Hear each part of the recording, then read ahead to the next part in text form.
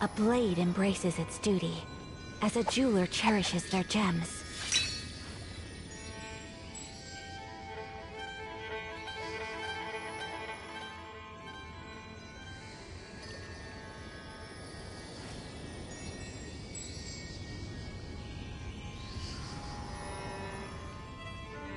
A blade is like a tea leaf. Only those who sample it many times can appreciate its true qualities.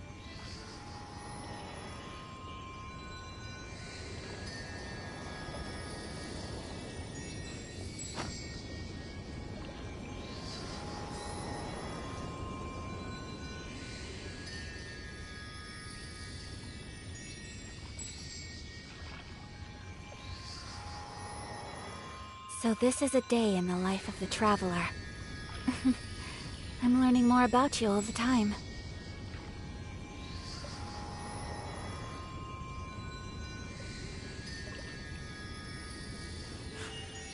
A blade embraces its duty, as a jeweler cherishes their gems.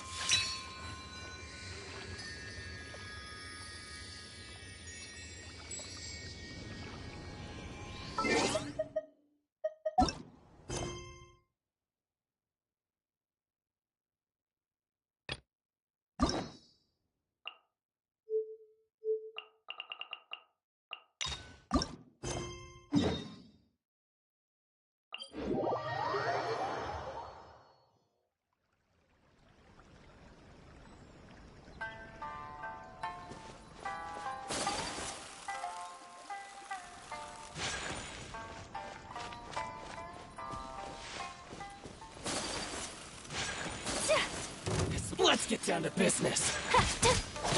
Yeah! Take flight!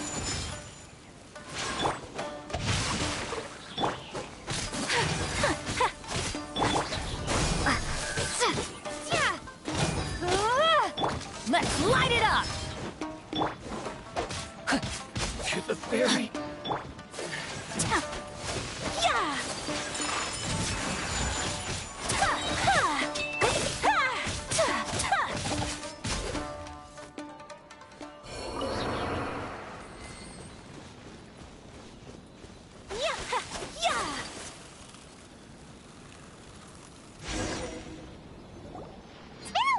Since we first set foot on Inazuma.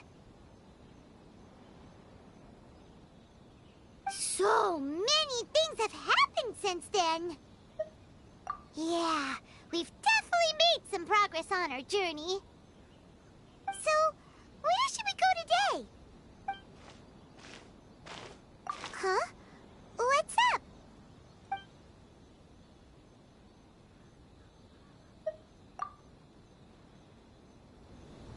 Hey! What the heck was that for? Doesn't want to talk, huh? Alright, let's convince him to calm down a little.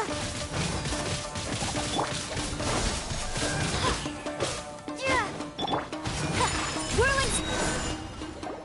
Huh? So you don't have a vision after all? Seems like I've mistaken you for someone else. At the very least, you should make sure you've got the right person before you go attacking them. No, wait! Even when you've got the right person, you shouldn't go attacking them out of the blue. It's dangerous. Have you ever met someone by the name of Kaedehara Kazuha? He carries a sword just like you. I've also heard that he possesses an animo vision. That's none of your business. Never mind. You don't look like you know anything anyway. I'm wasting my time. What the heck is this guy's problem? Coming around here, waving that weird sword in our faces, and he didn't even apologize. Seems like a real nutcase. Well, one thing's for sure. No way are we telling him anything about Kazuha. Hey! Don't be mean! I'm on smart lots of the time! Anyway, just to be on the safe side, we should go find Kazuha right away and tell him to watch his back. Oh? What kind of hunch? A special connection? You mean, beyond already knowing each other? Yeah, maybe a little. But then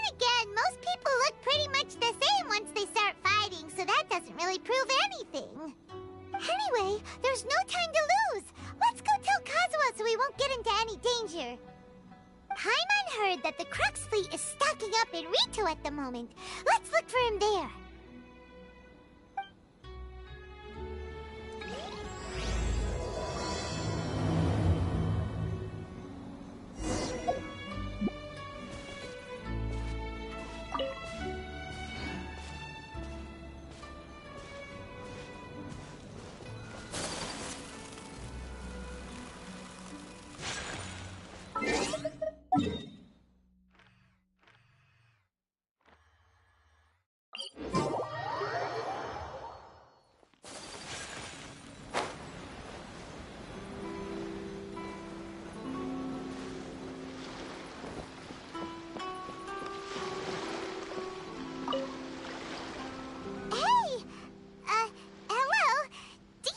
Kazuha is. You're looking for Kazuha too, huh? Guess he must have done something impressive after all.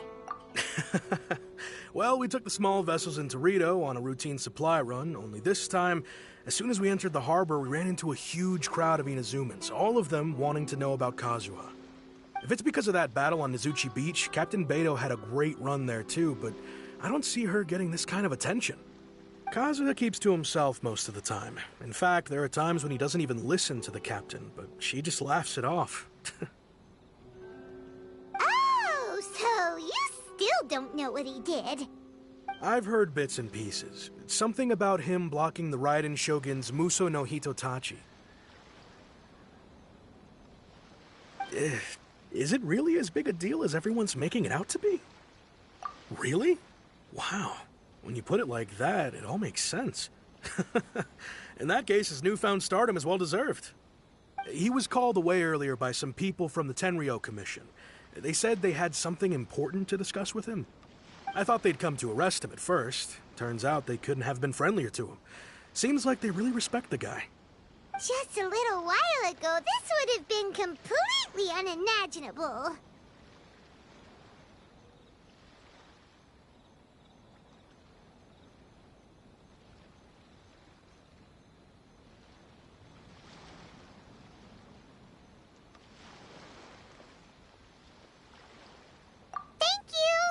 Guess we'll go pay a visit to the Tenryou Commission. All right then. I'll just stay here and carry on trying to fend off the crowd.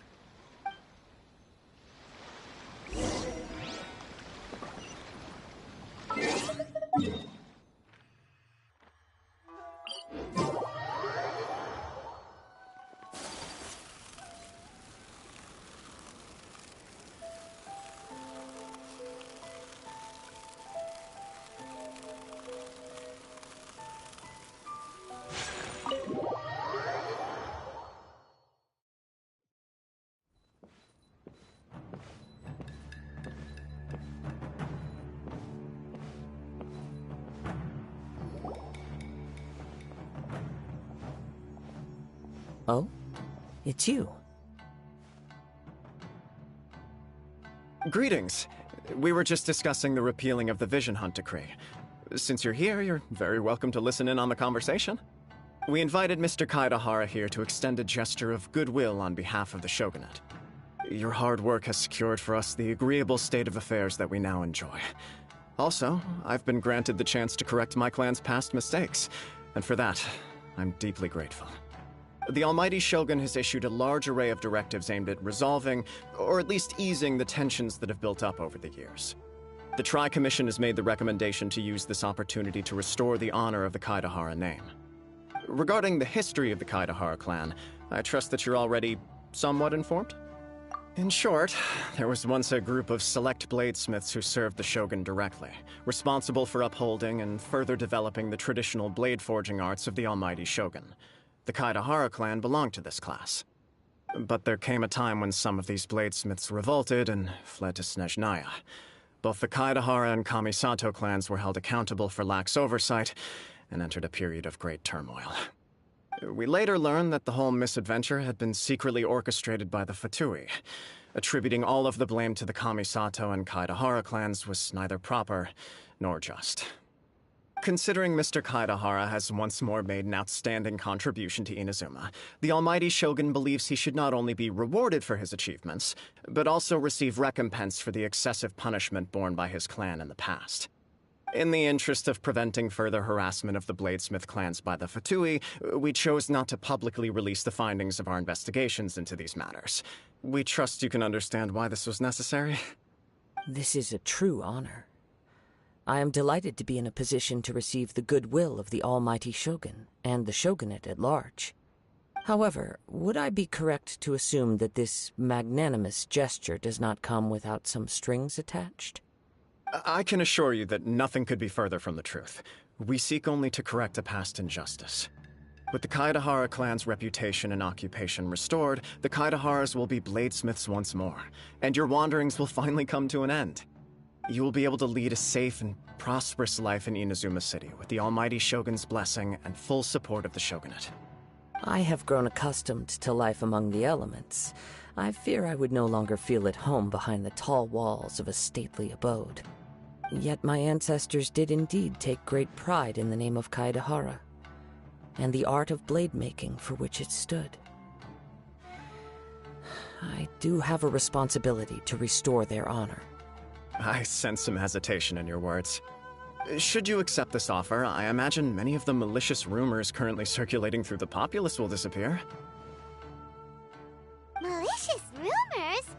All we heard on the way here was so much praise that we almost wondered whether there was another Kaedahara Kazuha in town. Well, to some, the Muso no Hitotachi is something that can never be defeated. They cannot accept the idea that Mr. Kaedahara really parried the Shogun's strike. Also, eyewitnesses saw him using the power of Electro in addition to that of Animo.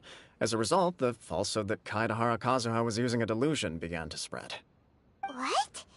But that doesn't make sense.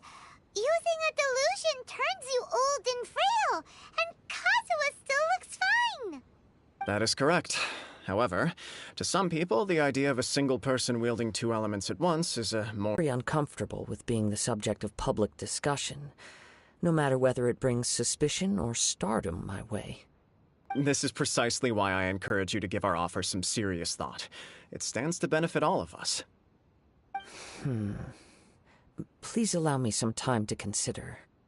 In fact, let us put this discussion on hold for the moment. Well then, what brings the two of you here?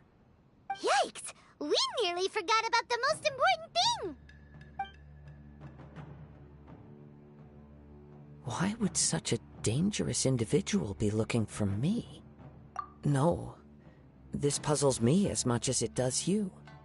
My fighting forms were taught to me by my family, based on techniques originally developed for blade testing. We undergo rigorous training to standardize every motion the blade is put through, so that each can be fairly assessed for quality. Over time, these techniques came to form something of a Kaedahara sword art, focused on blade testing, but with a full repertoire of combat forms. Those forms are quite different from the more practical ones typically used by samurai in battle. So it's hard to imagine that the similarity you speak of was coincidence alone. All the more reason to watch your back! This guy was a serious nutcase. Indeed. He sounds highly aggressive. Anyone he targets is at risk of serious injury, or worse. In that case, I will send some men out immediately to search for him. Thank you. I must say I am now very curious about this matter, and I will also need some time to consider your offer. I will first join the Traveler in investigating the one who attacked her, then give you a conclusive answer upon my return. Very well. Please stay safe. Come on. Let's go and track down your aggressor. The detective agency knows the most about what goes on in town. Let's see.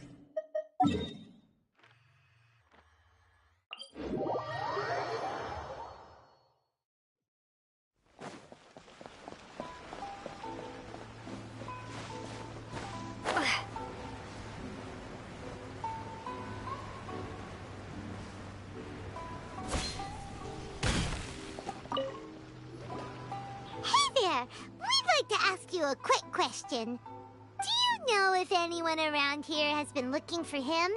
For Kaedahara Kazuha, we mean. Aha! So this is the renowned Mr. Kaedehara. I've heard a lot about you. It is an honor to finally meet you today. You are too kind. We are currently investigating an assault and would appreciate any help you can offer. Oh? You were targeted in an assault? Let me think. I can't seem to recall anything of immediate interest. Mr. Kaedehara is currently the talk of the town, so there are always a lot of people looking for him. To be honest with you, our detective agency has recently been receiving many inquiries from people wishing to obtain Mr. Kaedehara's personal information. Some of them were offering us millions of mora just to gather the information they want. If these were more legitimate commissions, Sango would have snapped them up in an instant. Millions? Of mora? Whoa! Oh, wait, even at that price, you probably still shouldn't. Please, accept my thanks for looking out for my privacy. Of course. No matter what, we only take on legitimate cases. We don't make our money by revealing details of other people's day-to-day life just for the sake of it. Sorry, I got a little off topic. What I'm really trying to say is, it doesn't surprise me that a complete stranger is looking for Mr. Kaedehara. But I wouldn't know where to begin if we want to connect this with an assault. Then let's put that connection aside for now. Have there been any other attacks or similar incidents recently that stand out as particularly unusual? The Tenryou Commission had very few leads, and I thought you might have some information from different sources. It's true that the commissioners aren't clued up about every little thing that goes on out in the streets. But typically, it's only the most trivial events that manage to escape their attention. If anyone had been out there attacking people, that would be assault, in which case the Tenryou Commission would absolutely get involved. That does make sense. Uh-oh. Looks like the trail's already run cold. I still find it difficult to believe that whoever attacked you hasn't been causing any trouble elsewhere. Few people possess your prowess in battle. So unless you were the first person he targeted, someone is certain to have been hurt by now. I am well aware of your talents. There is no need to be humble around me. In fact, I'm quite relieved that you were the one he targeted. It would cause me great grief to see someone become critically injured or lose their life because of me. For the poor victim, this would be a completely senseless crime. Don't worry, we'll find him. It seems you are every bit the selfless hero they make you out to be, Mr. Kaedehara. Surely this same concern for your fellow man is what drove you to fearlessly raise your blade against the almighty Shogun. You flatter me. Truth be told, I don't know quite what came over me in that moment. You are much too humble. Don't worry, I completely understand your concerns. I will try my best to gather whatever leads I can for you. Oh, actually, there was one strange incident over the last few days. It doesn't involve an attack, though.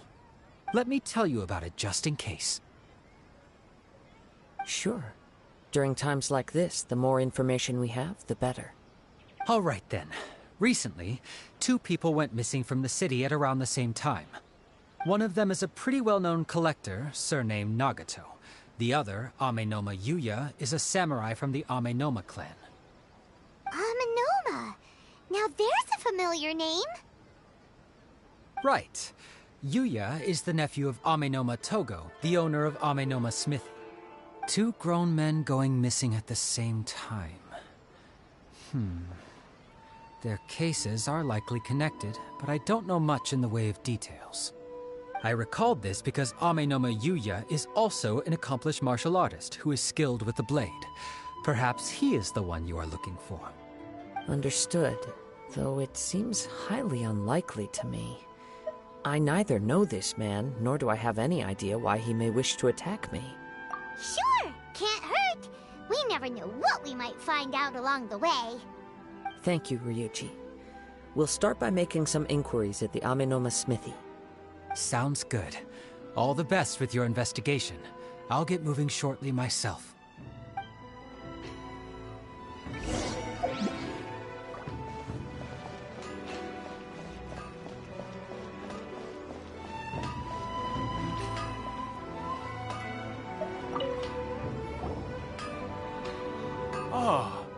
if it isn't Kaedehara Kazuha. What brings you here today? Huh? You two know each other? Yes, the Kaedehara and Amenoma clans were both members of the Raiden Gokaden. Historically, there have always been deep links between the two clans. After I returned to Inazuma, I visited Mr. Amenoma to pay my respects. Let me quickly explain. The Raiden Gokaden was the collective term for the 5 most acclaimed bladesmithing arts in Inazuma. The techniques of blade making were personally bequeathed to the Raiden Gokaden by the almighty Shogun, and over time, further honed and enhanced by the most talented craftsmen. Unfortunately, a series of events led to the gradual decline of many clans in the bladesmithing trade. Today, only the Amenoma clan has kept its art alive. So sad. It is a great pity indeed. In the old days, we each had our specialties, and just as iron sharpens iron, so too did we learn much from each other. As an example, the Amenoma art strives to emulate the abiding patience and determination of water as it turns stone to sand. There is nothing mystical to our work. There is only practice, day in and day out, until both body and mind have memorized the craft, turning each motion of every technique into an intrinsic part of the bladesmith's life. As for the art of the Kaedehara clan, I believe it's called the Ishin art. That's right. Ishin art strives for complete harmony between blade and mind from the moment that forging begins. For only a blade thus forged can capture and convey its maker's thoughts and feelings, and eventually become an extension of its wielder's will. Indeed. Most samurai choose their blades, but an Ishin blade chooses its owner. You are, without a doubt, the most worthy wielder of an Ishin blade. It gladdens my heart to see that although the Kaedehara clan has fallen on hard times, its ideals and virtues are alive and well. You overestimate me. My actions are guided by my own personal sentiments, not by any noble aspirations on behalf of my clan. But let's get back on topic. The purpose of our visit today is to gather some information on your missing nephew. We hope to assist with the investigation. It may turn out that this case is connected to another we are pursuing. Ah, yes. My nephew. I reported the case to the Tenryo Commission, but I haven't heard anything back so far.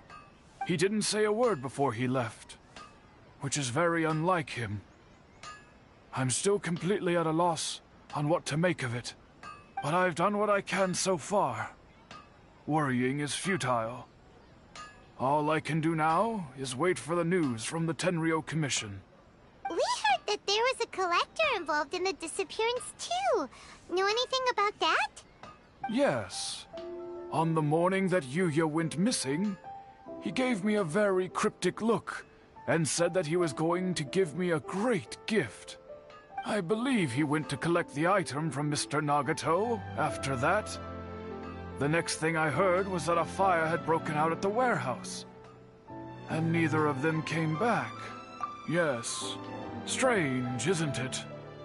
I wonder what could have caused it. Unfortunately, there was very little evidence left behind, so nobody knows what really happened. Do you have any thoughts on what Yuya may have wanted to give you? If I had to guess, it must have been some kind of rare weapon. Otherwise, there would have been no reason for him to get my hopes up.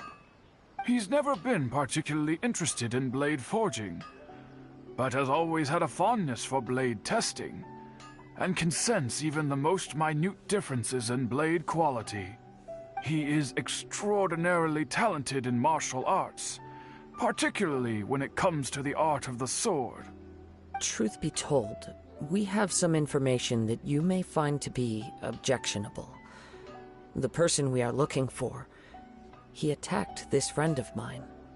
Based on the evidence we have gathered so far, only Yuya seems to match the suspect's profile. What? No.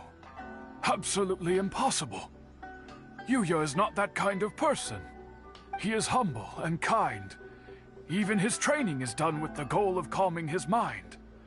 He has never gotten into a fight before. Huh. Is that so? Yes. If there's one thing I can say for certain, it's that Yuya would never draw his blade without a very good reason. But, with that said, it's equally out of character for him to just disappear, with neither farewell nor fair warning.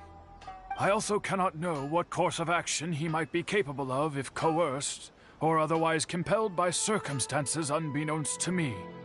Anyway, should you find him, please let me know as soon as possible. Don't worry. You have our word. From the sound of that, Paimon doesn't think Yuya was the one who attacked us as well.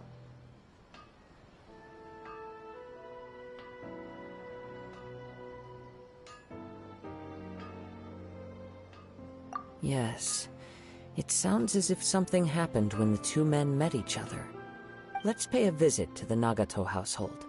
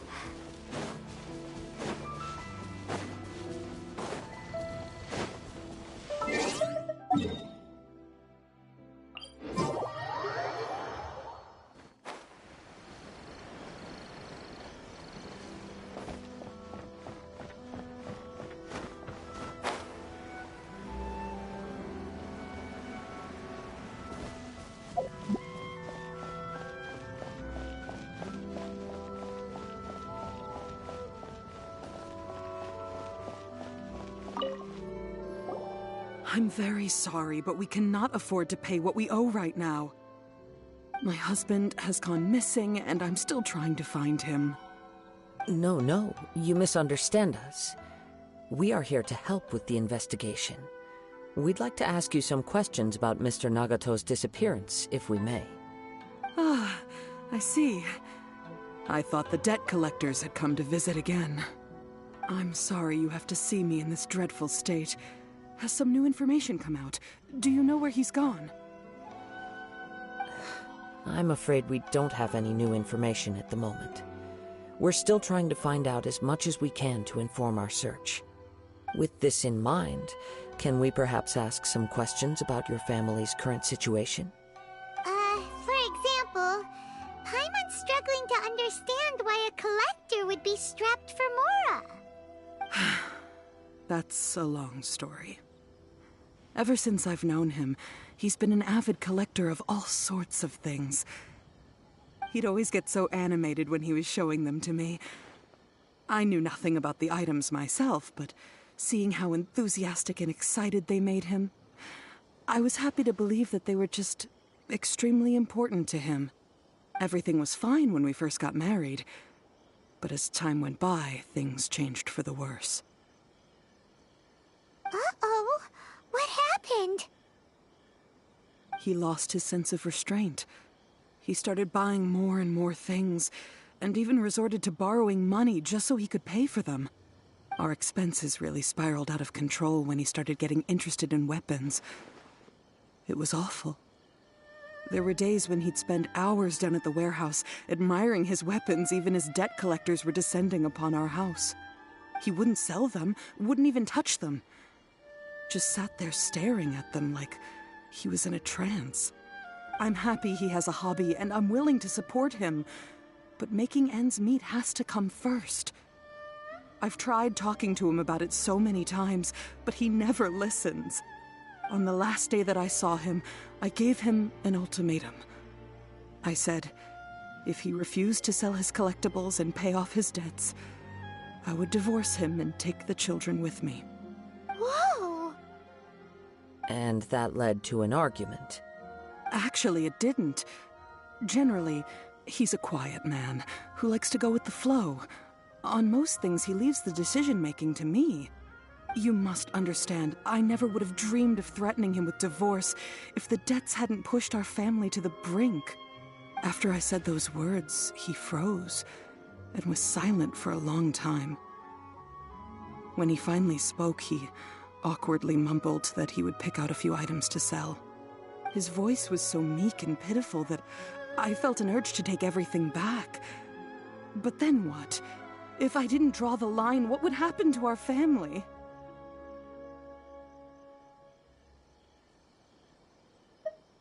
Had I not indulged his bad habits, we wouldn't have found ourselves in such a predicament. And I also don't know if he had actually come to his senses, or if he was simply angry with me. The next thing I heard was that our warehouse had caught fire, and both he and the buyer had gone missing. I see. I understand. Ame no Mayuya came to purchase a weapon from Mr. Nagato. During the sale, a fire broke out at the warehouse, and both men disappeared. At first, I assumed they must have gotten into an argument over the price.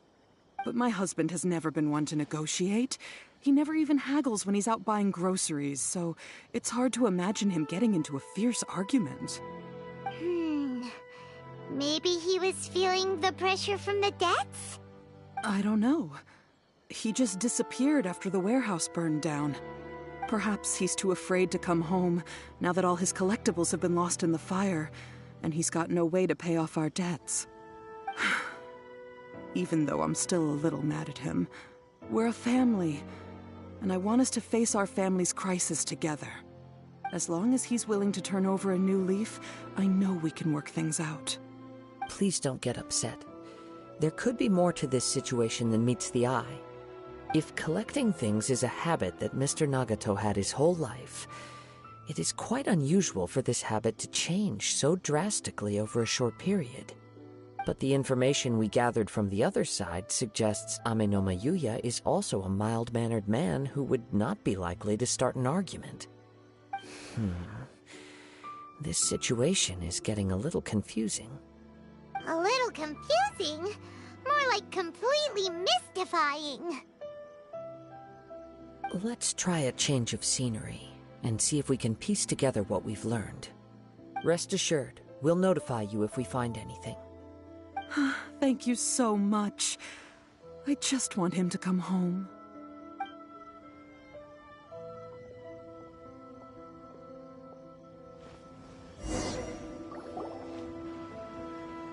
Based on the information we've gathered so far, I can only surmise that the sales meeting between the two men was somehow the catalyst for their disappearance. The fire at the warehouse likely played a part in how the situation unfolded, though its exact role is a mystery. Do you have any thoughts? Well, Paimon was thinking that maybe someone accidentally knocked over an oil lamp and,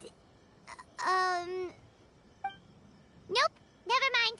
Paimon's brain needs to rest for a while. Over to you.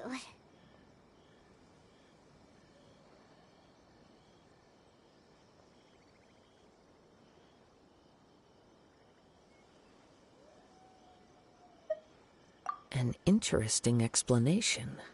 I was also considering this possibility. Ame no Mayuya is an expert on swords. He could have noticed some problematic details about Mr. Nagato's collectibles. Maybe he recognized a blade as a fake, or a well-known stolen item. Either way, after arguing about it, the two men agreed to hide the truth of this matter. They thought a fire would destroy everything. But then the Tenryou Commission began investigating and uncovered some incriminating details, so they fled to protect their secrets. But it's a far-fetched theory. I can't imagine how they would have been able to reach an agreement. One fact that I keep coming back to is that Ame no Mayuya is polite and well-mannered, while Mr. Nagato is introverted and passive. Neither seems like the type of person who is inclined towards initiating conflict. Mr. Nagato, being heavily in debt, is also the only one of them with the potential motive to disappear after the fire. The more I ponder it, the more puzzling it becomes. Just what could have happened there? Right.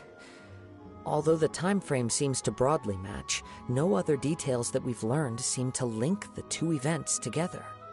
Amenoma Yuya lacks a key distinguishing feature of the attacker, namely that he is principally a practitioner of the blade testing techniques of Amenoma art, not those of the combat-oriented Ishin art. Darn! We thought we could get two birds with one stone here, but at this rate, it's starting to look like a wild goose chase. Let's keep going, since we've come this far.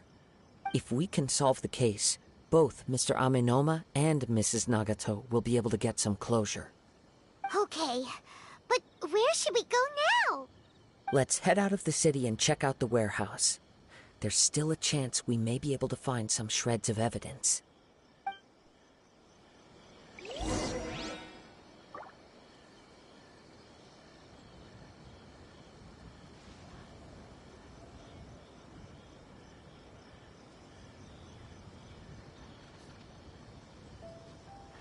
Give me half a chance, and I'll become an outstanding adventurer for sure.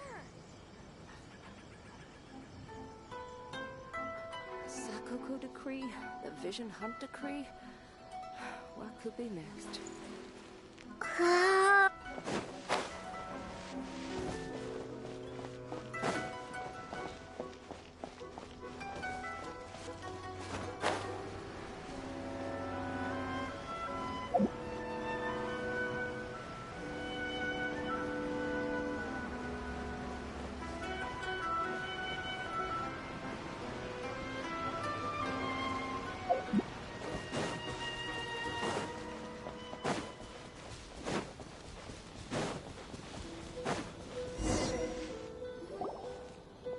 Wait.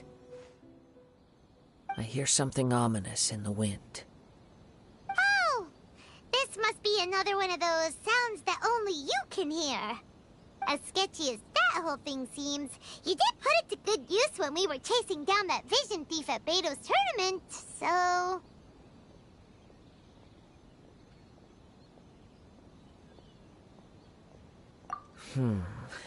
Now I'm picking up a strong scent in addition to the sound. It's right around here somewhere.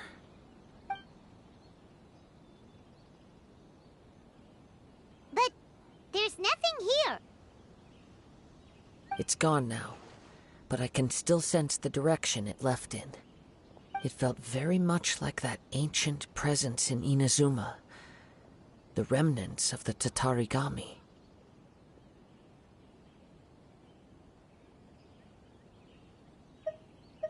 Indeed. But this unexpected spring of inauspicious energy may prove to be of benefit to our investigation. We should remain vigilant and approach slowly. Huh. So it's an underground warehouse. The force is definitely coming from down below. The source of the Tatarigami energy has long since left this place, but the residue it left behind still hasn't dissipated completely. Judging from the concentration, I would have to conclude that the Tatarigami source resided here for a very long time. Mrs. Nagato said her husband used to hang around the warehouse by himself a lot. It could well be that he was already under the influence of Tatarigami energy at that time. From what I've been told, Tatarigami does not turn all upon whom it preys into violent monsters, but most will develop a stubborn streak upon being exposed to the Tatarigami's unfulfilled will. Their interests become fanatical obsessions. Mr. Nagato had an interest in collecting to begin with. The influence of Tatarigami could explain why he became an obsessive hoarder, amassing more and more possessions, even as he put himself in grave debt. So what should we do now? Go down and take a look? step back. I'll open the door and take a look inside.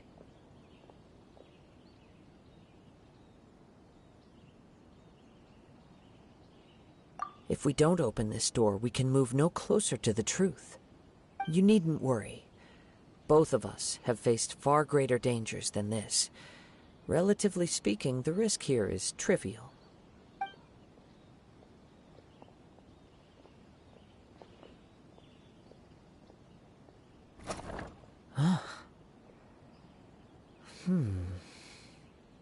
What's down there? Everything's buried in debris.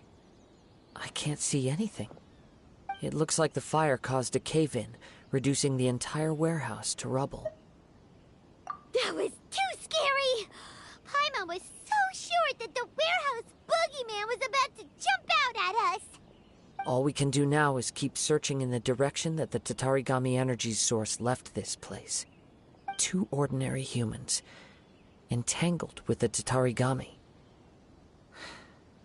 I fear much misfortune. Yes, let's go.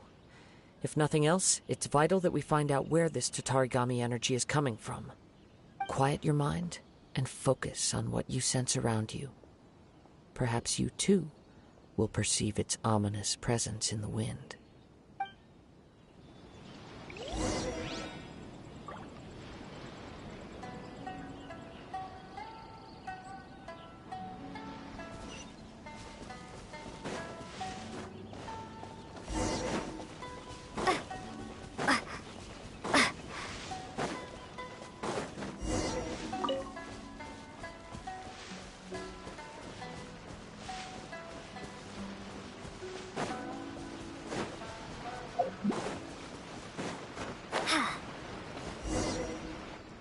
From this point, the trail appears to split into 2.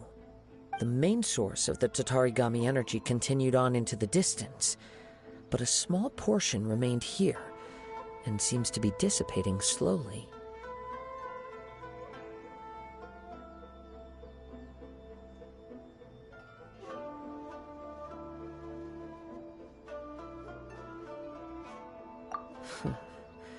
Quite possibly. Let's search the area.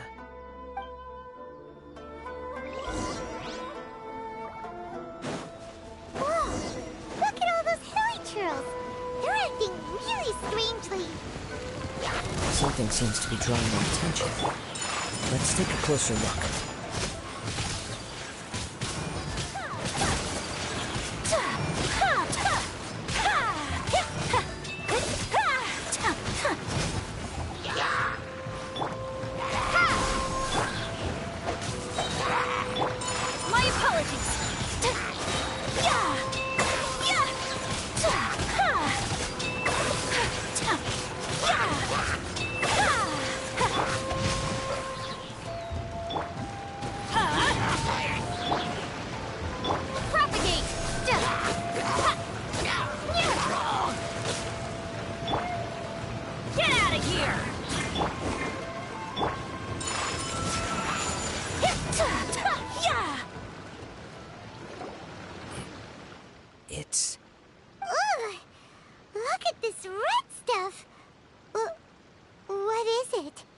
By the looks of it, a letter, written on a piece of torn clothing. The ink is bone dry. It must have been written quite some time ago. Well, let's take a look.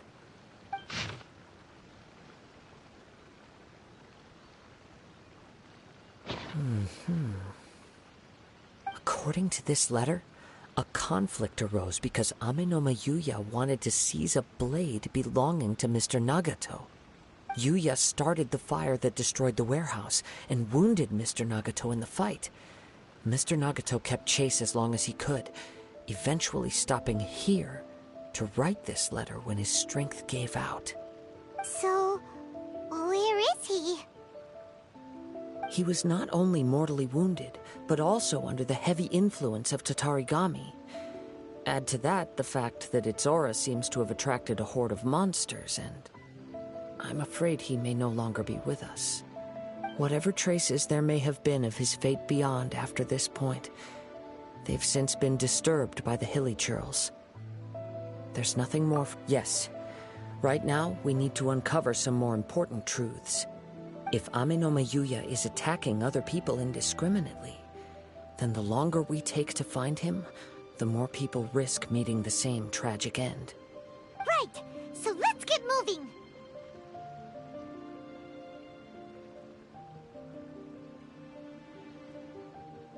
I wouldn't be surprised if he, too, fell prey to the influence of the Tatarigami. For a practitioner of the martial arts, the easiest desire to inflame would be their pursuit of further power and skill. All the clues that at first seemed disparate and disconnected, it seems that now we know the thread that runs between them. I have a hypothesis that, if it's correct, not only explains the series of events leading to the two men's disappearance, but also zeroes in on the attacker's identity. Wait! You figured it out? So these two cases are connected after all? I believe so. But it's something of an outlandish idea. I will only be able to confirm my suspicions once we've met him in person. On with the search. We must stay vigilant. At any point now, we may find ourselves in danger.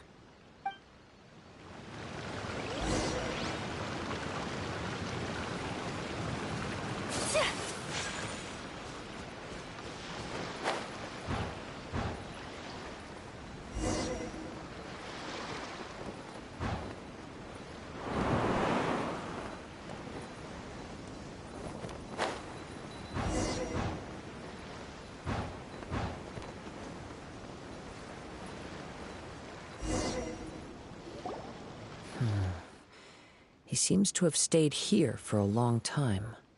Why here? Is there anything special about this place? I'm not sure. But on closer examination, I sense that the aura may have lingered here at several different points in time. Show yourself!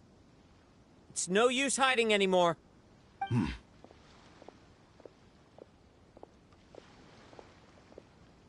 Kaedehara Kazuha. It's you, at last. Aha! So it is the same guy from before! What's your problem, huh? What could you possibly have against Kazuha? Indeed, there should be no enmity between us. If it is Ame no Mayuya that stands before us. But what if instead of facing Ame no Mayuya, we are in fact facing the blade in his hand?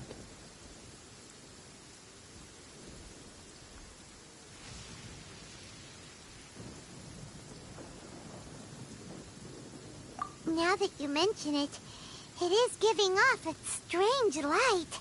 Whoa, whoa! Surely you don't mean... Are you serious? Tatarigami energy often lodges itself within physical objects, then works to subtly affect any living organisms in its vicinity. The blade has resided in Mr. Nagato's warehouse for many years, affecting his state of mind. And more recently, using the sale as a means to affect, or rather, as a means to occupy, Ame no Mayuya's body. You're sharper than I thought. You've already deduced the truth of the matter. Many, many years ago, I was forged by a famed bladesmith of the Ishin tradition. I was his pride and joy. In me, he placed all his hopes and dreams. As a descendant of the Kaedehara clan, you should be able to guess our greatest regret. I presume it has something to do with the Raiden Gokaden. Indeed. At that point in time, he failed to live up to the Raiden Shogun's expectations. In the end, all he could do was to flee the nation by sea on a ship bound for Snezhnaya. He was a bladesmith of great renown, a master of his craft. There was nothing that he could not accomplish. All he needed was more time and a little faith. And sure enough, in the end, he achieved what he had set out to do. All of his life's work, his wisdom, his skill, it culminated in his creation of me. He not only bestowed upon me the greatest of strength, but also endowed me with a consciousness of my own. In her conceit, the Raiden Shogun lost not only the single most perfect blade in the entire world, but also an irreplaceable achievement in the art of blade forging. So, swords can become conscious and control people? The people of the time in which I was born never believed I had that kind of power. They saw me as a mere blade, a sharp and well-crafted one, but in all other respects an ordinary weapon. But that gave me the opportunity to take action. After the death of my creator, I decided to leave Snezhnaya and began my long quest to return to the distant land of Inazuma. Moving from one person to the next, I controlled the minds of countless hosts along the way, each bringing me one step closer to my ancestral home. I seek but one thing: to face the full force of the Raiden Shogun's blade and prove my power, the might of Ishin art. Ah, so Amenoma Yuya was not your first victim. Tell me, what happens to those you've possessed when you've finished using them? My hosts? Who cares what happens to them? They are but tools that serve my mission. When they got tired, or injured, or unusable, I hopped to the next one in line. All I needed them for was to take me back to Inazuma. You're awful. After I returned to Inazuma, I decided to bide my time in Nagato's warehouse until Amenoma Yuya handed himself over to me on a silver platter. At long last, I'm approaching my journey's destination. By Amenoma Yuya's body, I have found you, and by your hand, I shall defeat the Raiden Shogun. Kaedehara Kazuha, you stood against the Raiden Shogun's Muso no Hitotachi. There can be no other to serve as my host for what is to come. Now, give your body over to me!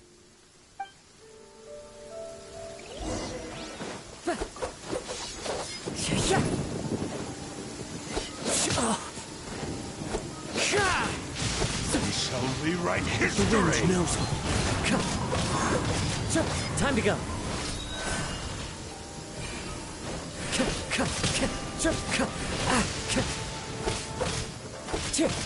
One with nature.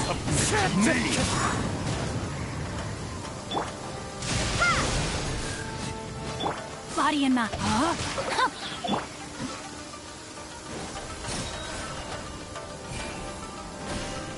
Into the wind. Shall rewrite history!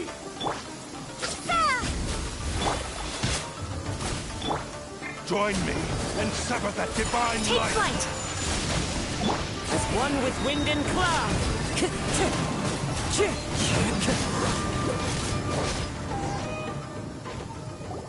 Do not stand in my way, or I will strike you down too! Your bluff's fooling no one.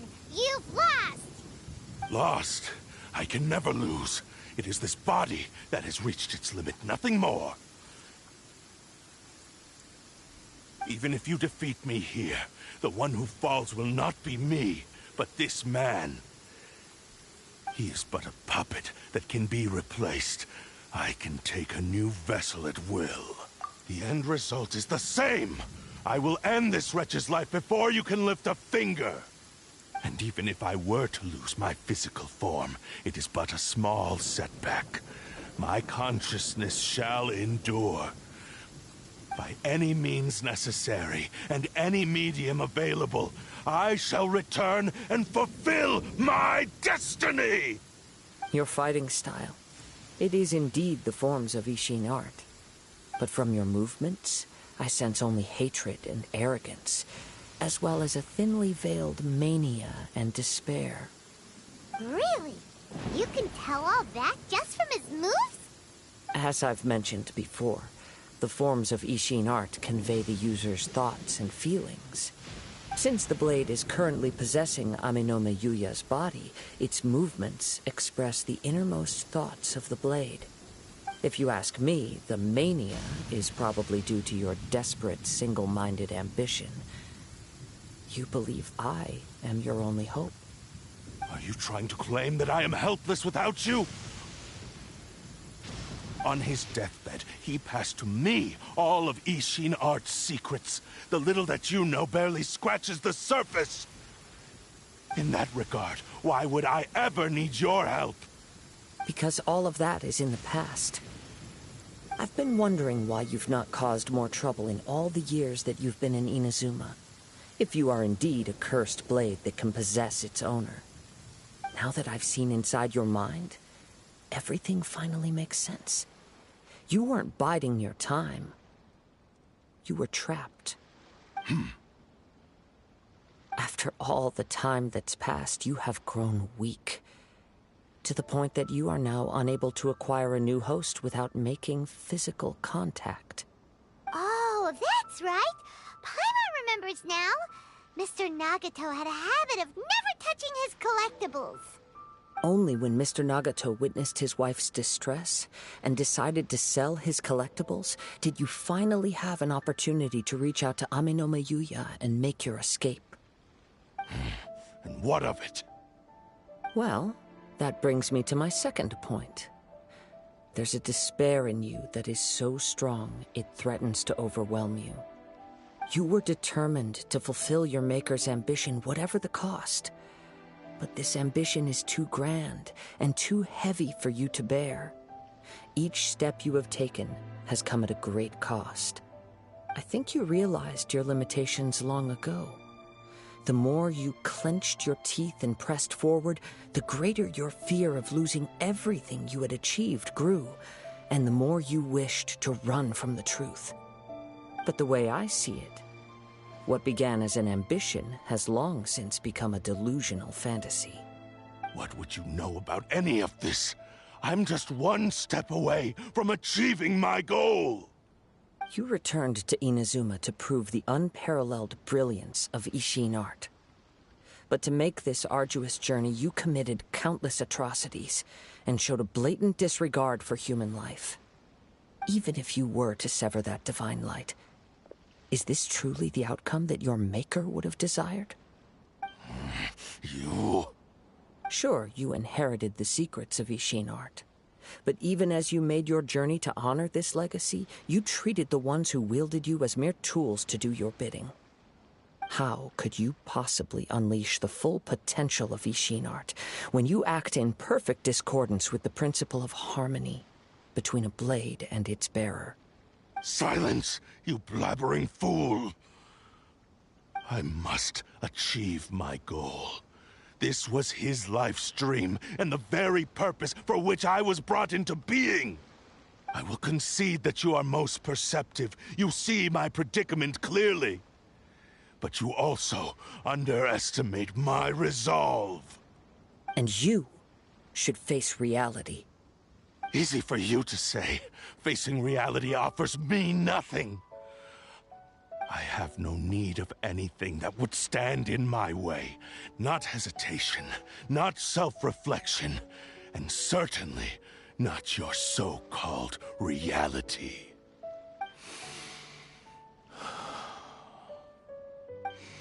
It is pointless to argue further, descendant of the Kaedahara clan.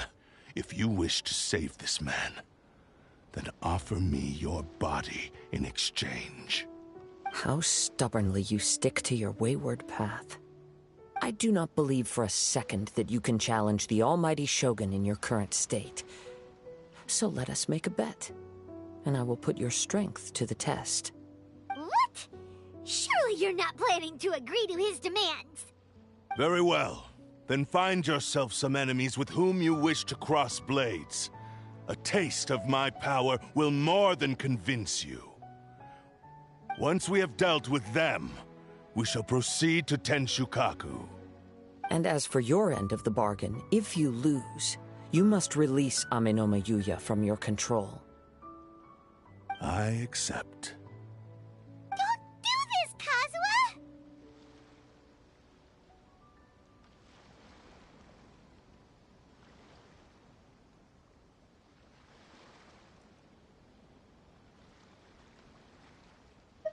This is the only way to save Amenoma Yuya.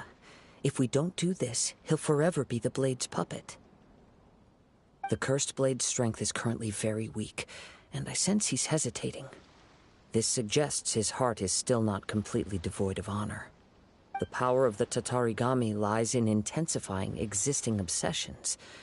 This is the reason Mr. Nagato and Amenoma Yuya fell prey to it. Since I don't have any similar kinds of obsessions, I should be able to put up some resistance for a while. But even so... Even if things take a turn for the worse, I still have you both here with me. We have a chance here to save an innocent victim. I am willing to accept the risks entailed.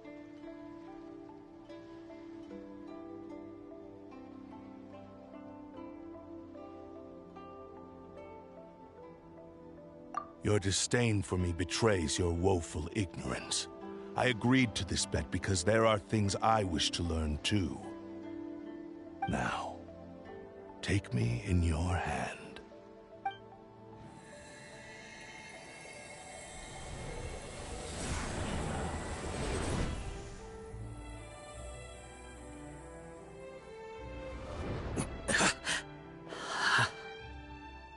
Kazuha?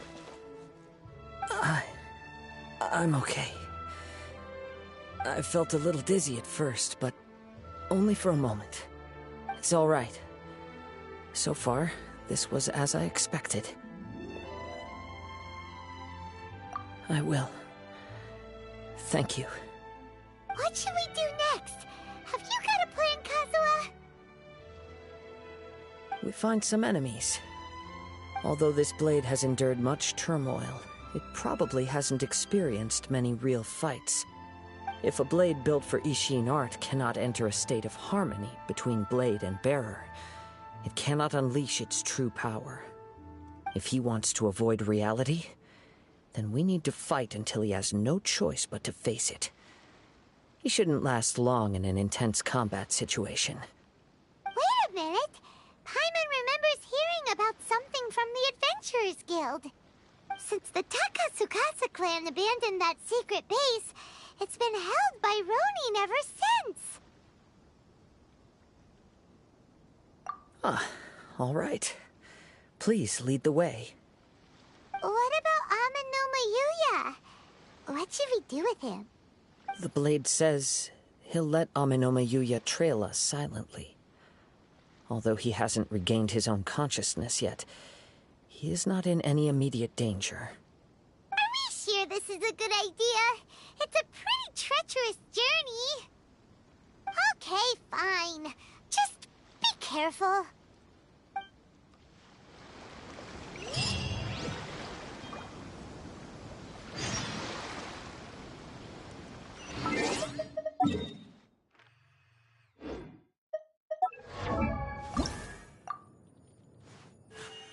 A blade embraces its duty, as a jeweler cherishes their gems.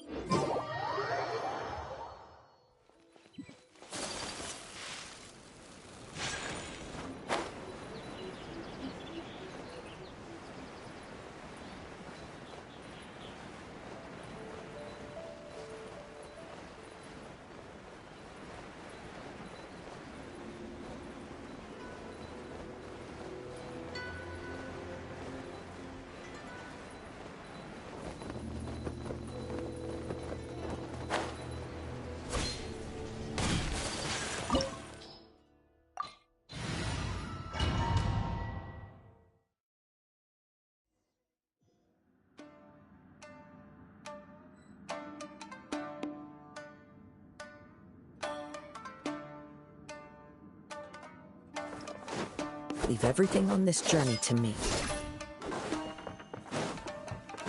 Let's get down to business. The wind knows me.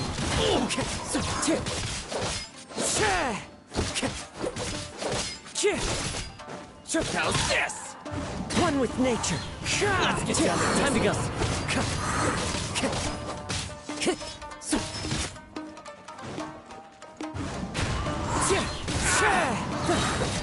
Time to get clouds high. The birds call. Into the wind.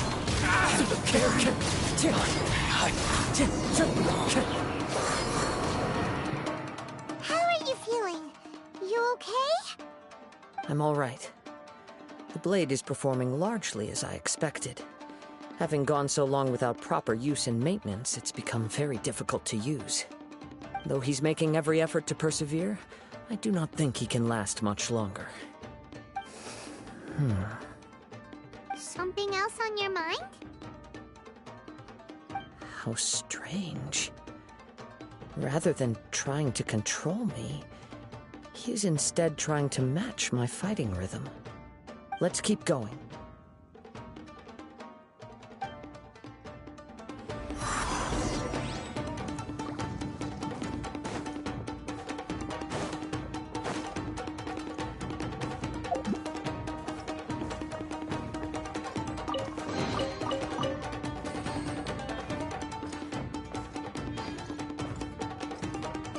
Time to go.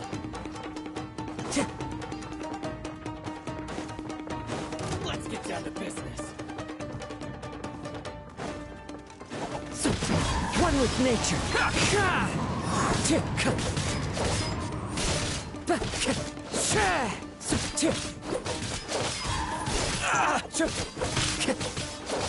My blade! Into the wind. It's a fairy. Let's get down to business. How's this? The wind knows me. As one with wind and cloud. Something's up with the blade. I can sense that his strength is slowly fading away. The blade is becoming more and more difficult for me to wield. He cannot hold out much longer. If he keeps persisting, he will likely break apart at any moment. But what would that do to Amanome Yuya? I will be careful with it. He also says he does not have any plans to give up easily. He's still trying to achieve his goal.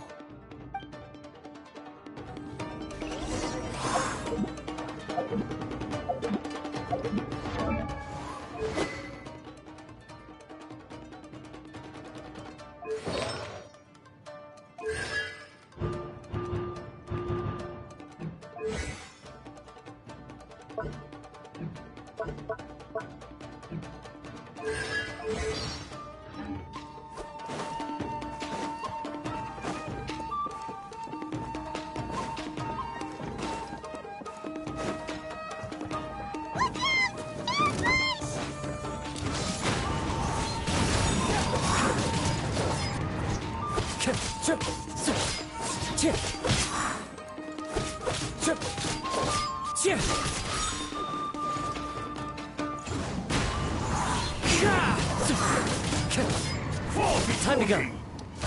It's fine. One with nature. Clouds high. The birds call. Are you okay? It looked like you were really struggling the entire fight. Yes. And it looks like he's reached his limit. The sheen's grown a bit dimmer again. It doesn't look anywhere near as impressive as it did at the start. Perhaps this time, we'll finally have a chance to see his true form. True form? What are you talking about? Huh? What the? Is this the same blade as before? It looks like a piece of junk! If you choose to continue in the state you're in, you wouldn't even be able to beat Samurai and Kairagi, much less the almighty Shogun. Maybe you did truly wield power to rival the Shogun's light when first forged. But the long journey from Snezhnaya back to Inazuma has left you battered and broken. It barely needs stating anymore. Your ambition is a flight of fancy.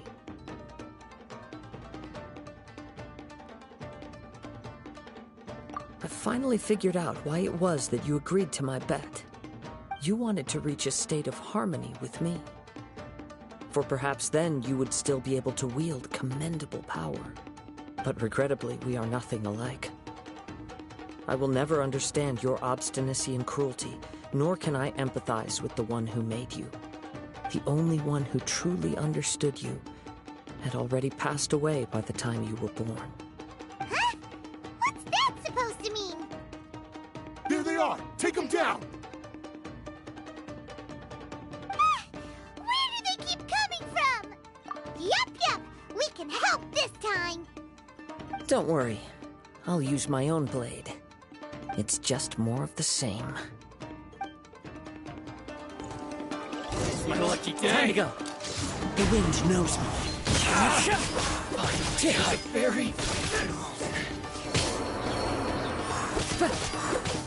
Into the wind.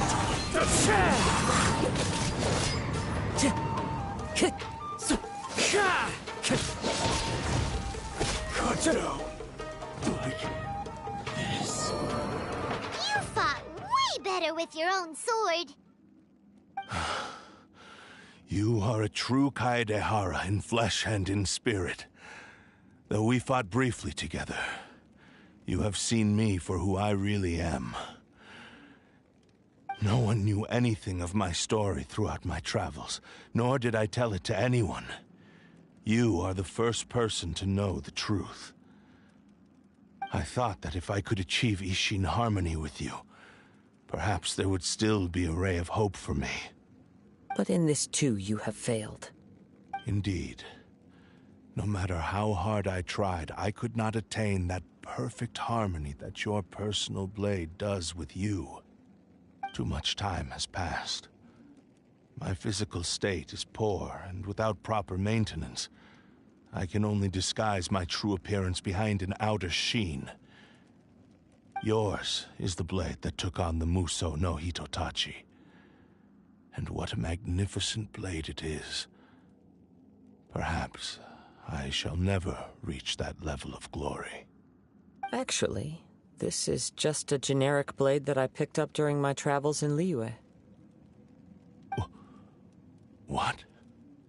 Forging and maintenance are both important for a blade, but they are not everything. This blade has traveled the land with me for many years, and we have formed a close bond during that time.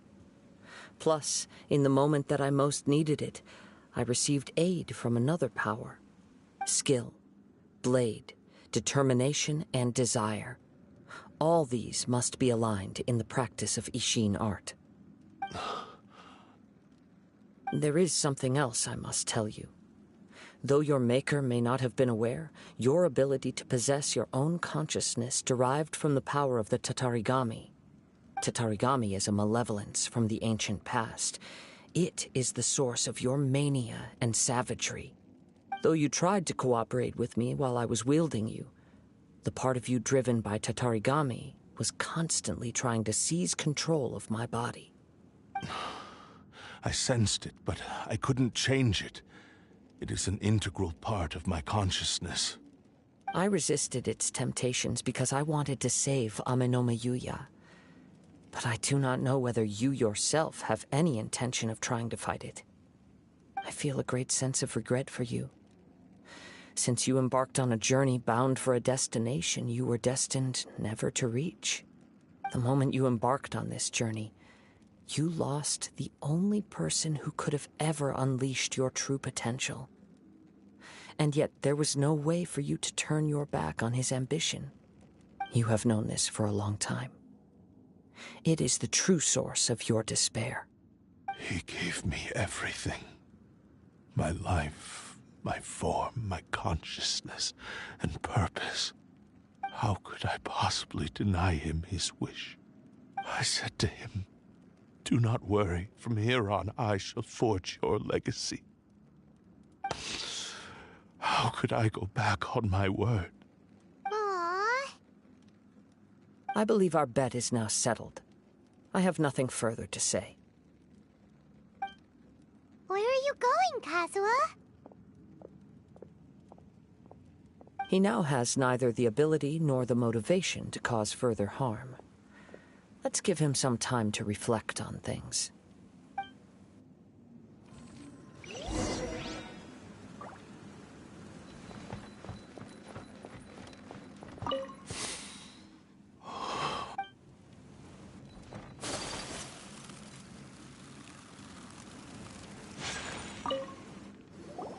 When I touched the hilt for the first time, it's as if I was transported to a strange dimension. It was somewhere I've never been. A bladesmith lay quietly on the bed, his frail face barely visible under the moonlight. His breaths were weak, and his life near its end. A newly forged blade lay by his side, listening attentively to his final words. Wow. That was the Blade's memory, wasn't it? Indeed. While in exile in Snezhnaya, the bladesmith eventually learned the truth behind everything that had happened. The Ishin art had been dealt a devastating blow by the desertion of its best smiths. He spent the rest of his life in the forge, not to vent his frustration and hatred, but to atone for his actions. He felt intense regret at being tricked by the Fatui, but he could never again return to his homeland. His sole wish was to one day return his single, proudest creation back to the land of his birth. So he instructed this sentient blade to find a way back to Inazuma, no matter how long or how hard the journey. But he never wished to rival the gods. All he wanted to show was that they once shone brilliantly as blade and smith, that they were still worthy of being trusted. So that's the true story. But after that, the blacksmith's intentions were worked by the Tatarigami, slowly turning his proud creation into the cursed blade of today. Right. I believe the bladesmith he worked with was that of the Tatarigami. The hatred within that power is what sent the blade down its ill-fated path. This blade has committed unforgivable atrocities, but only because it lost its original master. No one was there to correct its errors when it was losing its way. Shame it's too late now. Yes, it is too late. Time would not wait or stop because of his determination. While the world moved on, his ambition remained stubbornly stuck at that fleeting moment at the dawn of his journey. He seems to have calmed down, though. Let's go and check in.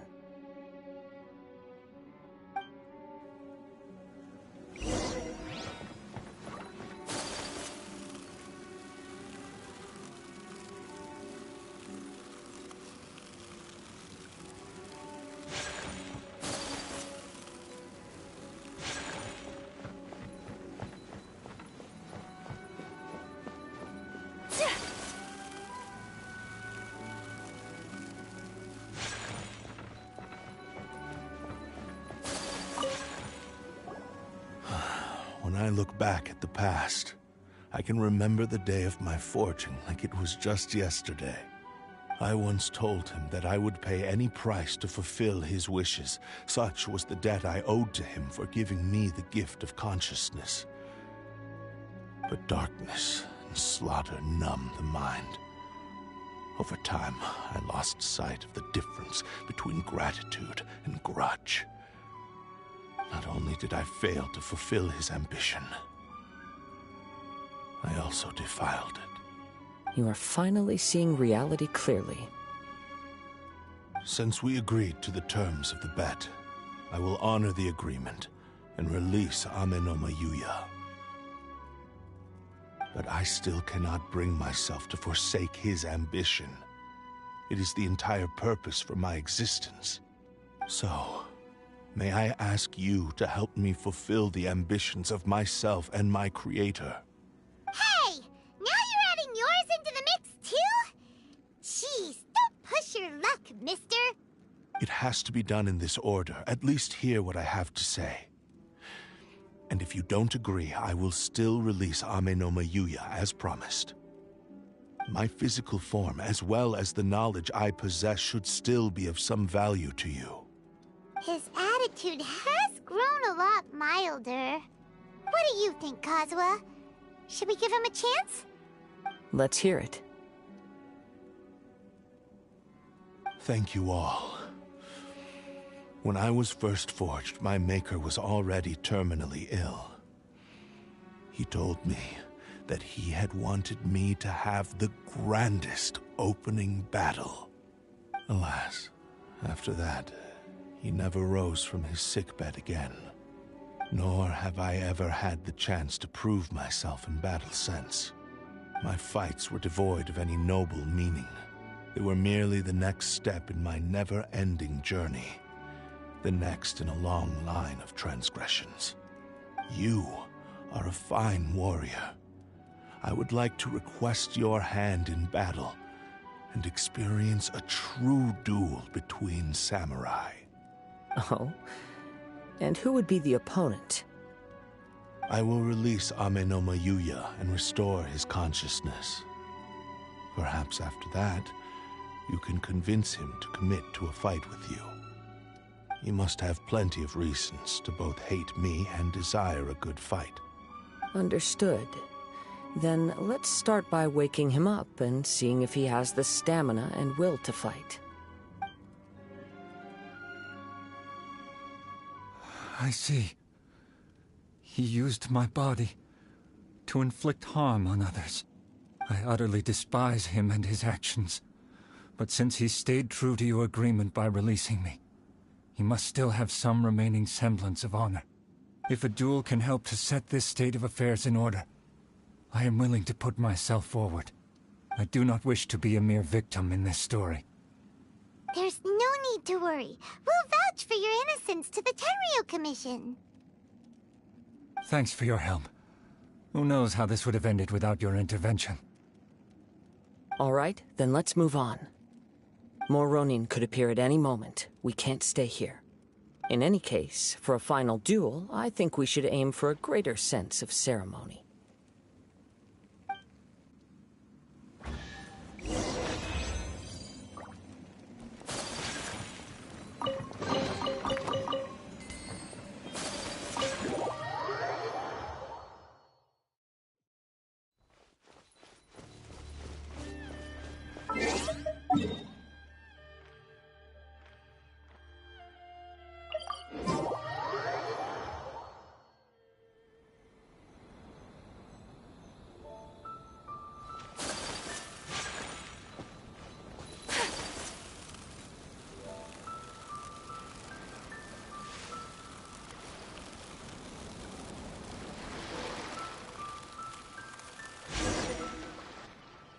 This reminds Paimon a bit of the Crux Clash.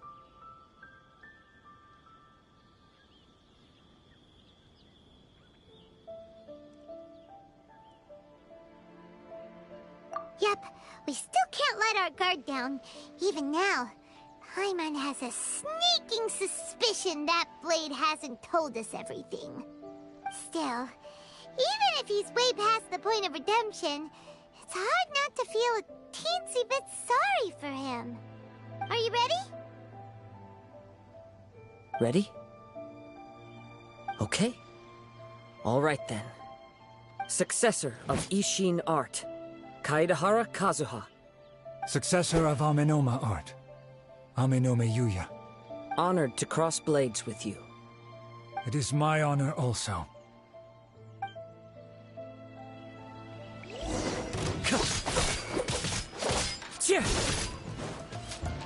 The wind knows me.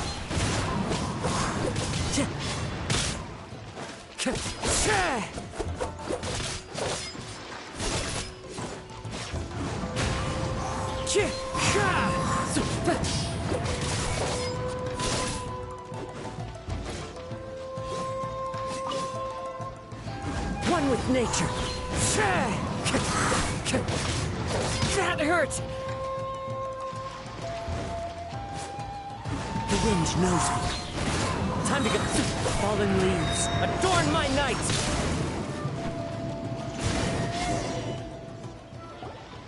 Thank you for the experience. Although he appears battered and broken, in your hands it seems he's regained a glimmer of brilliance. His sense of savage cruelty has completely faded away. But that same sense of determination remains strong. You also fought well. I'm sure he relished the experience. There are a few things that I shall leave him to tell you himself. I must apologize to you for all that has transpired. You need not seek my forgiveness. Nor do I have the right to forgive you on your victim's behalf. It is too late for all of that. I do not wish for forgiveness. I only hope that you will see my transgressions as mine alone, and not let them stain the legacy of Ishin art. I strayed far from the straight and narrow path, but the Ishin art still has a worthy successor in Kaedehara Kazuha. I beseech you, please understand this. Yes. I too trust Mr. Kaedehara to do the right thing. Thank you, successor of Amenoma art. This blade has also told me that he has another wish. He would like to visit the Amenoma smithy. Maybe we can go back there together. What does he want to go there for? I'm not sure, but I think that all this is about to come to an end.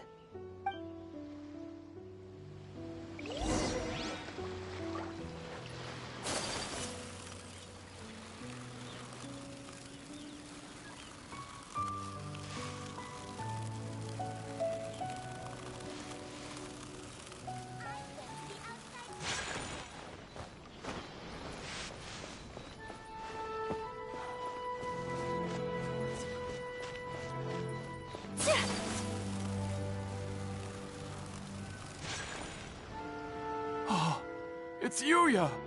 You have returned! I am sorry to have troubled you. It's all thanks to them that I was able to return safely.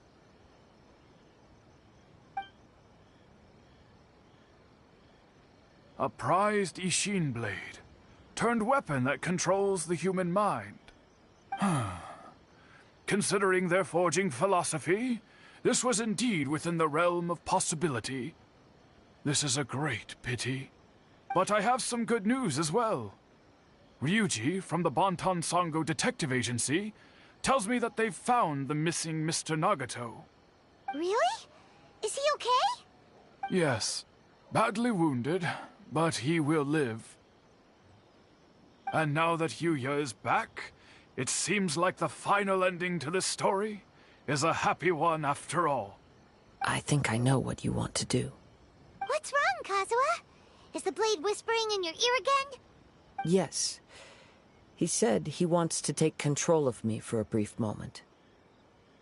What? No way! Hasn't it learned its lesson? He tells me that he's thought of another way to fulfill his maker's wish. And he assures me that he won't use my body for anything nefarious. I have decided to let him do it.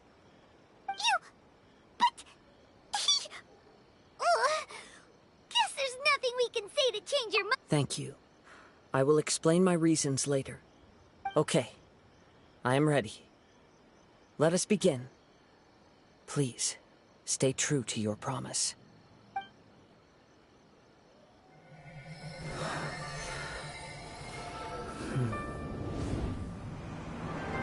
My power is almost spent. Without him, my eventual demise is inevitable. But if I abandon the future to give everything I have in this moment, my physical form can be forged anew. Everything? You mean... Yes. The cost is my entire consciousness.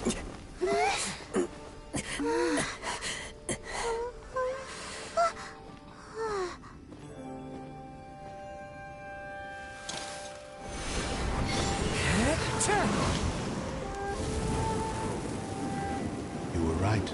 There's nothing that I can accomplish now. But there's still a chance for Ishin art. Once remade, I will be a valuable resource for your studies.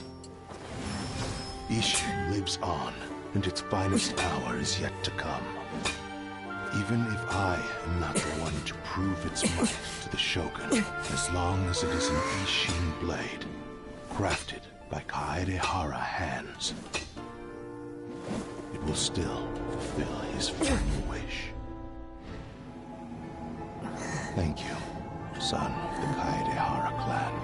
Over the years, my real name has been forgotten by all. I'm ashamed to utter it, yet it remains strong in my mind. Kagotsurube Ishin. This name is now yours to keep. Rest in peace.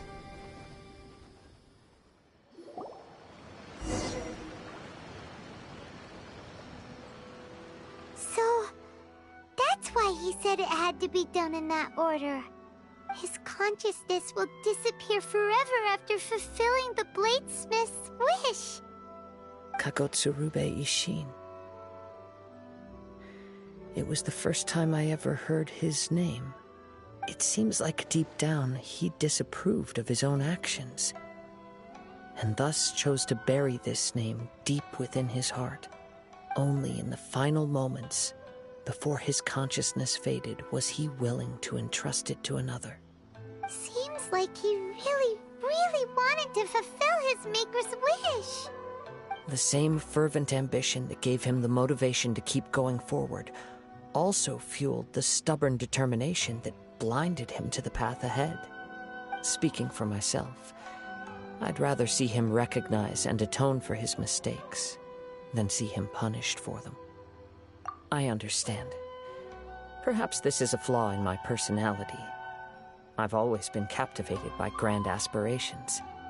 Hearing his wish to rival the divine light touched something inside of me, just as the sight of those who fought to repeal the Vision Hunt decree did. Your quest to face the gods and trace your sibling inspires me in the same way. After everything I've seen, perhaps these pursuits fascinate me a little more than they should. Oh, Kazuha. I will continue to support you from this point on. Know that you will have my assistance whenever you need it. Wait!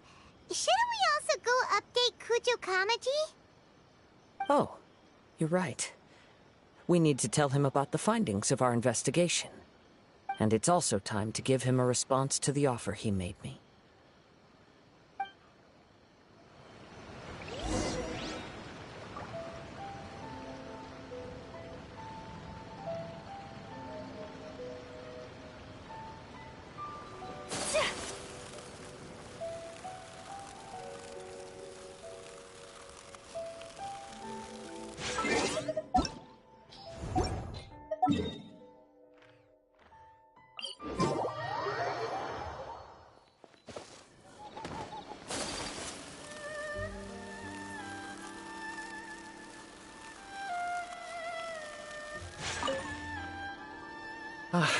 You've returned. I hear that the issue has been resolved. Though this was a treacherous investigation indeed, we're most fortunate that no lives were lost. The Tenryou Commission has already attended to the danger at the warehouse. The investigation into Amanome Yuya should conclude soon. I do not believe he will be charged with any crime. Wow, you sure kept your ear to the ground. Then we needn't recount all the details again. Now, as to your earlier offer, I wish to give you my answer. Please, take a look at this blade. What's this? Kagotsurube Ishin. A weapon crafted using a long-lost blade forging art of the Kaidahara clan. By means of a series of fortuitous events, I was able to recover and restore him. I also promised him that I will continue to study and pass on the secrets of Ishin art. And so, it looks like I will likely continue with my journey across the nations, learning more about this blade as I go. I see. I understand. The Kaidahara clan has always been a family of bladesmiths, so it is only proper for me to continue on this path. Were I to accept your goodwill, I may find myself embroiled in conflicts between the shogunate and Sangonomiya. That would not suit me. You misunderstand. That was most certainly not our intent. I am aware, but I still desire to continue walking my own path. Very well, I can understand. Then let's pretend this offer was never raised. However, if you should ever change your mind or find yourself in need of the Shogunate's assistance, please do not hesitate to inform me. Great. Thank you for your generosity. Where will you travel to next, Kazuha?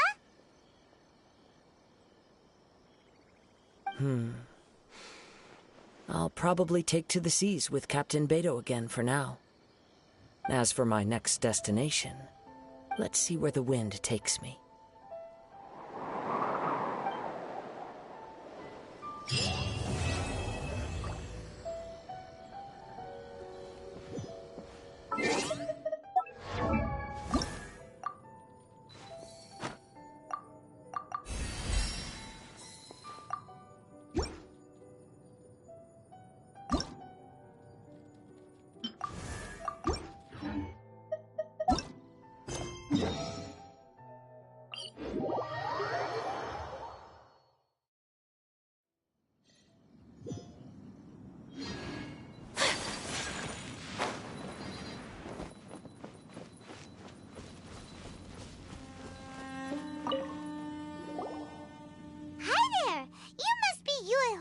Right?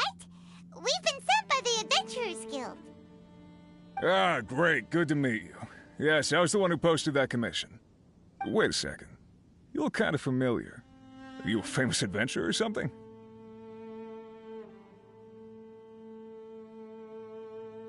Oh, alright then. I'll start by introducing myself. I'm Yuehue, a miner, and I received a mining permit for the chasm just recently. I have a handful of other guys in my crew. Seriously? They actually give permits out for the chasm? Yes, the folks over at Yujing Terrace finally came to their senses and are now allowing a limited amount of ore mining near the surface. We were among the first to gain approval, but some things have happened recently that put all the miners on edge. Really? What happened? We haven't heard anything. So, it's hard to say exactly how big of an issue it is. Could be something, could be nothing. The main thing is that it's just very strange. While one of the miners was on a break, he suddenly noticed a few hilly trolls walking his way. They seemed like they were in a daze or something.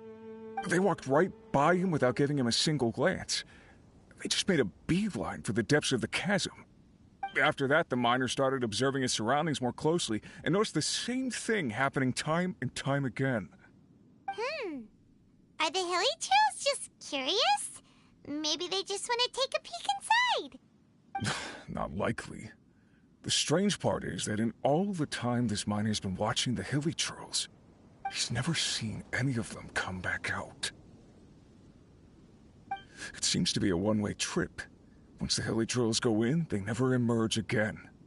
And it seems to be happening more and more frequently as of late. What are these hilly trolls up to? What happens to them after they go inside? Is there a disaster brewing? These are the kinds of thoughts going through the guys' heads now. Everyone's driving themselves crazy worrying about it. Paimon's not surprised. Paimon feels spooked just hearing about it. Exactly. The deepest fear is the fear of the unknown, you know? So we have to get to the bottom of it before everyone can put their minds at rest. Do we really want to take this commission? Thanks, Mr. Miner. Sir, we need to consider it first. Hey! You can at least pretend to consider Paimon's opinion first. Oh, so that's where you're coming from. Well, okay then. Maybe we will find some clues about your twin. You'll really regret it if you don't go, huh? So, what's your verdict? Will you take the commission? No pressure, but I gotta say, I'm not loving the prospect of my mining permit going to waste. Yep, we'll take it. We're kinda curious ourselves now, too. Great. You're doing me an enormous service here. Now, let me give you the rough location that the hilly trolls keep heading to.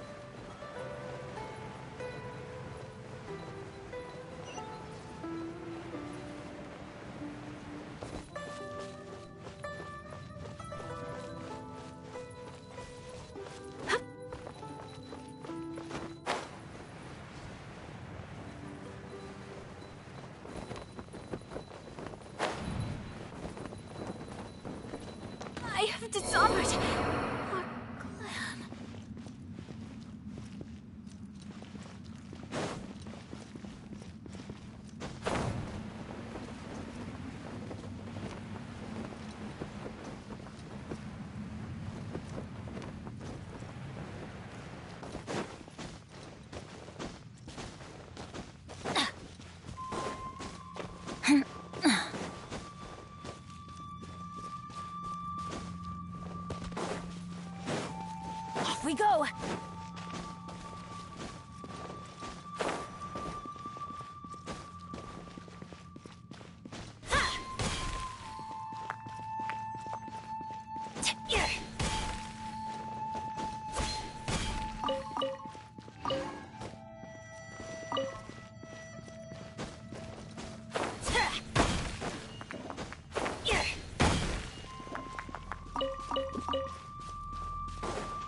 Adventure time!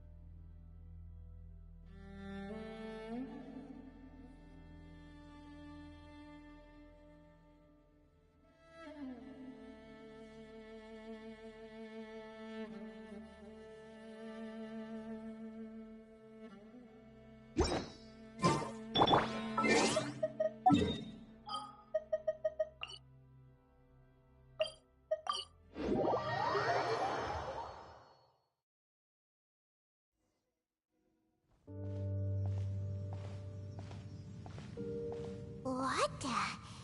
It's a city? A whole city that's floating in the air! Upside down? Just look at this place. Doesn't it remind you of something? Wait, what was it again? Yes, that's it! It's just like that. Just as strange, just as upside down, and just as spooky. In which case, maybe whatever's going on in the chasm really is connected to the Abyss Order. Oh, we gotta get to the bottom of this. Oh?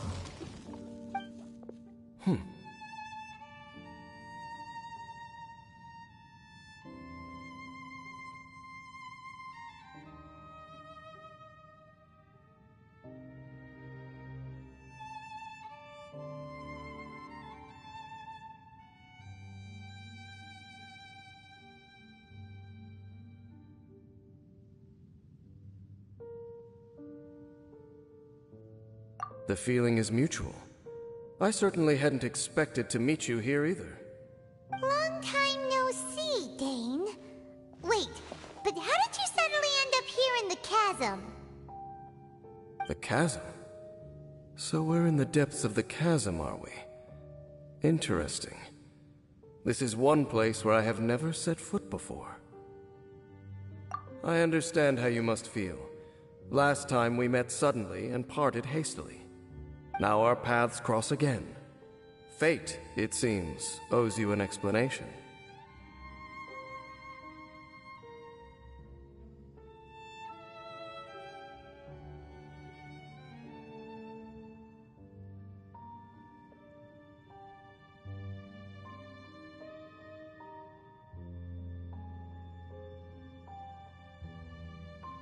That much should be self-explanatory. I came upon the trail of another Abyss Herald recently and began pursuing it. Unfortunately, I got as far as cornering him before he resorted to the same trick that they all do. I was hot on his heels when I followed him through the portal, but as usual, it was to no avail. It took me to the wrong place.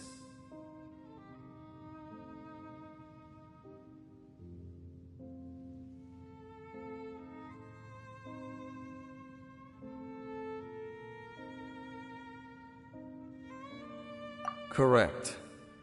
Based on my recent experiences, I can only conclude that the Abyss's portals are not simply pathways from point A to point B, but gateways to an entire network. Where they emerge on the other side is their choice. It can be anywhere within the network. Sounds kinda similar to how teleport waypoints work. In short, though I was right behind your twin last time when I entered that portal, the next moment that I realized where I was all alone, back in the ruins known as CastTerror's lair. Oh yeah, about that! Whatever happened to the Eye of the First Field Tiller? It's in a safe place. You can be sure that I will learn the truth of the Loom of Fate operation sooner than it could ever fall into the Abyss Order's hands. Huh. So that title stuck in your memory. I by no means went out of my way to conceal it from you. It once stood for the glory of Kanria, but now it is but a cruel joke. My curse to bear. Twilight Sword was my title as captain of the Royal Guards when I witnessed the destruction of my entire homeland firsthand. I believe my reluctance to raise it in conversation is quite justified. Sounds like your brother was right.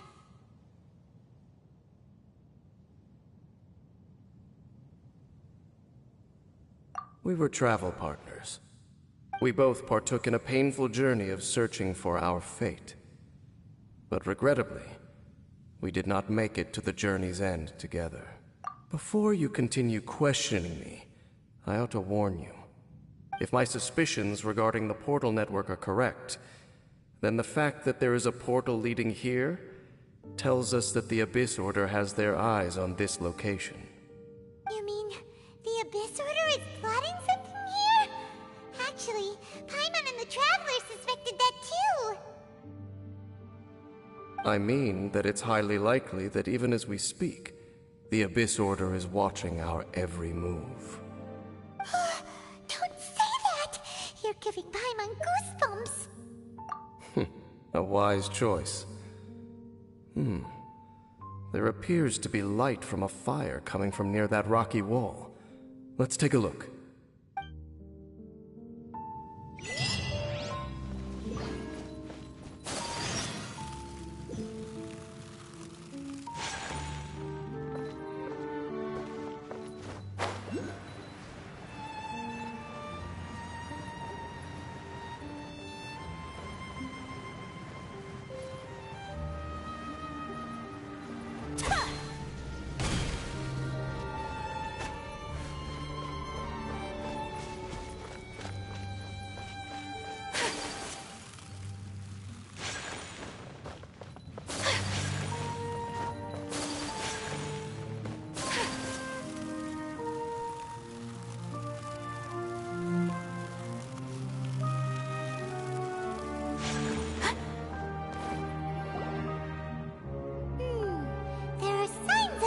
Churl activity here.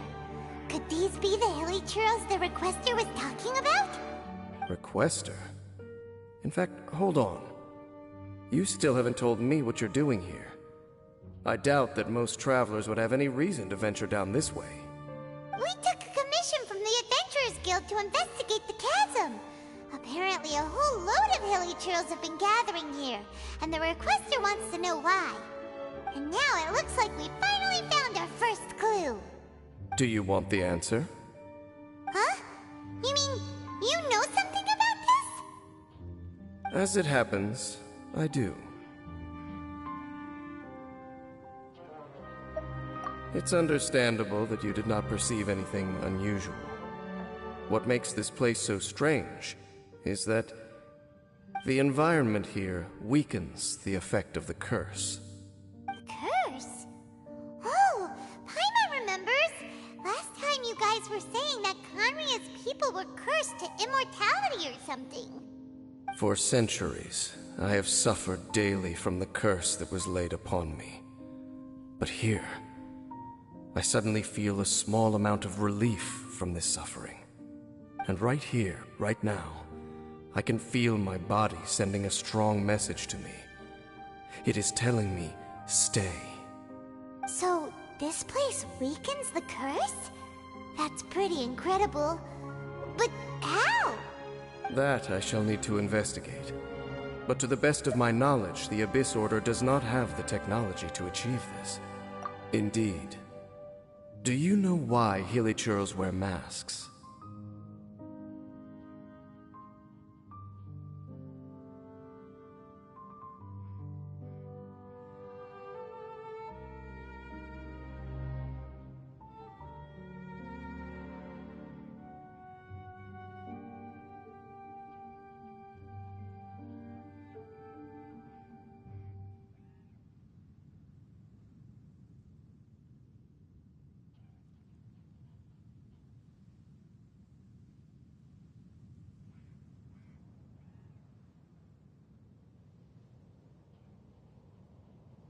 It's to hide their appearance, lest they catch sight of their reflection in a body of water.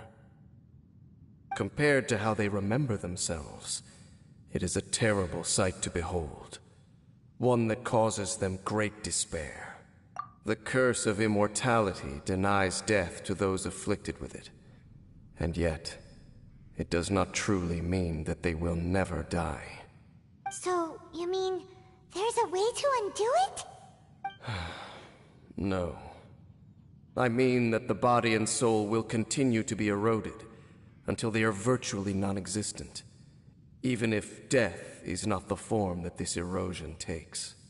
When the hilichurls realize that the end is nigh for them, it seems their instinct is to seek out a calm and dark corner of the world in which to finally say goodbye to the centuries of suffering they have endured.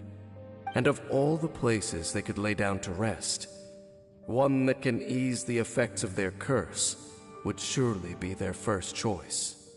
Wow. That's so... Conversation's over. Brace yourselves. What is it? We're under attack.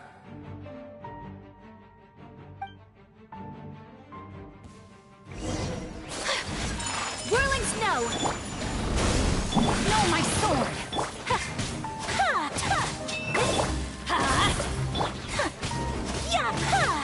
My apologies!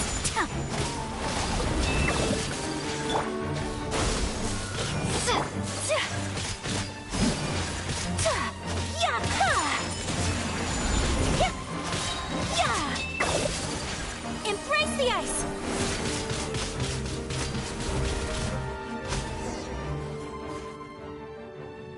What were those? And why did they attack us all of a sudden? Black Serpent Knights. They once belonged to the Royal Guard of Conria. Wait a second. Royal Guard? So, they used to be your troops? Yes, they were. But now, the curse engulfs them, and they fight with none of the honor they once had. Because they've become pawns of the Abyss now? Let's continue on. Wait! Dane! Uh-huh.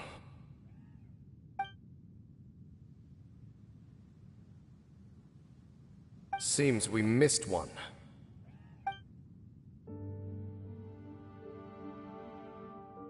Wait, stand down. There's something different about this one. It's disappeared. What the heck?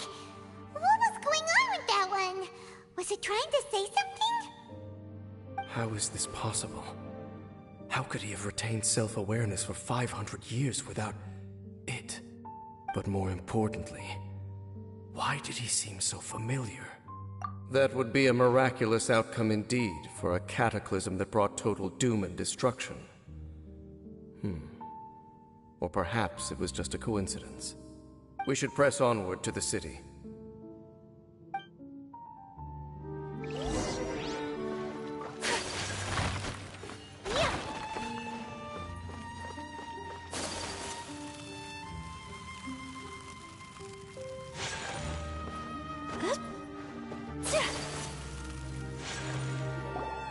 Looks like there's a strange energy surrounding the city. We can't go any further. Guess there should be a mechanism or something around here, right? Traveler, looks like it's time to get into ruin exploring mode. Don't waste your time.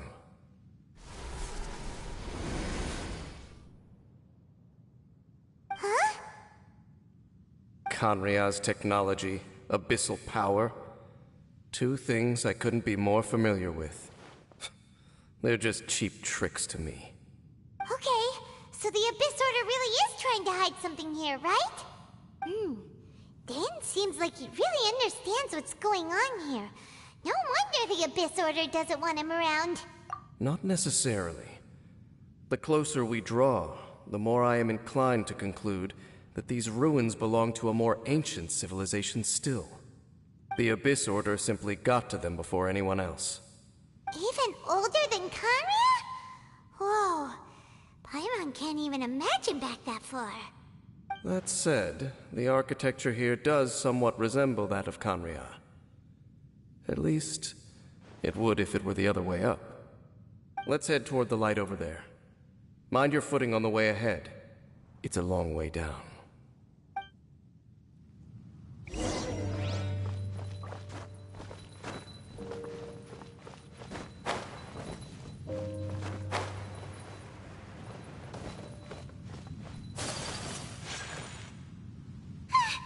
Black Serpent Knights! Is this where they're based? Or wait, are they guarding something here? We are likely drawing near to whatever the Abyss Order is trying to hide. Let's take them out first.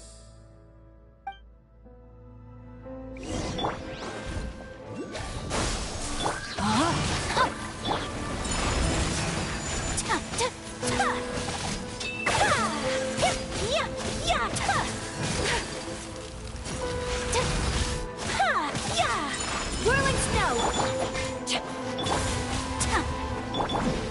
Propagate! Spring forth!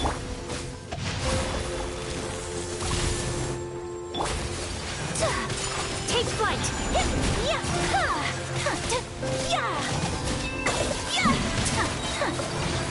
Sakura swirl!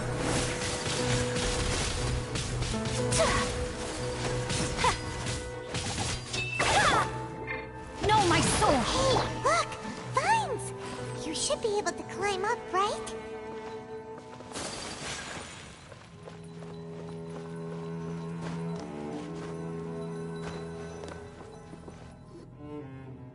Oh no! More Black Serpent Knights!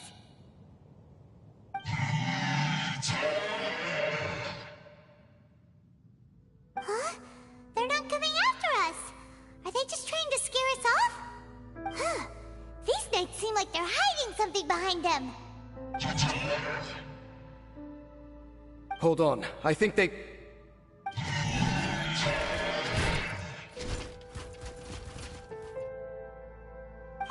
They're coming! Quick, get them! Scatter! Rain cutter!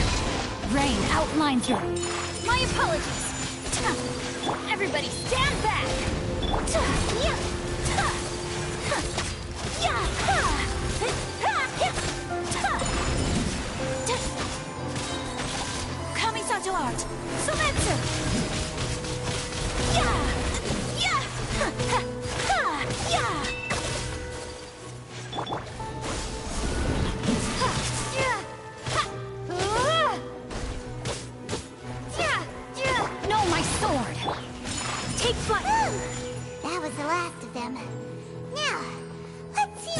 they were trying to hide.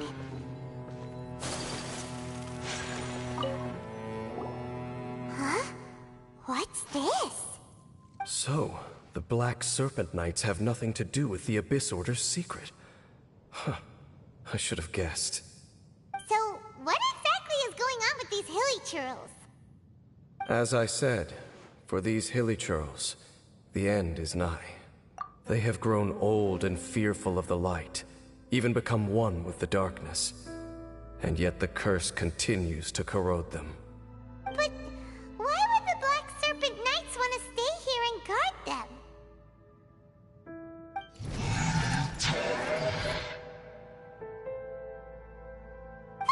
More of them are closing in!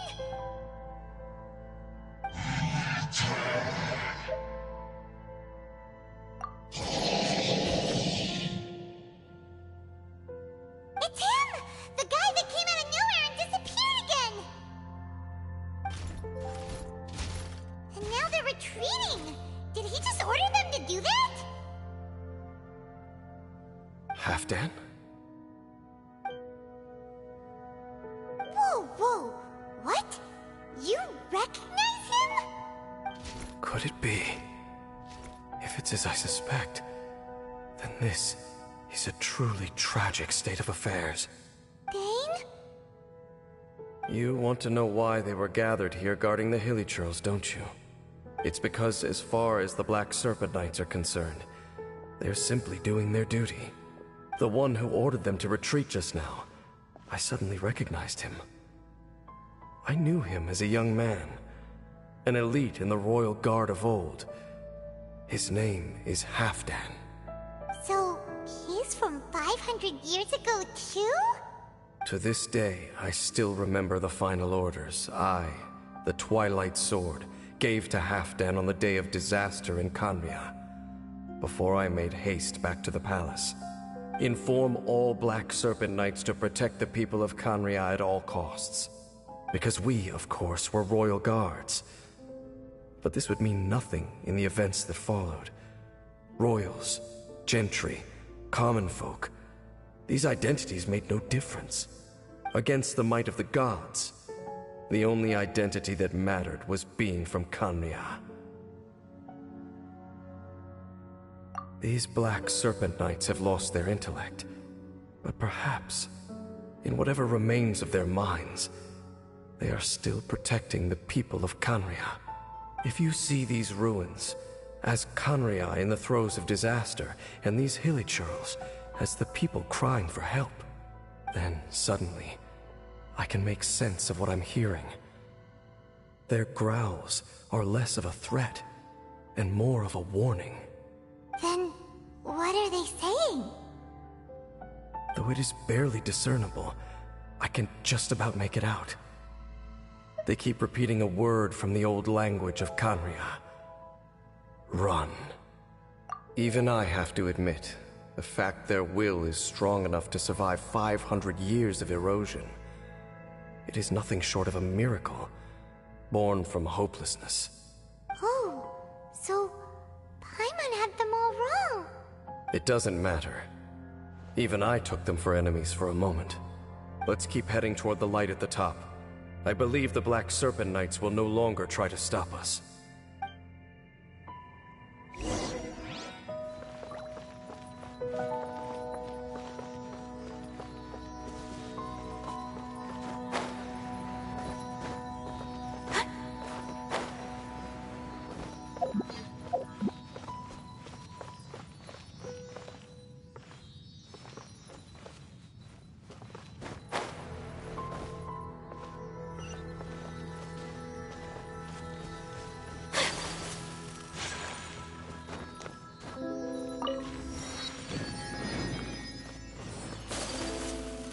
Sure enough, we aren't seeing any more Black Serpent Knights. Guess that Halfdan guy really did recognize Captain Dane, huh? More hilly churls, and they look really well protected.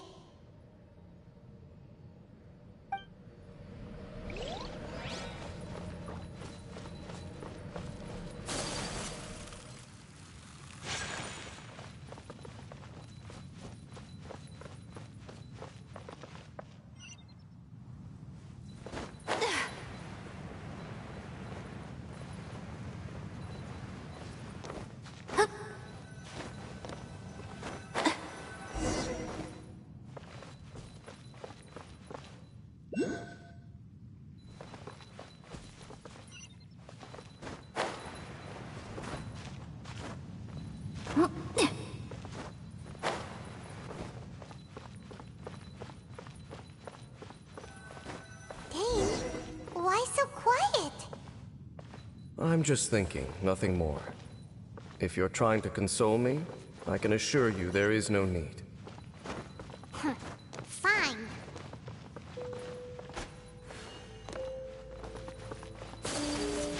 All these hilly churls want is to quietly fade away in peace. Paimon hopes they can get their final wish.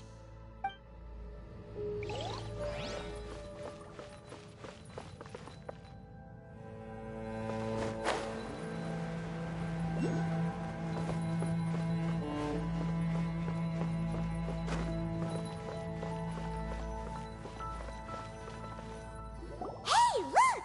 There's no door sealing this room off. Looks like we can finally head to the room in the center. Come on, let's go!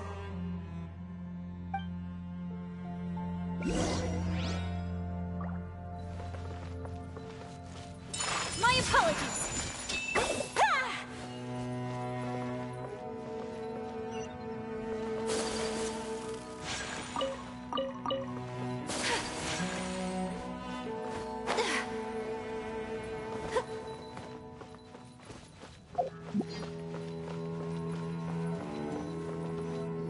Ah! Look! Up there! A water pool! Even the water pool is upside down. Oh, wow! This is a pretty amazing place! Dane, do you have any idea at all how it works? The pool must be part of the entire city structure. A relic of this ancient civilization. And more importantly, it is the very thing that is weakening the curse. Here, my whole body feels more at peace than it has in a long time. The effect is stronger here than it was before. And I think it's because that water pool has something akin to a cleansing effect. Cleansing? So that means the water in that pool can wash away the curse for good? No, that would be impossible. How are you so sure? I have lived with this curse for 500 years, and I have been fully conscious the entire time. Suffice to say, no one understands the curse like I do. It is a way of branding us at the level of the fate of the world itself. When a god applies a curse, it takes effect at a higher level of reality than the person themselves. Even now, I can feel the curse slowly permeating my entire being, becoming part of me, slowly but surely replacing me. Perhaps it may be possible to suppress the corrosive effect of the curse for a time, but cleansing it entirely, consider it tantamount to burning away an integral part of your body. It is not a process that one could ever hope to survive. Huh? Cleansing the curse cost you your life? Whoa. An irreversible curse. Paimon can't even imagine. In any case, I can feel that the water's cleansing effect is not nearly potent enough. At most, it might suppress the curse, but a little.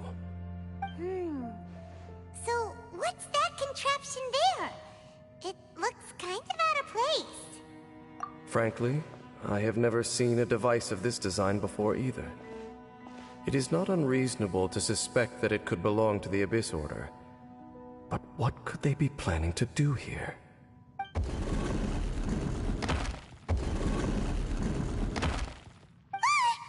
Oh, that gave Paimon a fright.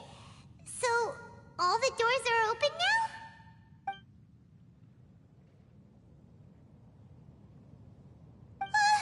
Halfdan's back again? Halfdan, do you have something to say to me?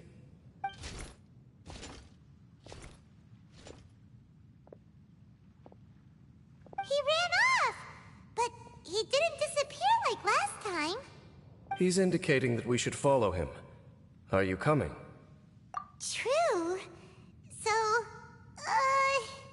we going then?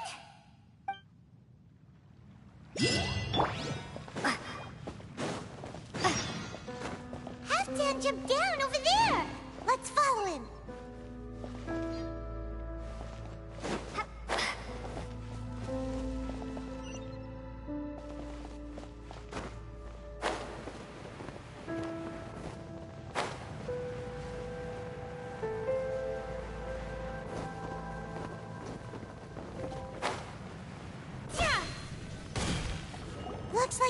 and disappeared at the far end of this path. Perhaps whatever lies ahead is what he wants us to see. Let's keep going.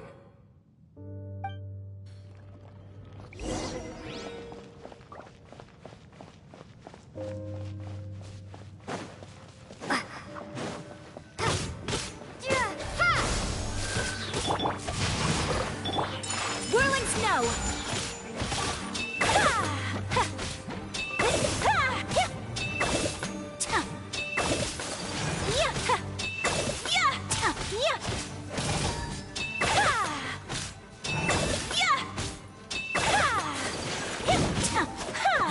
There are more signs of hilichurl activity here.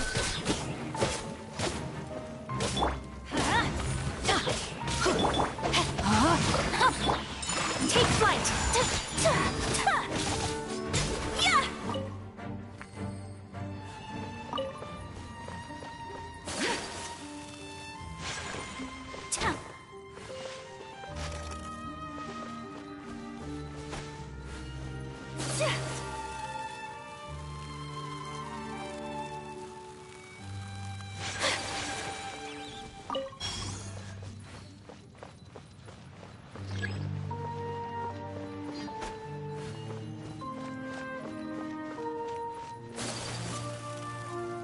Is that way into the hilichurl camp?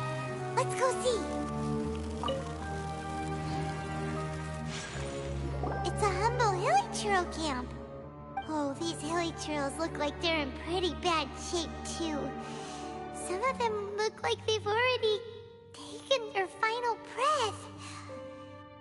Is this what Halfdan wanted to show us? Whether it is or not, everything here is worth investigating in detail. Inspect the area. Leave no stone unturned.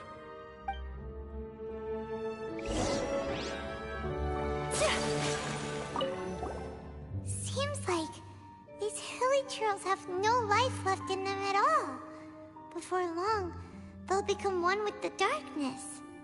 The hilichurls we meet in the wild are always so rowdy. Paimon never would have imagined that this is how they spend their final days. We may not have a whole lot of happy memories dealing with hilichurls, but still, Paimon hopes they're at peace in their last moments.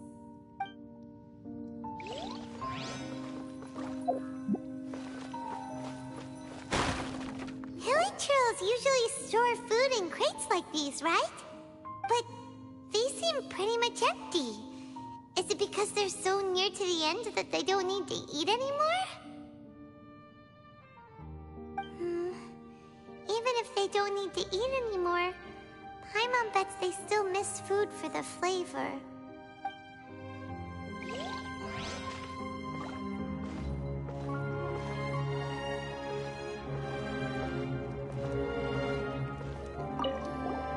There's even a bonfire here, like what hilichurls built in the wild. Wait, but wasn't Dane saying that hilichurls get scared of the light when they reach the very end of their lives?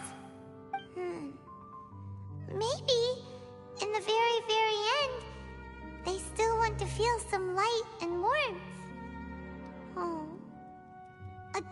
Just thinking aloud here. Could also be another reason.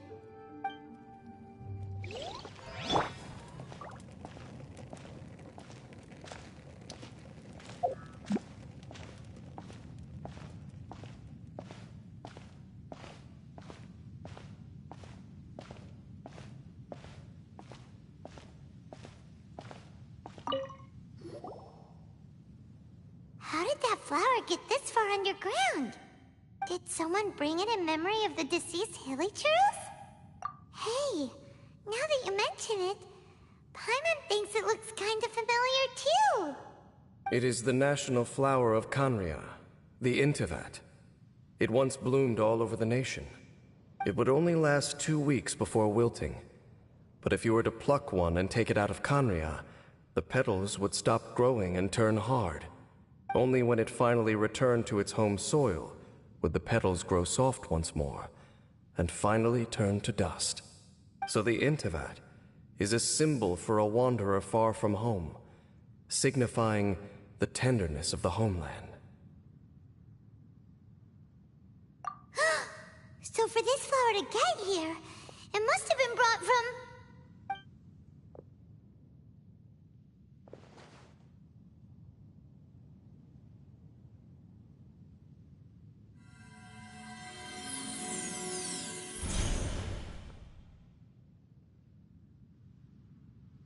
Your Highness, so the proposal finally has your blessing? In focusing single-mindedly on confronting the heavenly principles, we neglected our original mission, the revival of the homeland.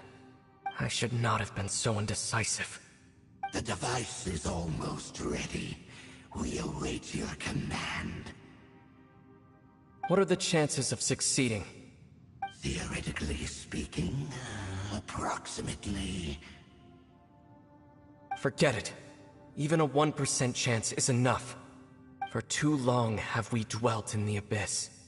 Surely they would rather return to the natural cycle of life and death as soon as possible than continue to exist as they are, without a shred of dignity. They cannot be made to continue paying the price for those so-called sins. The Order is most fortunate to be graced with your decision.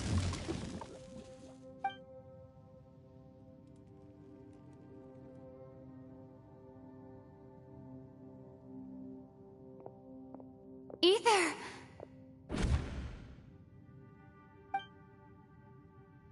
You saw something, didn't you? Can you tell me what it was? Yeah, you zoned out for quite a while there.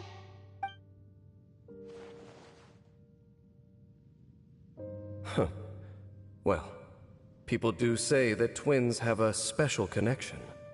It sounds as if they are attempting to make use of certain equipment to cleanse the curse. It could well be the device we saw earlier. And you say he mentioned the revival of the homeland, correct? No surprise there. Stubborn as ever. It appears as if the Abyss Order plans to use this location to cleanse the Hilichurls of their curse and restore them to the way they once were. Then, they will serve as the foundation for reviving the nation of Khaenri'ah. After all, there can be no nation without a people. It is the height of foolishness. They have no chance of success, not even a 1% chance. I told you already that no one knows this curse better than I, having lived with it for 500 years. There is no redemption. There is no undoing the curse. Trying to remove it by force will achieve nothing but to inflict further suffering. So make sure you are clear in your mind. You have to tell yourself, they are no longer human. If you cling to false hope and allow yourself to become too emotionally invested, the only way is down. You will end up just like them, mired in hypocrisy. Save your strength for something worth saving. Oh? But of course, I am merely someone you hired for a task, while he is your brother. It is only natural for you to side with him. But whatever decision you make cannot deter me from mine. My chosen path is to stop the Abyss. If we have reached an impasse, then perhaps this is where we should say...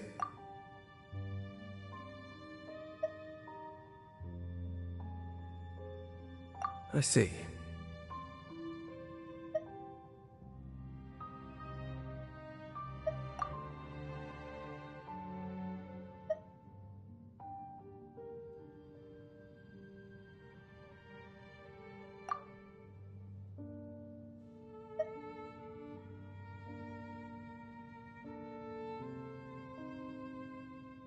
It seems that the 3 questions I put to you on our first meeting were worthwhile. You have developed your own individual views on this world. Very well. Since you have volunteered your true thoughts on this matter, I shall not hide mine from you. Right now, I have a more immediate agenda than stopping the Abyss. That is to say, the Abyss's actions here directly dishonor the final wishes of Halfdan and my other compatriots. I cannot allow this to proceed. The Abyss may appear at any moment, Be on your guard at all times as we proceed.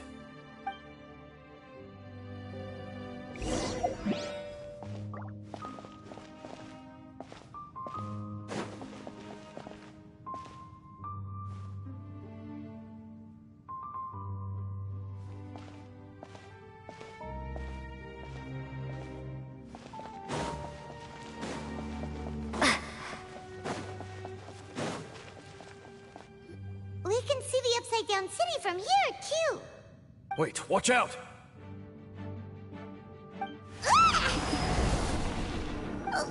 What's going on? Is that light coming from the room in the center? It's too bright! The mutation is continuing. Has the Abyss made its move already?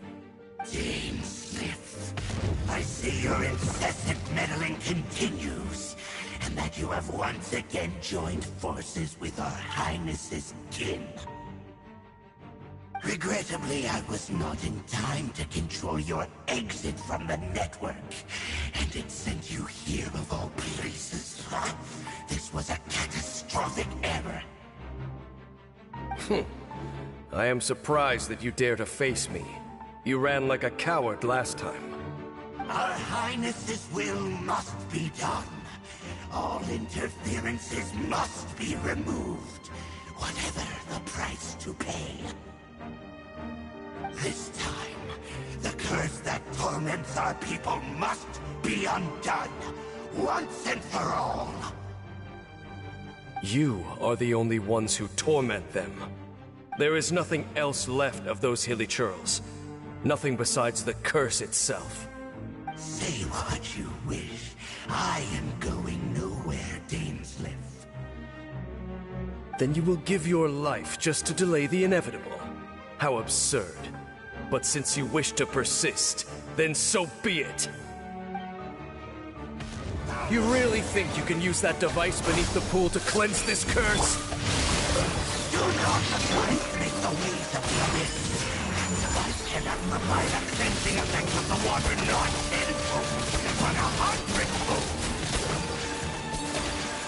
Then I overestimated you. This plan is even cruder than I thought.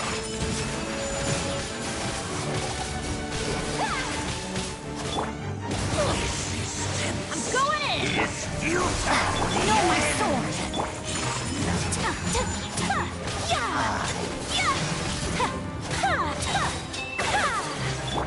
Scatter! Kamisato art! Sumetsu!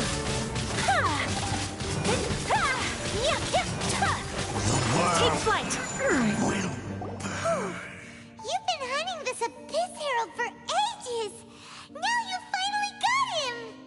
There's no time to celebrate. The Abyss Order's device is activating, but there's still time to destroy it. All right, let's go!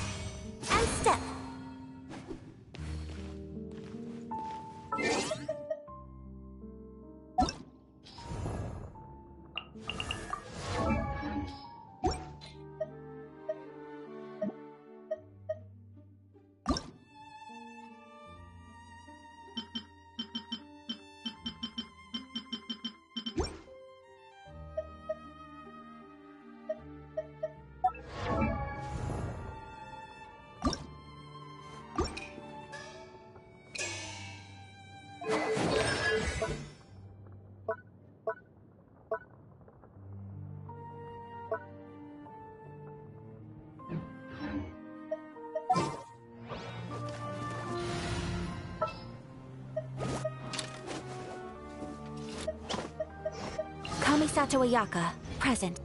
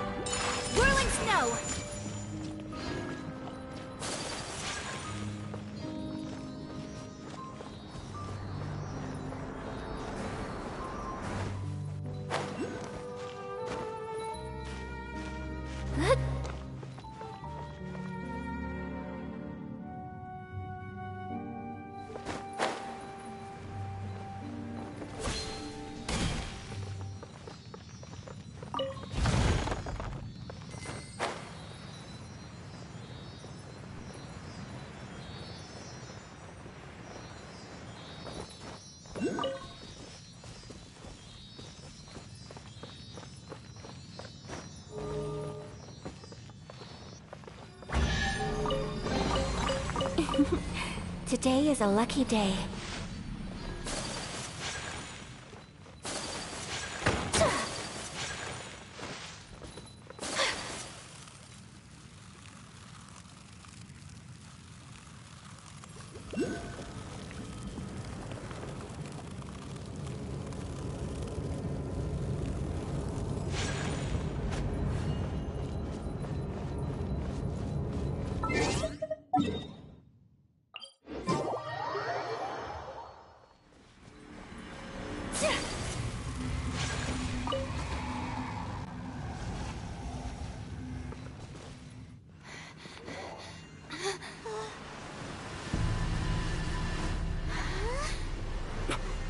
Look, the amplification device.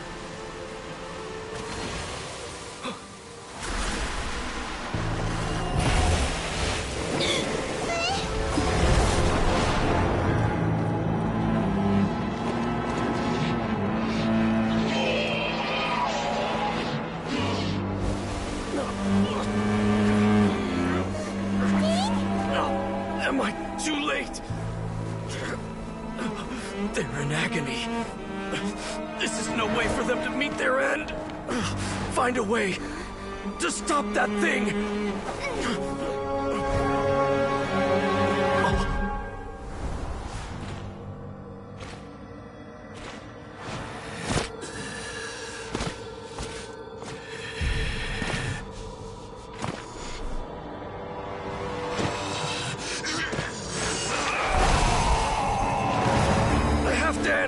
Don't do it!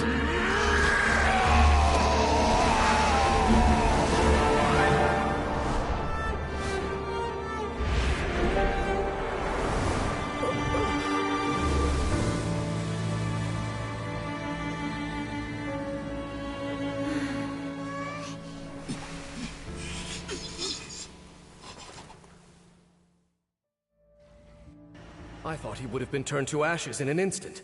Halfdan's soul is extraordinarily resilient. Meddling fool! Encumber us no more! Don't you have a greater encumbrance to worry about? Come on. This is your grand opportunity to get rid of me. Dainsleif!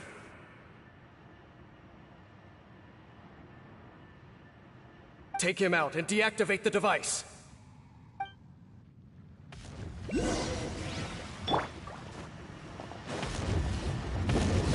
Propagate! My apologies. Get out of here! Spring forth! The gift of grace! Let's light it up! Witness the power of Gugwa!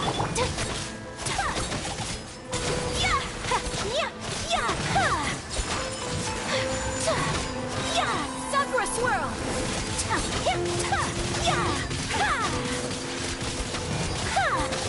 By holy proclamation! Take flight! Teamwork is dreamwork! Let's light it! Rain outlines your... Shall set you free! Whirling snow! Hear ye the word of joy! Grace be upon you! What do we do now? The Abyss Lecter's gone, but the device won't stop! And... Halfdan... No.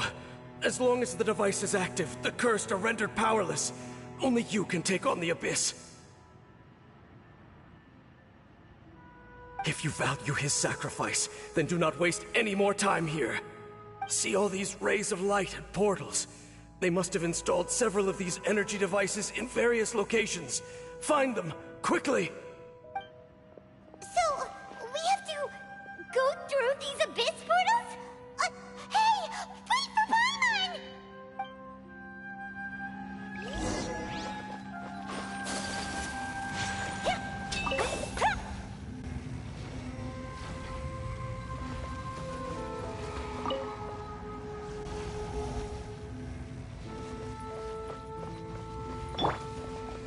Scatter!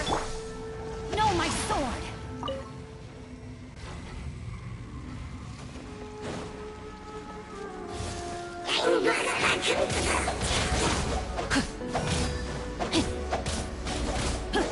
Body and mind. Time to act. Take flight. Adventure time. Yeah. Propagate.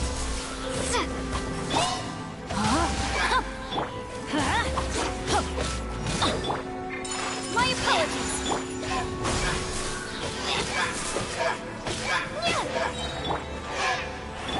Germinate. Body and mind. Whirling snow.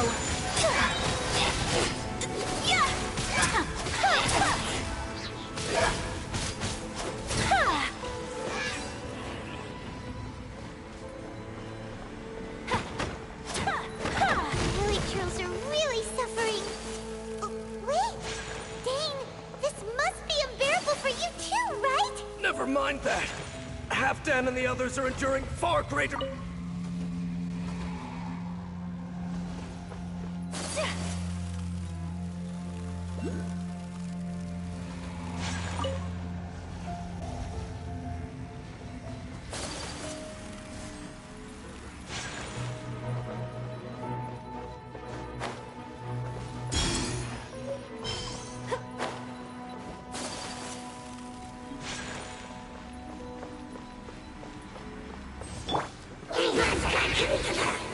Going in!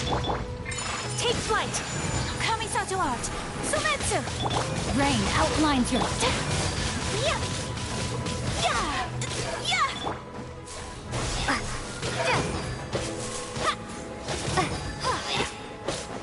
Let's light it up! Scatter!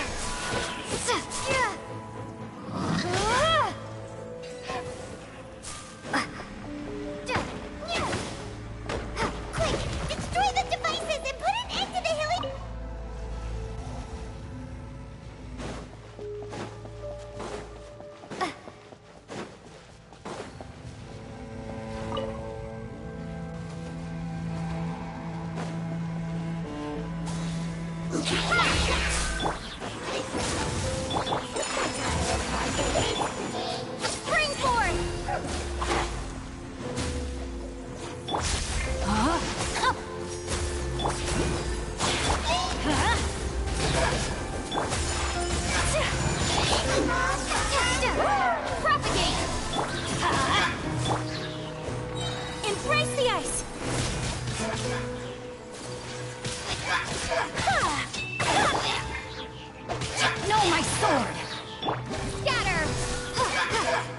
Let's light it up! Time to act. Body and mind.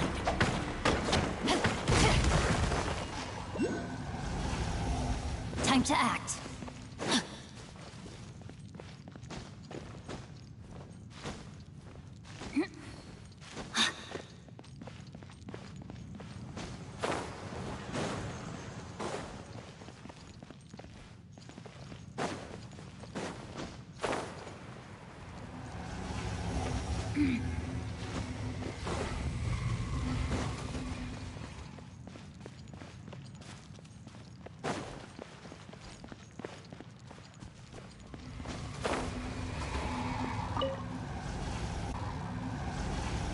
Body and mind.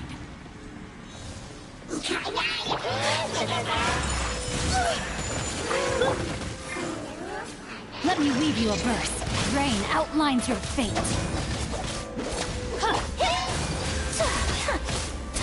My apologies. Teamwork is great.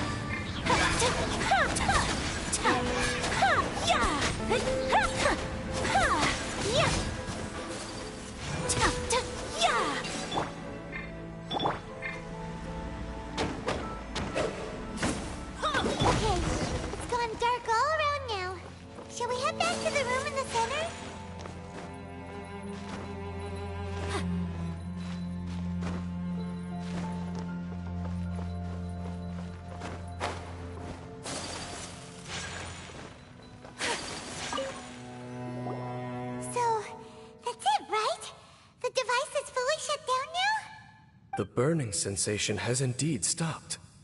So, we managed to stop the Abyss Order's plan? Let me check.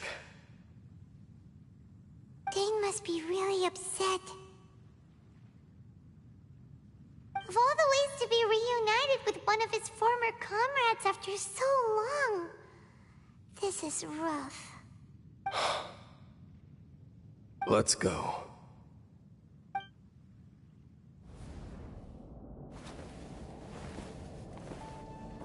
Huh? Huh? Light.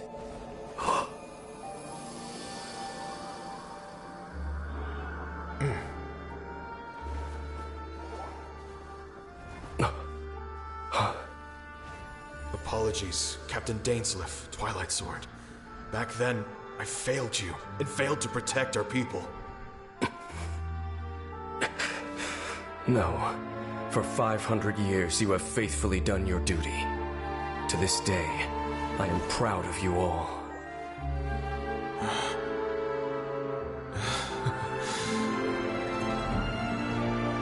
Conria didn't fall, did it?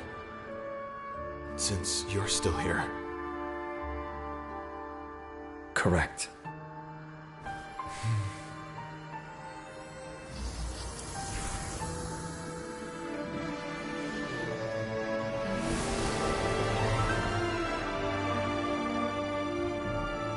So, no need to revive the homeland.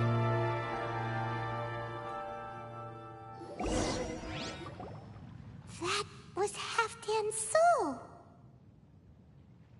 More than one kind of strange power exists here. Souls are no strange sight under the circumstances.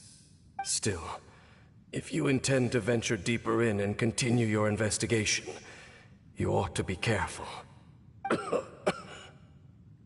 You bet! We'll be super careful! Oh, but Dane, does this mean you're not coming with us? That device took a severe toll on me.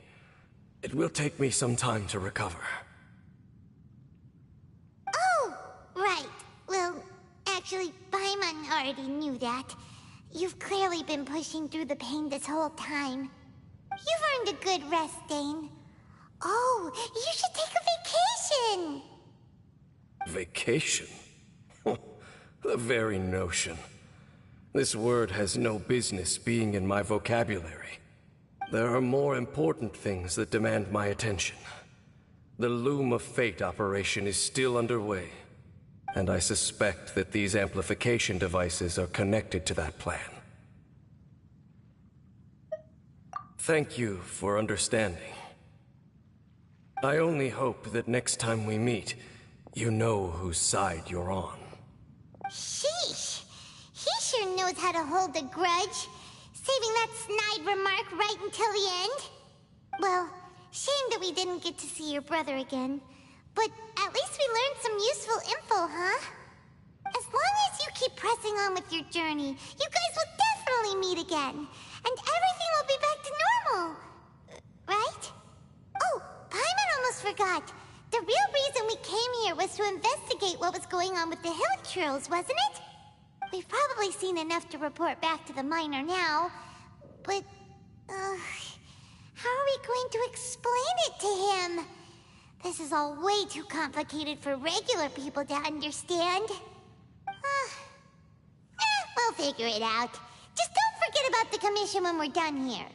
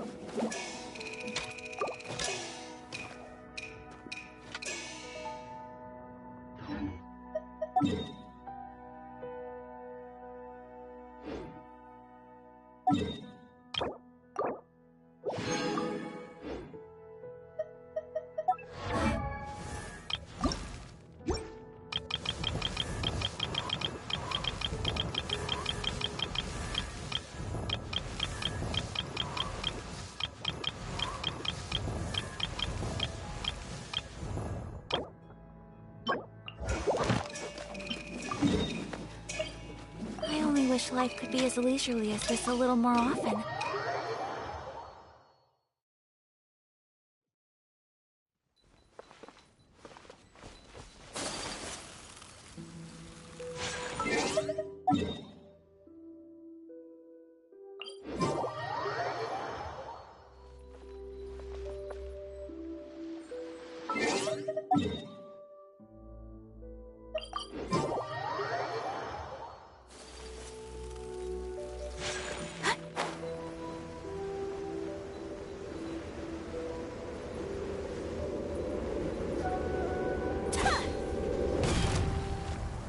Time to act.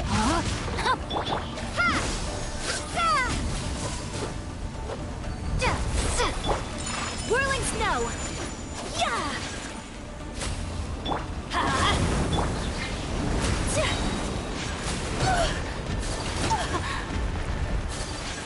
Sakura swirl! No, my sword! My apologies! Yeah! Scatter!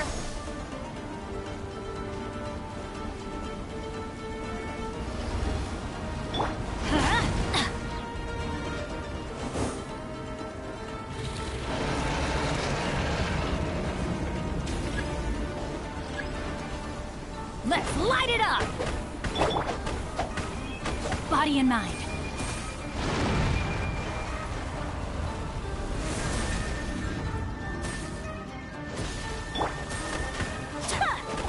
Take flight! Get out of here!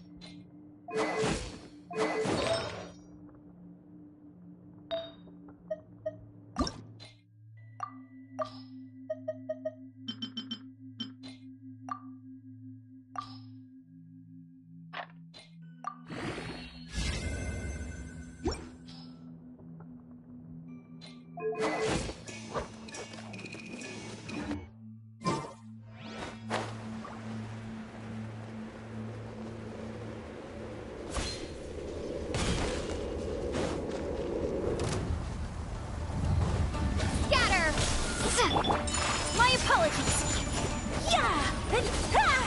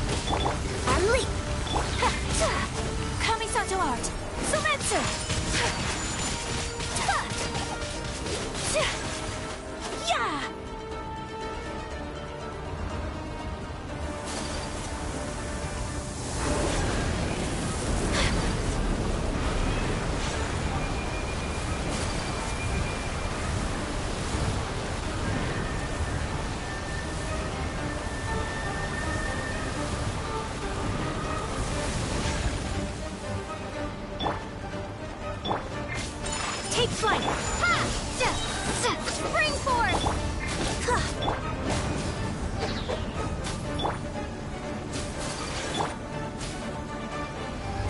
Propagate!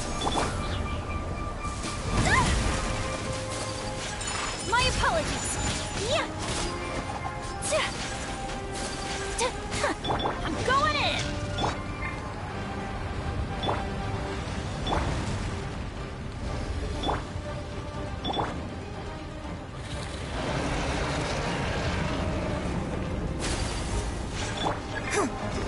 Flag fly! And step!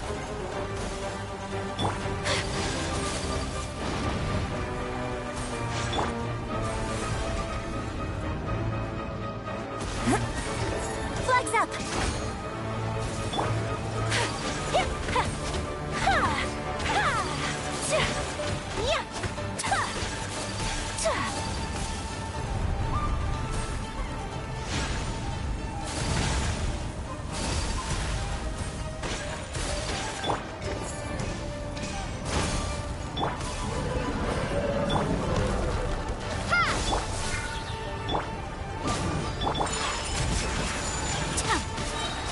Embrace the ice! Propagate!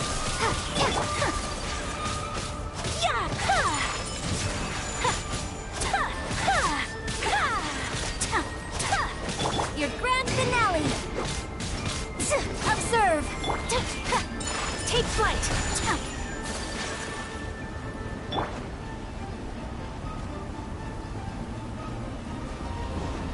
Scatter!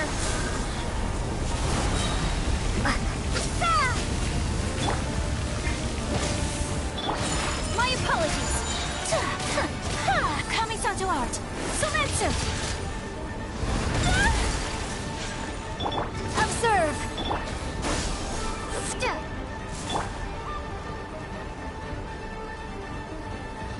Take flight!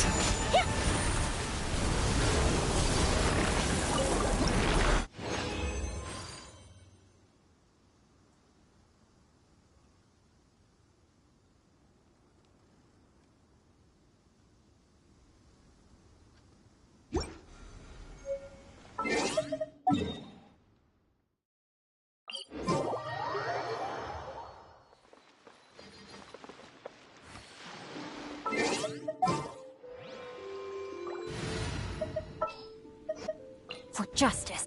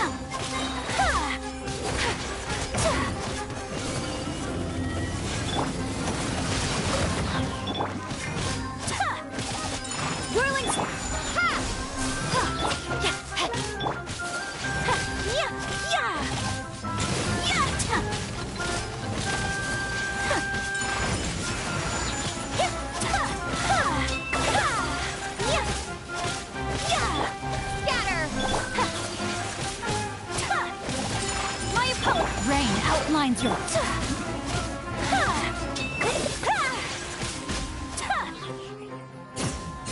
Propagate!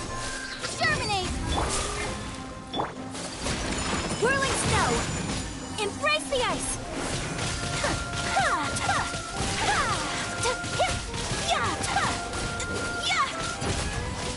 Take flight! Time to... Scatter!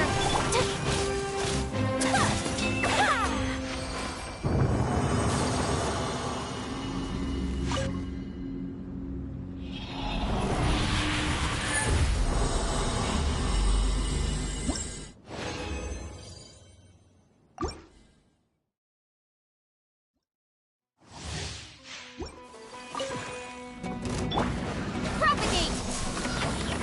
No, my soul! My apologies! Yeah! Ha! Yeah!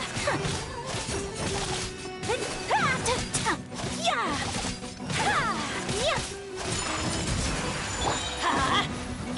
Yeah! Sakura swirl!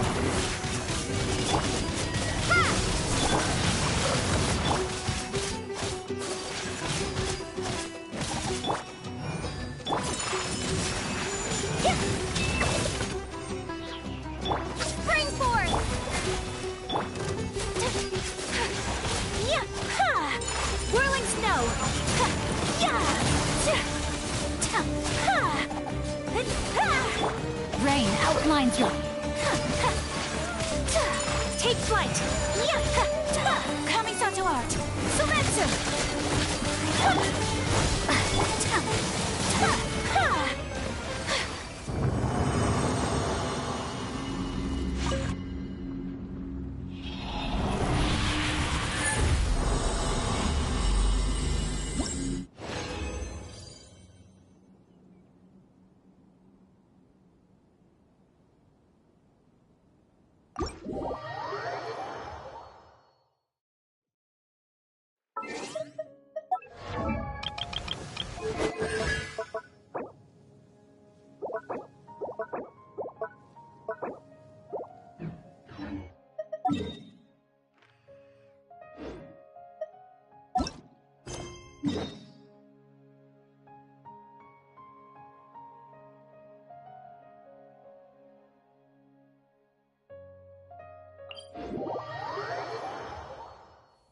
Blade is like a tea leaf. Only those who sample it many times can appreciate its true quality.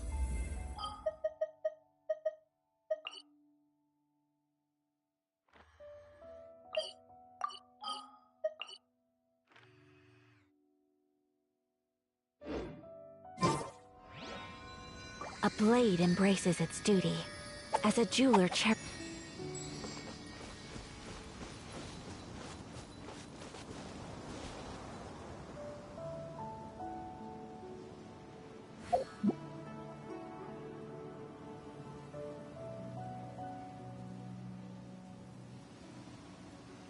So this is a day in the life of the traveler. I'm learning more about you all the time.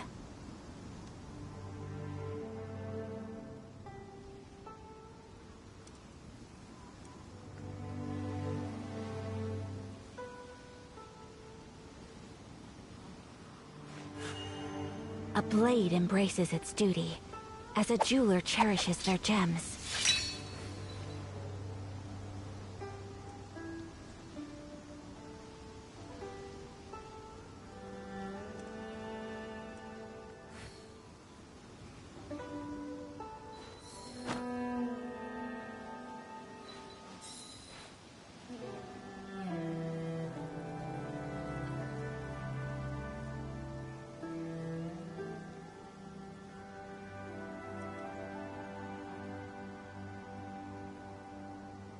A blade is like a tea leaf. Only those who sample it many times can appreciate its true qualities.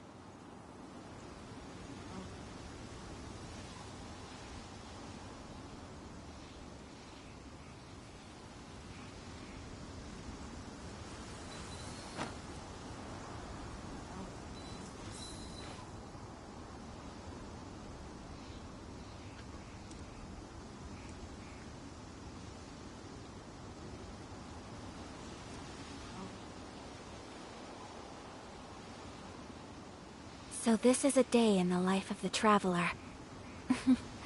I'm learning more about you all the time.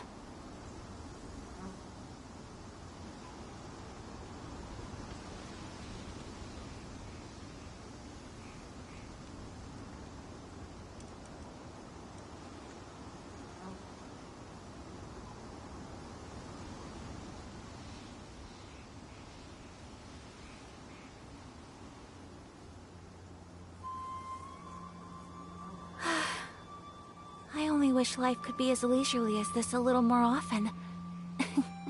How greedy of me.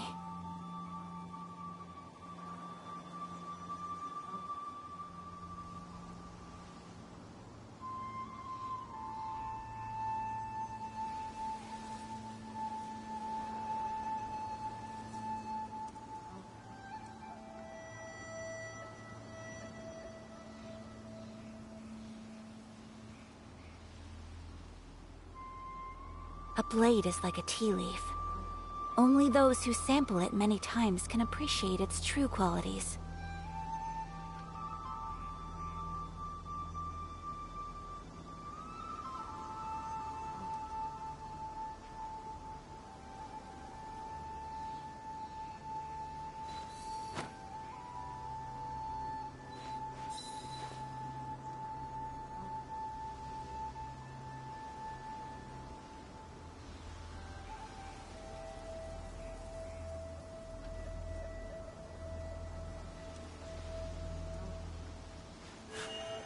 A blade embraces its duty, as a jeweler cherishes their gems.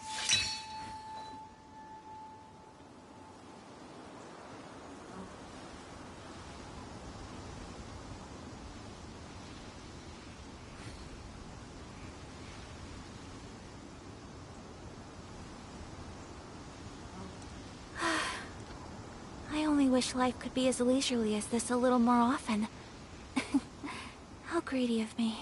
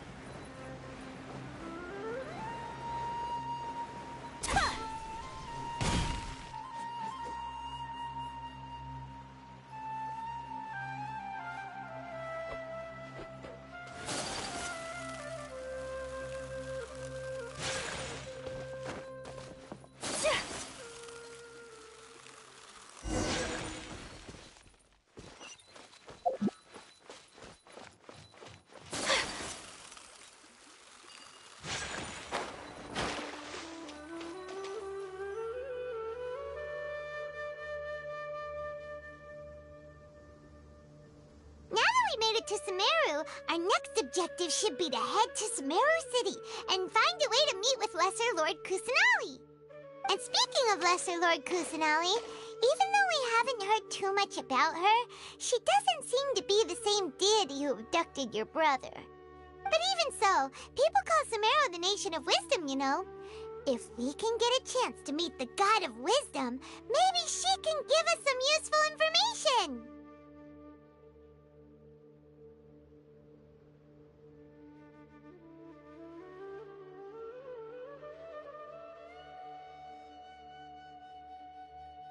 But, Paimon doesn't know the way to Sumeru City. Maybe we can climb up to that spot with the statue of the Seven on it. That'll give us a way better view of things. Even if we can't see exactly where the city is, at least we'll be able to check for some smaller settlements nearby. Wait a second. Look! There's someone up ahead! Perfect timing! Now we can just ask for directions rather than wander around like lost adventurers. Hey there! We're not from around here and seem to have gotten a little lost. We'd like to ask for some directions. Huh? Did they not hear Paimon? Hey! You over there! Could you give us some directions? Huh? What's going on here? There's no way she could have missed that. Oh, wait! Could she be ignoring us? How dare she? Well, even so, she might be heading someplace where we could find other people to ask. Let's keep our distance and follow her. When we get the chance, we'll just ask someone else for directions.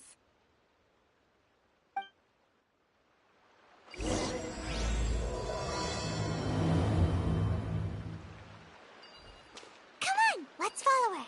Just keep quiet. Make sure she doesn't notice us.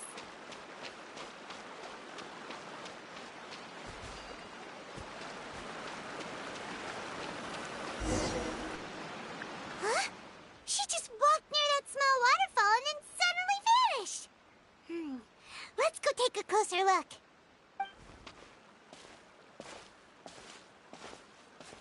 Paimon thought this cave would lead to a village or something, but, it looks like that's not the case. Look, she's sitting over there. Wait, she couldn't possibly be living here, could she?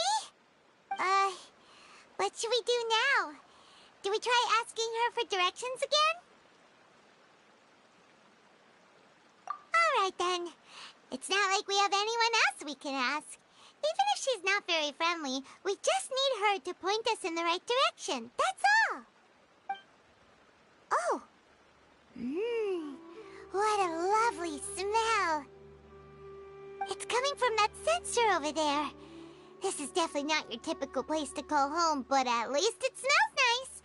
Maybe living here wouldn't be too bad after all.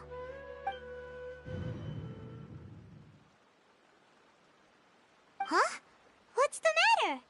You don't look too good. What? Is the smell making you feel sick?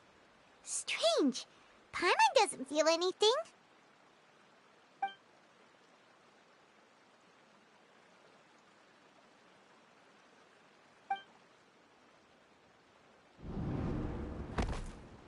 What's happening?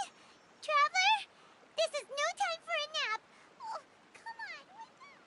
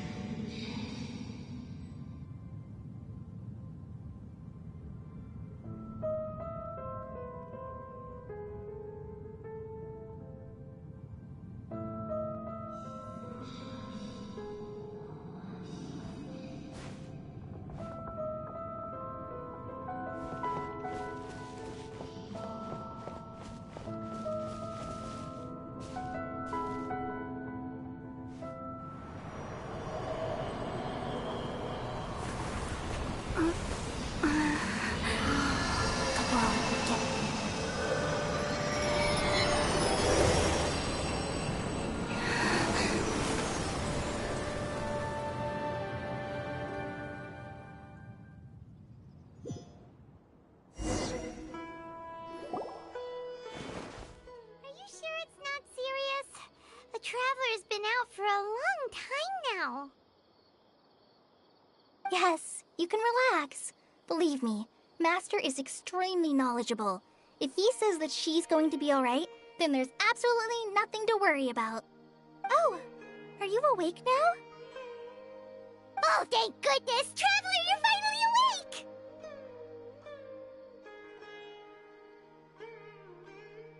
Well, we're at...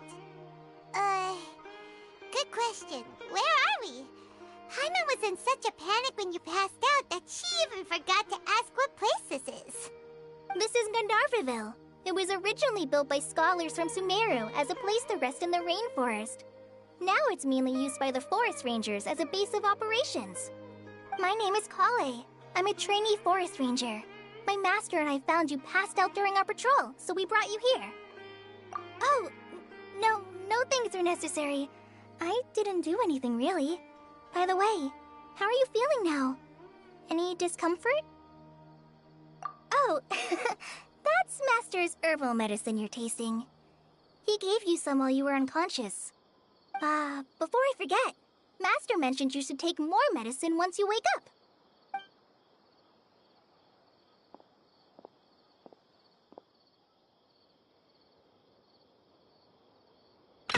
Whoops!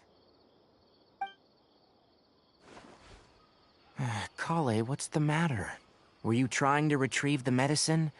As I've already told you, you must be careful with these. I'll get it for you once I am finished here. Sorry, Master. Now, the guide to Avidia Forest's edible fungi is clearly posted on our bulletin board, but if Farbode forgets which mushrooms to avoid one more time, I'll have no choice but to leave the guide somewhere a little more visible. Like right smack on his forehead so others can remind him to be careful. Right? This is the second time he's come down with food poisoning this month. I'll be sure to give him a good talking to. Yes, please do. If, on the off chance, Farbode simply enjoys having little imaginary fairies dance before his eyes, then we'll just let him be. But the next time he requires any of our medicine, be sure to charge him accordingly.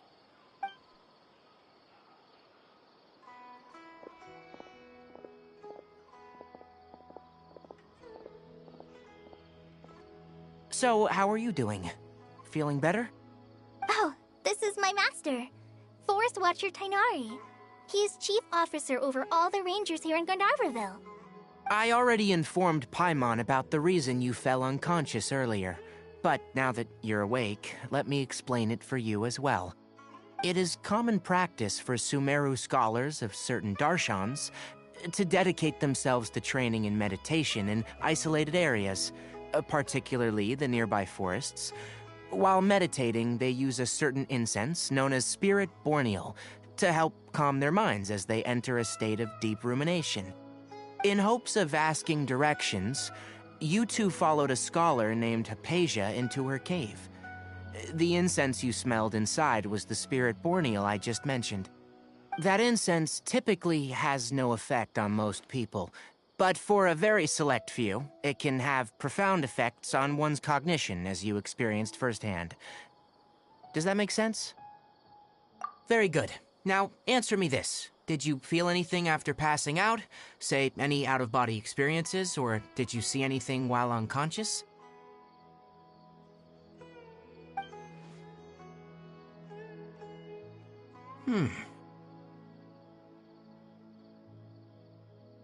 Kale, let the others know to stop bringing their patrol logs here for now. Huh? Why? Because these two will be staying here for the next few days. They can have my room and I'll bunk with Amir. Now get a move on and be sure to do as I've said. Yes, Master Tainari.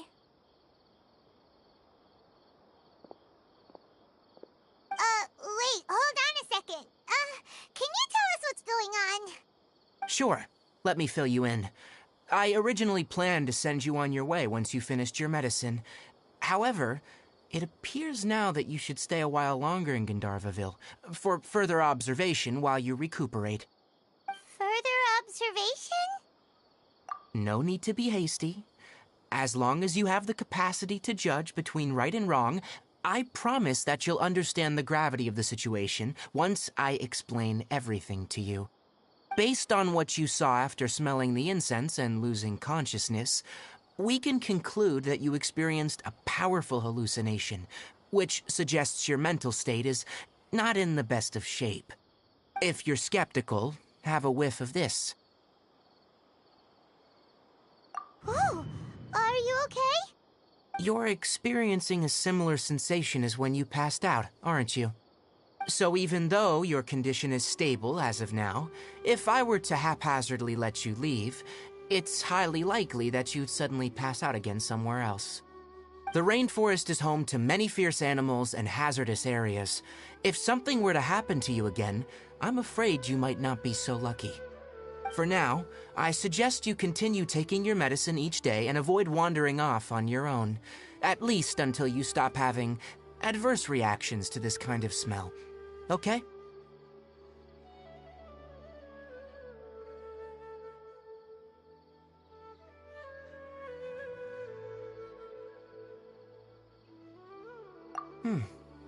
Good. Now, continue resting while I fire up another bowl of medicine for you. Seriously?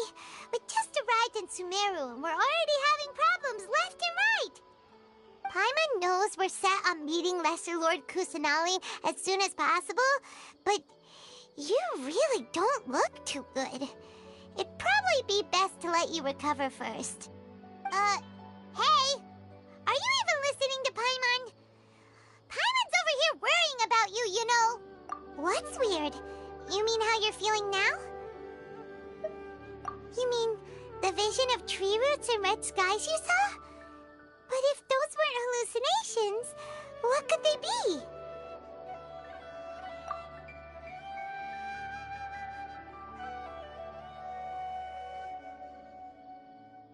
Well, considering how unique you are, Paimon trusts your judgment here. But why didn't you say anything about it to Tighnari? If he misjudged your condition, then there's a chance you could get worse, right? Huh?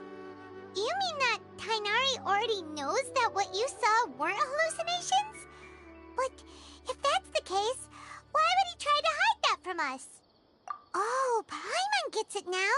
That explains why you were so quiet earlier. Well, that settles it then. We'll stay here to rest up and figure out what's going on with your hallucinations. But it seems like asking Tighnari might not be an option anymore. What do you think we should do? Good idea. Kale's pretty friendly. We can ask her tomorrow about what she knows regarding the Dendro Archon and customs in Sumeru.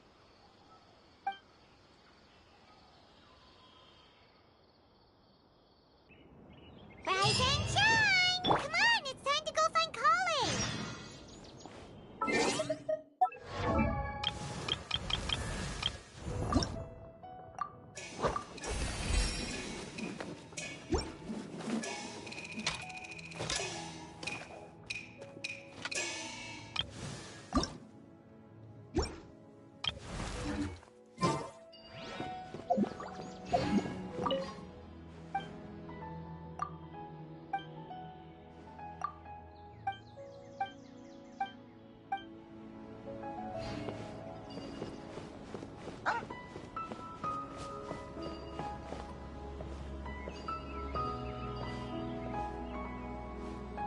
Yesterday, a total of 5 dusk birds flew by.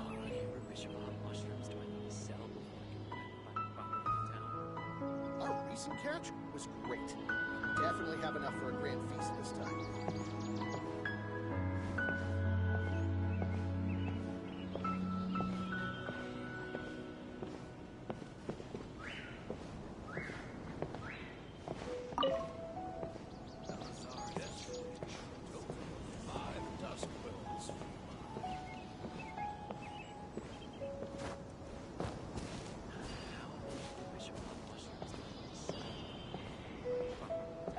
Recent catch was great. Definitely have enough for a grand feast this time.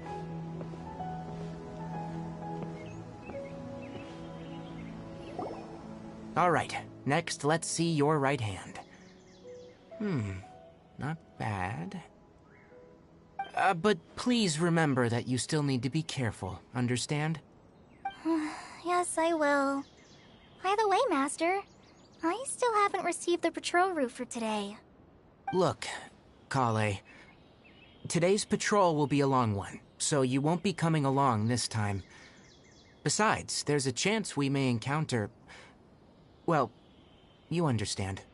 But I have a vision too! Am I useless to everyone now? Don't talk like that, Kale. This is not something you need to be worrying about right now. Ah, there you are. Feeling any better? Yeah, since we'll be staying here for now, we thought we might as well try lending a hand around here. Seems you're not the type to sit back and take it easy for a while, huh? In that case, perhaps Kale could take you two for a patrol south of Gandharvaville for the day. And if you're feeling up to it, you can be responsible for cleaning the Statue of the Seven. Tighnari, we're ready to head out. Got it! I'll be right there! Alright, we'll be heading into the forest now. I'll leave any further details to Kale. Yes, you can count on me. So, Kale, what exactly are we going to be doing today? Tighnari mentioned cleaning the statue just now, but, that doesn't really sound like the job for a ranger. Well, a forest ranger's responsibilities can be pretty diverse. They handle a variety of tasks, like checking the condition of outlying roads, maintaining forest facilities, ensuring fire prevention standards are met, and providing assistance to travelers and locals. As for Master, well, he has to handle more dangerous areas of the rainforest. Today we can perform routine checks on the pathway lamps as we make our way to the Statue of the Seven. Paimon, Traveler, this way! You can leave the task of checking the lamps to me. In the meantime, you two can keep an eye out for anything unusual.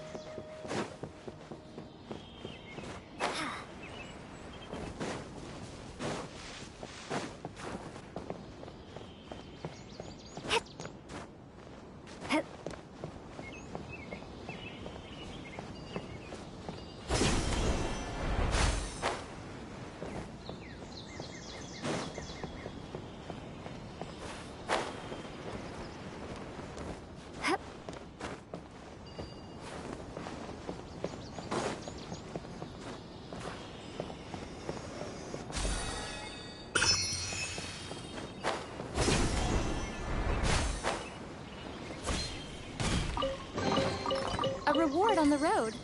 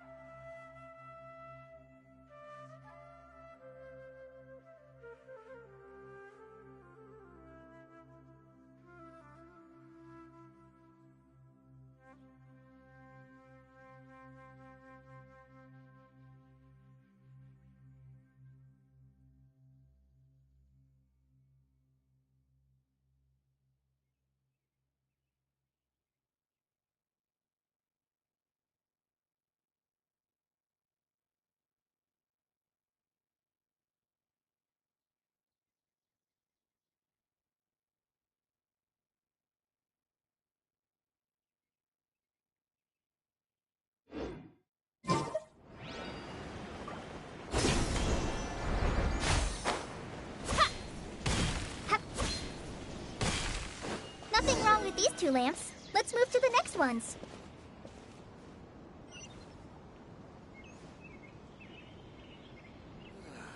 I'm dead on my feet. I think I'll stay here. Oh, this lamp seems to be getting a little wobbly. Let me make a note of it.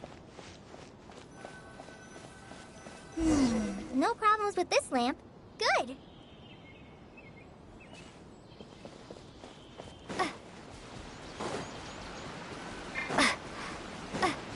Propagate!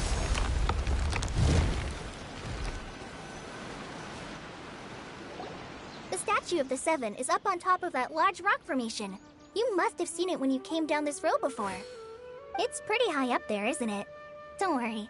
If you're afraid you can't make it up there, I'm sure Master wouldn't mind if you don't clean the statue.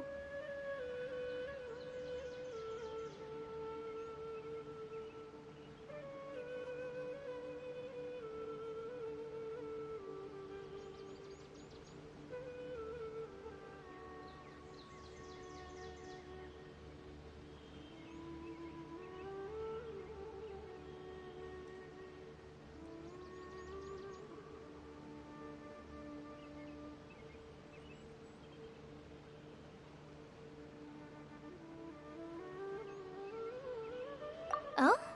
I guess I'll leave it up to you then.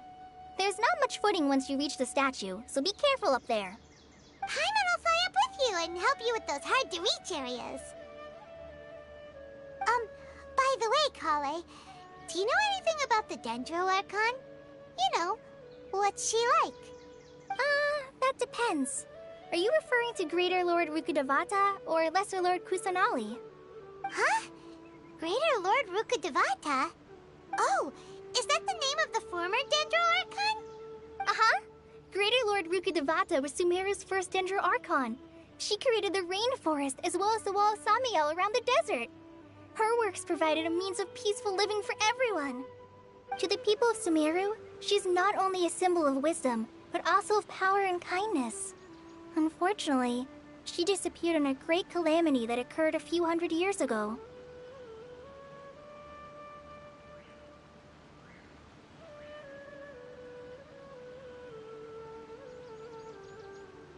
According to what Master has told me, the sages later found the newly born Dendro Archon and whisked her back to Sumeru. To celebrate the reinstatement of their lost deity, the sages dubbed her Lesser Lord Kusanali and let her reside in the sanctuary of Siristana. Uh-huh. Then what happened? Well, and then... I'm not too sure what happened, to be honest. Huh? You're not too sure? But aren't you from Sumeru? Yeah, I'm from Sumeru. But... Maybe it's difficult to discuss this topic with strangers. If that's the case, then don't worry, we understand. No, it's not that. I'm not trying to hide something from you. Besides, I don't consider you two strangers. Because you two know Amber, right? Wait, Amber? You mean...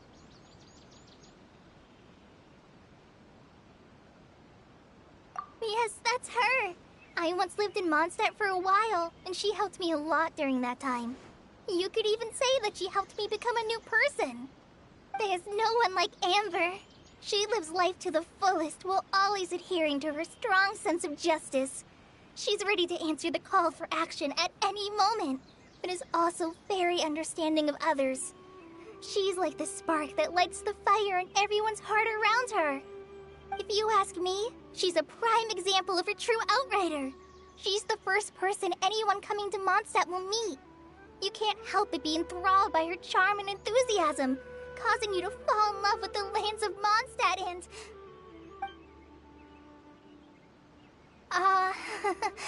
sorry.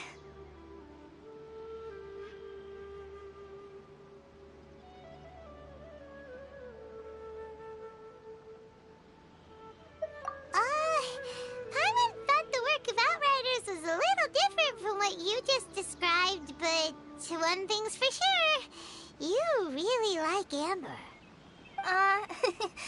Sorry. I was rambling on just now. It must have sounded kind of weird. It's alright, Kale. Knowing that you're a friend of Amber somehow makes Paimon suddenly feel a lot closer to you. So, how do you know that we've met Amber? Well, after I returned to Sumeru, Amber and I have stayed in touch by writing each other letters. In one letter, she mentioned that Mondstadt was attacked by a fearsome dragon, but the city was saved by a mysterious blonde traveler and their floating companion. I knew you two were the ones she mentioned in the letter the moment I saw you. But, considering everything you've been through that day, I thought it'd be inappropriate to bring it up. Ah, so that's how you knew. Yep, so please know that you two have my complete trust, really. I wish I could tell you more about the Dendro Archon, but I have been away from Sumeru for some time, and I haven't read any books. Sorry. That's alright. You've already helped us a lot. We had never even heard of Greater Lord Rukkhadevata or the Sanctuary of Surasthana until you mentioned them. Oh, I'm happy that was helpful. There is one thing I want to ask, though. Why do you two want to know about the Dendro Archon?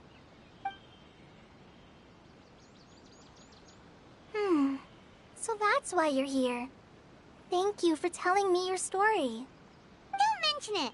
We are friends after all, right?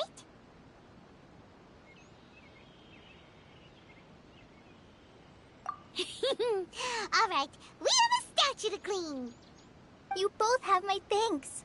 While you two are up there cleaning, I'll go ahead and inspect the forest canopy. Let's meet back here shortly.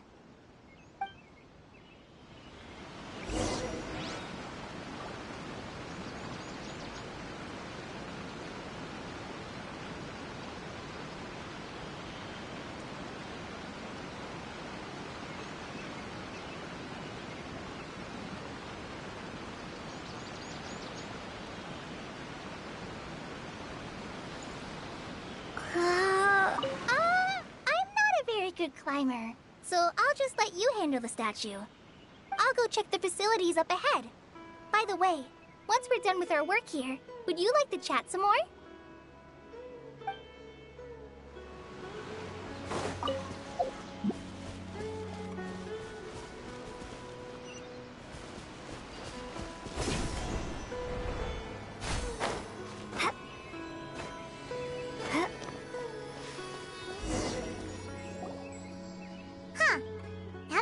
Looks at it, the deity that's carved on the statue is kinda small. Do you think she's supposed to be Greater Lord Rukkhadevata or Lesser Lord Kusanali?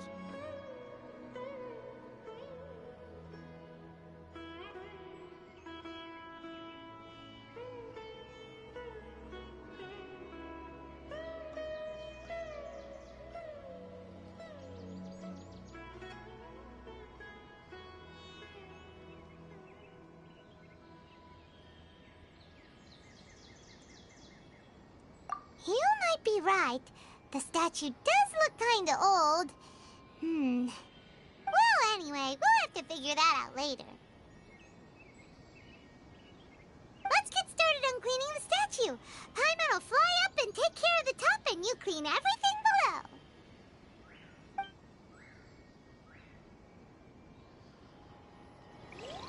Nice work! That's one clean statue. Let's head down and meet up with Kale.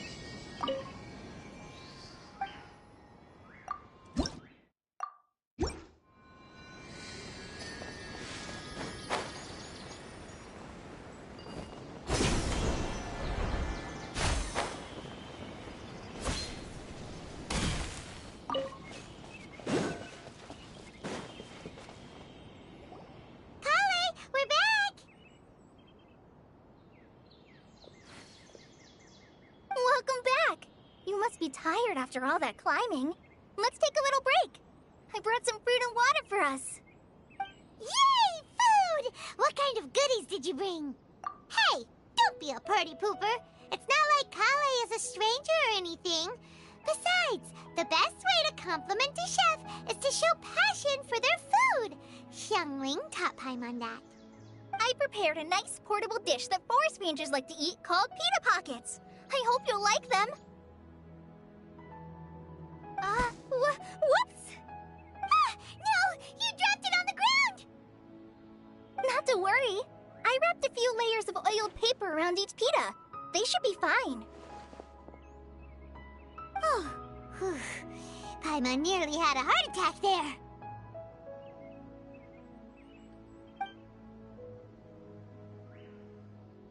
Those pitas are amazing! You're quite the cook, Kale. Thank goodness you wrapped them in paper. Paimon wouldn't have been able to sleep at night knowing something so tasty had been wasted. You really know how to compliment the chef, Paimon. Since you liked it so much, I'll be sure to give you a copy of the recipe sometime. I'll even include all my personal cooking pointers, so you'll be making your own pita pockets in no time. Yay! Thanks, Kale! It's hard to believe someone as diligent as you could have clumsy moments, too. Oh, I guess it happens from time to time. So, Kale, don't you think that Tighnari's a little too strict with you? He won't let you touch anything without his permission. Paimon knocks stuff over all the time flying around the Traveler, but she's never said anything. Everyone has their clumsy moments. No, you've got the wrong idea about Master.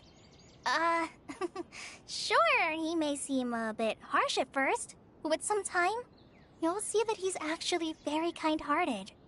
I've heard the veteran rangers say that Master is from some ancient and mysterious race that is known for their cunning wit and reclusive nature, but Master's actually very kind at heart. Oh, by the way, you've heard of the Academia, right? Well, there's a group called,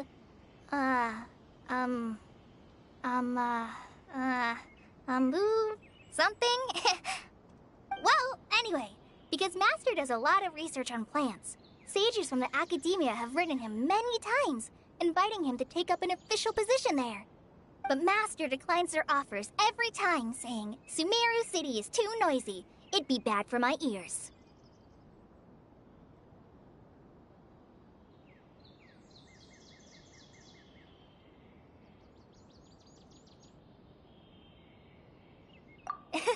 Seems you already know him well. Anyway, I'm sure the sages were not happy about his responses. Master could obviously have a bright future in the Academia, but he insists on sticking to the path of a forest watcher. Every day he helps the locals of the forest and passes on his extensive knowledge to trainees like me. In fact, Master's the one who taught me how to make pita pockets. Really? Paimon would have never guessed that. Oh, speaking of Tighnari, he was the one who took care of you after finding you passed out yesterday. He even carried you all the way here. Paimon's still kinda upset, though. He kept scolding Paimon the entire way here. Oh no, I'm sorry. Master might have been overreacting a little. But, it's mostly because Paimon wouldn't stop yelling, "Why, oh why? Is she going to die?" It probably started to get under Master's skin after a while. Hey! Don't laugh! Paimon was genuinely concerned about you.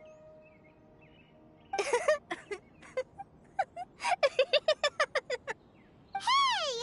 Now even Kale's starting to laugh. Ugh, that's it!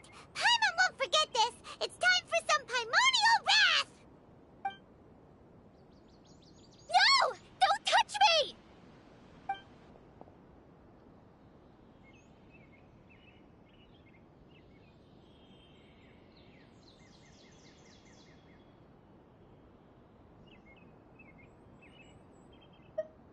Oh, sorry, Kale.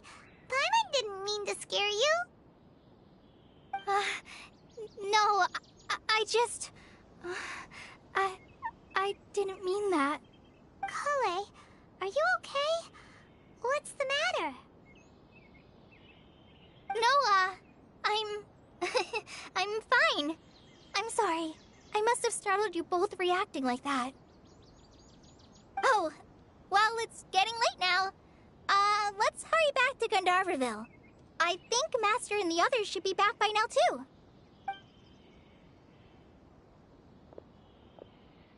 Huh?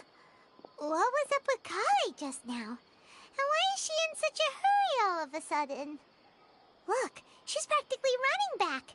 Paimon can't even see her now.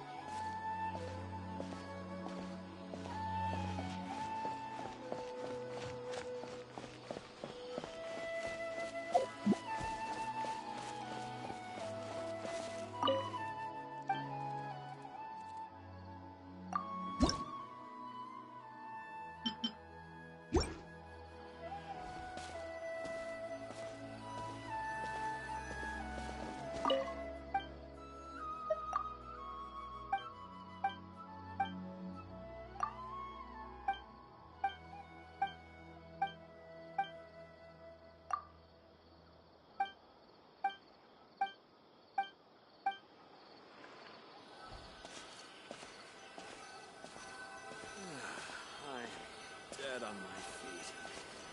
I think I'll stay here a while. Ah, Traveler. You've returned. Yep, we're back. Have you seen Kale by any chance? Oh, Kale? Yes. I saw her go into her room just a moment ago. Oh, okay. Guess we'll just have to wait and talk to her tomorrow then.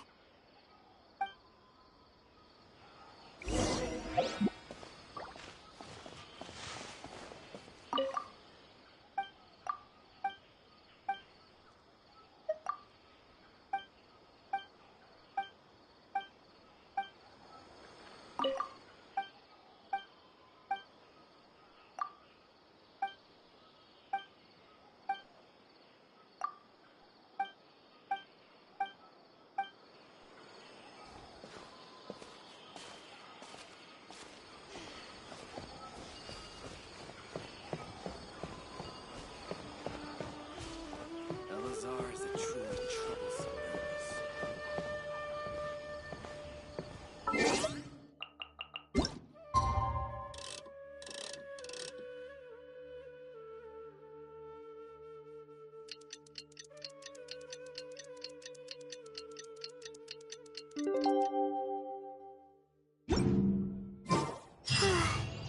Paimon was thinking all night about what happened with Kale.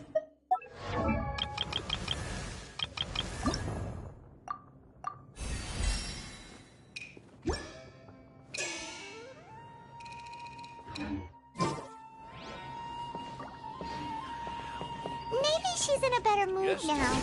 Let's go check on her.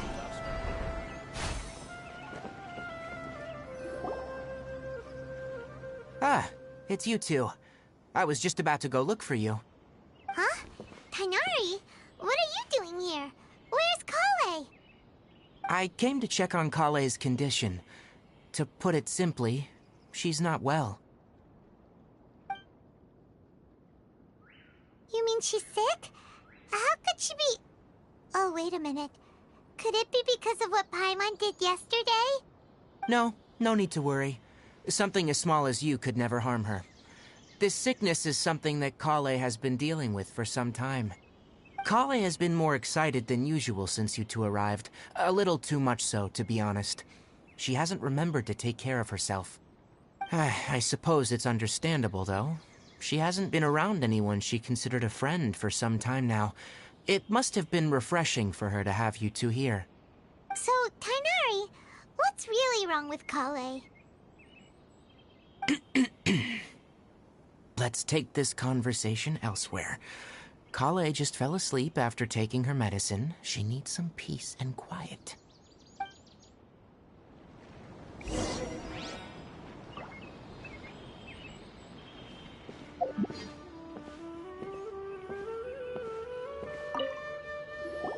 Shh! Kale's asleep. Let's come back once she's feeling better.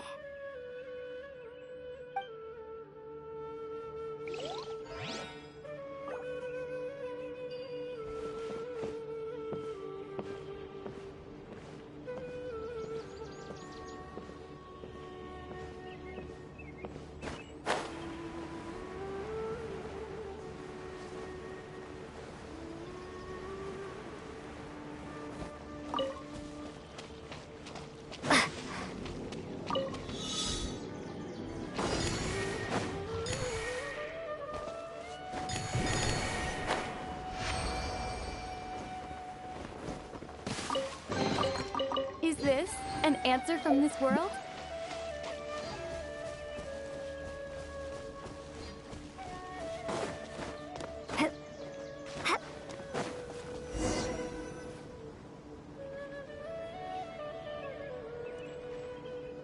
All right, let's continue our conversation here, shall we?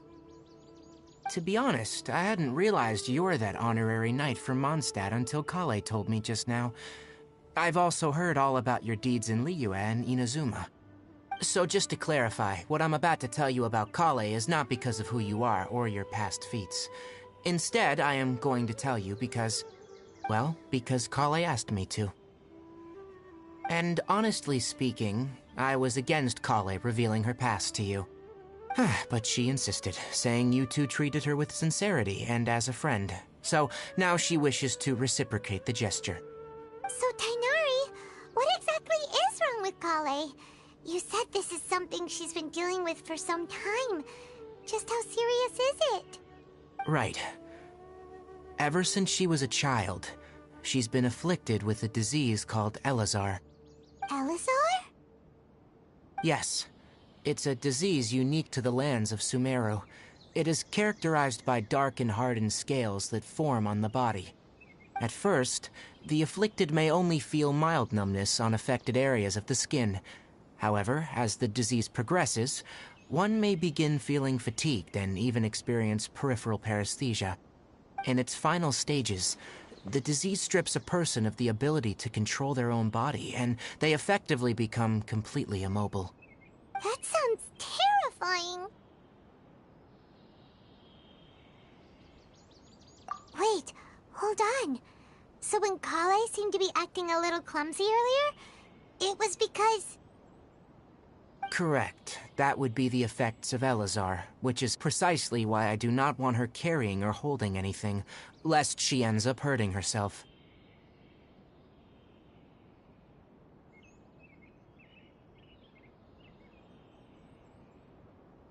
With appropriate treatment, the disease can be effectively controlled before it progresses to a more serious stage. However, there is unfortunately still no true cure for Elazar. Nevertheless, Kale's mother still hoped that there was something out there. She handed Kale over to an organization known as the Fatui after one of their members lied and said they had a cure. What? The Fatui? Ah, it appears you already are familiar with them. That'll save me some explanation. Anyway, the person who eventually rescued Kale and brought her to me for care said that she had been given to a harbinger known as the Doctor. I have no idea how this doctor managed to do it, but her case of Elazar was completely stable for all the years that Kale was with them. However, Kale's days with the Fatui were anything but pleasant. Kale is a resilient individual and always tries to appear cheerful, but her experience with the Fatui has left deep scars. Even now, she can still feel deathly afraid of someone touching her. Oh, Paimon had no idea Kale's been through so much suffering.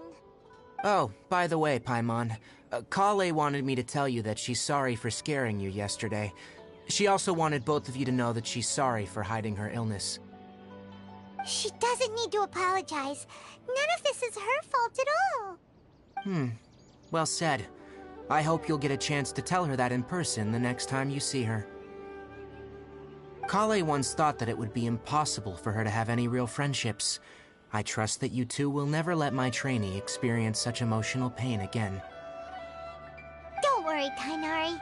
We'll take good care of her.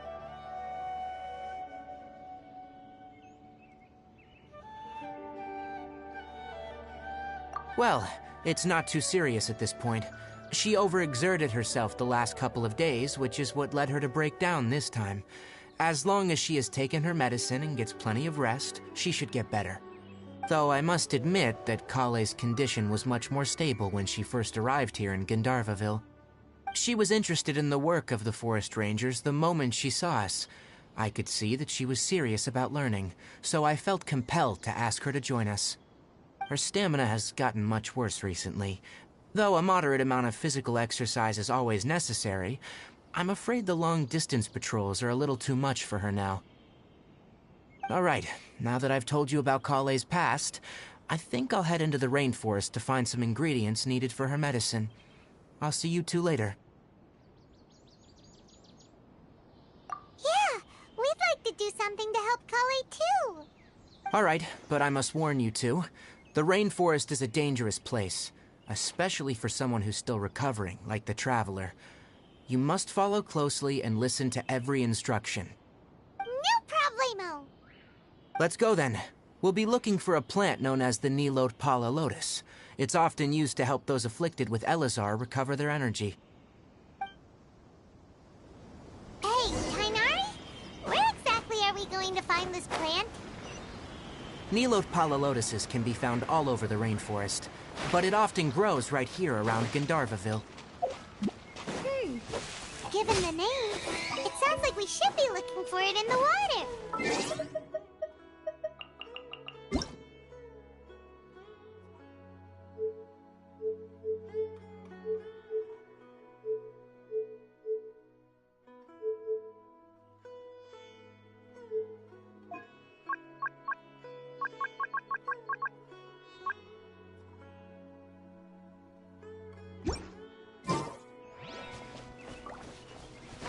You are correct. The Nilot Pala Lotus grows in the water. When fully matured, they look like giant blue flowers floating on the water's surface. Quite an attractive species, if you ask me. The large petals are actually the plant's leaves and sepals, which surround a very small flower. You should note that many of the plants found in Sumeru have names that are contrary to their species. Take the Calpulata, for example. The plant is not a lotus at all, but rather a vine. And then there's the Sumeru rose, which is not a rose, and is completely contrary to its name. Oh, huh. Okay then.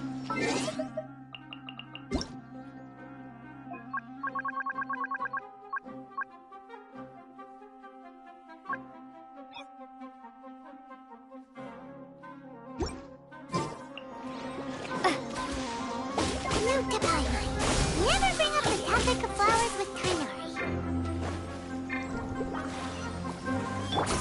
My apologies. Yeah! Ha!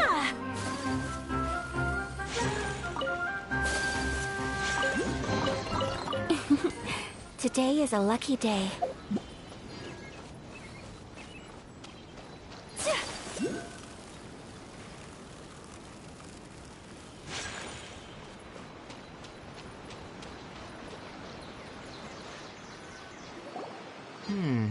There should be Nilot Pala Lotuses growing somewhere in this area.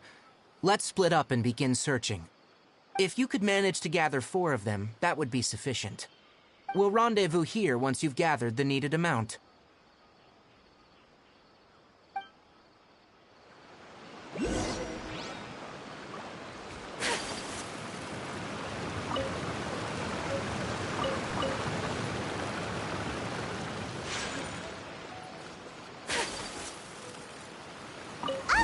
We've gathered enough Nilot Pala Lotuses. Let's head back to meet Tainari.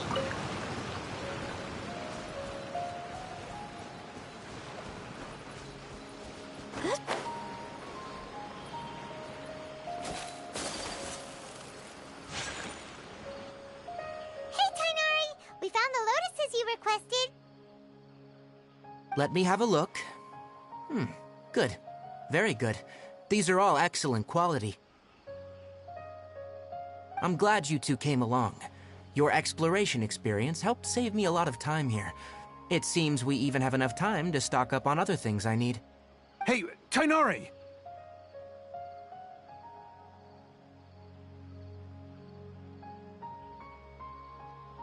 Oh, Tainari! Someone's calling your name! They're dressed like a forest ranger. Ah, yes, that's Amir and the others. But didn't they just set off not too long ago? What are they doing back so early? Let's go find out what's going on.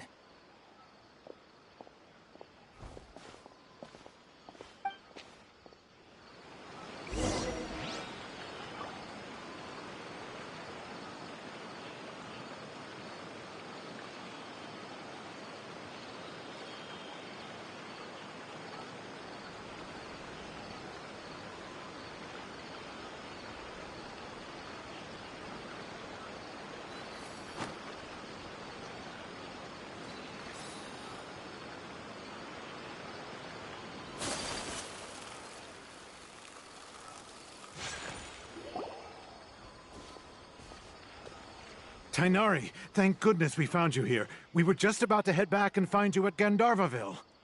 What's going on? We just discovered a withering zone. The withering is back? But the patrol route you were on should have been already cleared just a week ago. It reappeared so quickly. Can you tell me the exact location? It's up ahead, deep in the river valley. It's appeared in a spot that blocks nearly the entire narrow part of the valley area, so we decided to come find you as quickly as possible. And the radius of the contamination? Sorry, I couldn't get a clear enough view to tell. No one in our patrol team had a vision, and it appeared to still be spreading, so we didn't risk getting any closer. Okay, I understand. You made the right decision. I'll go deal with it right away. In the meantime, please guide these two back to Gandharvaville.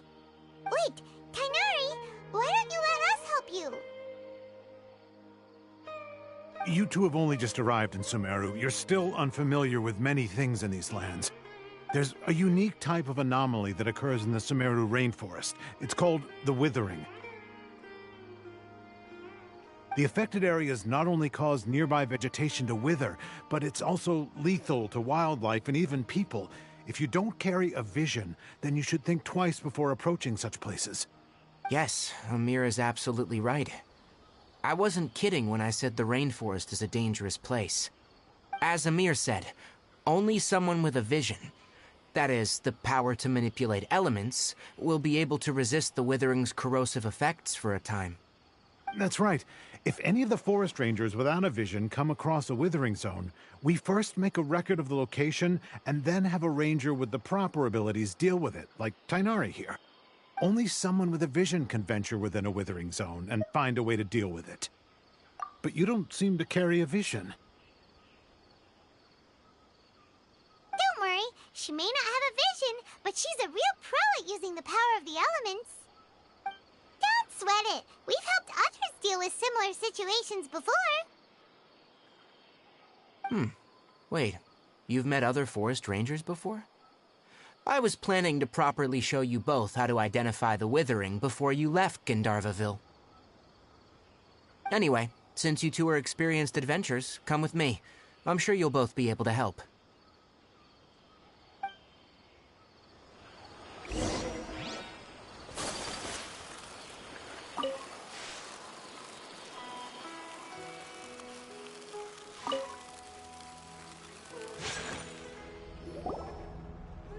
Hey, look! That gloomy area over there looks like a withering zone. Even though Paimon's seen one before, it's still kinda scary. All right, Traveler. We're about to enter the withering zone. Since you already have experience dealing with these things, you should already know what to do. But please remember, don't push yourself. If at any point it becomes too much, return outside the zone and take a breather. It could become a matter of life and death. You ready then? Let's go.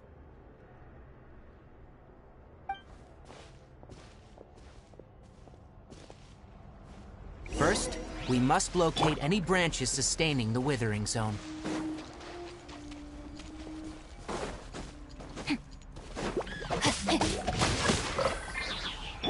Scatter! Take flight!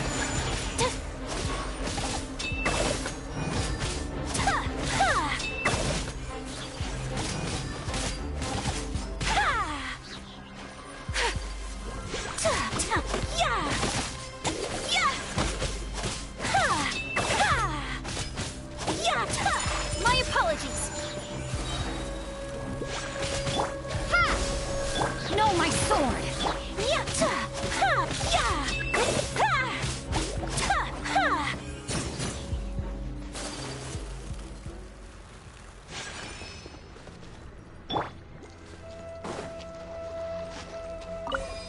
Time to act.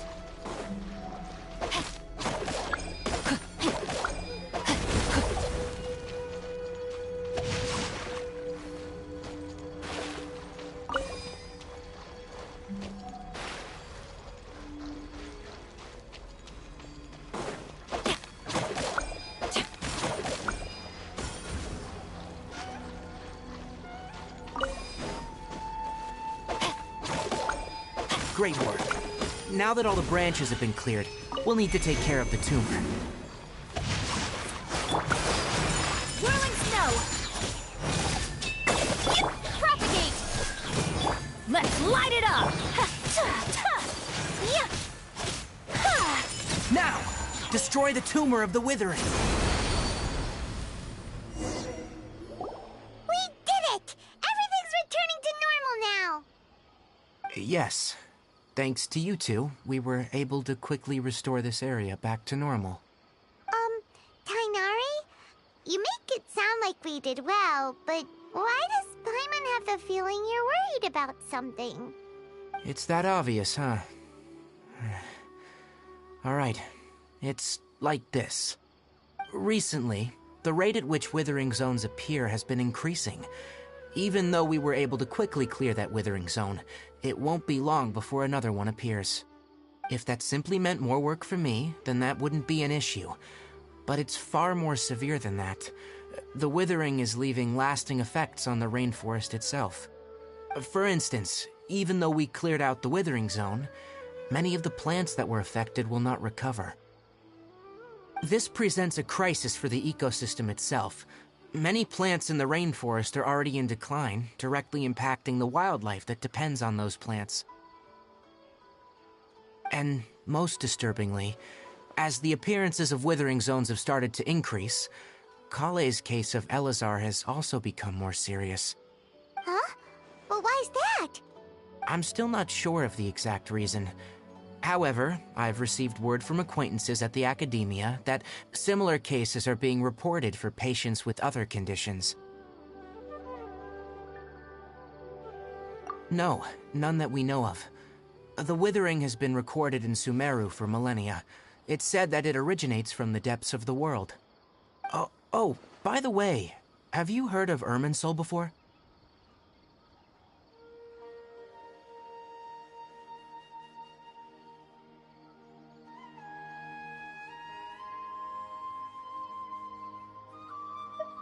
Irminsul is a tree located deep beneath the surface. Although it isn't like any tree we know in a biological sense, you can basically think of it as a large tree that grows downwards rather than upwards. I'm sure you've heard of ley lines, right? They're like the roots of Irminsul, spreading and extending from a massive cavern deep underground all the way up to the surface.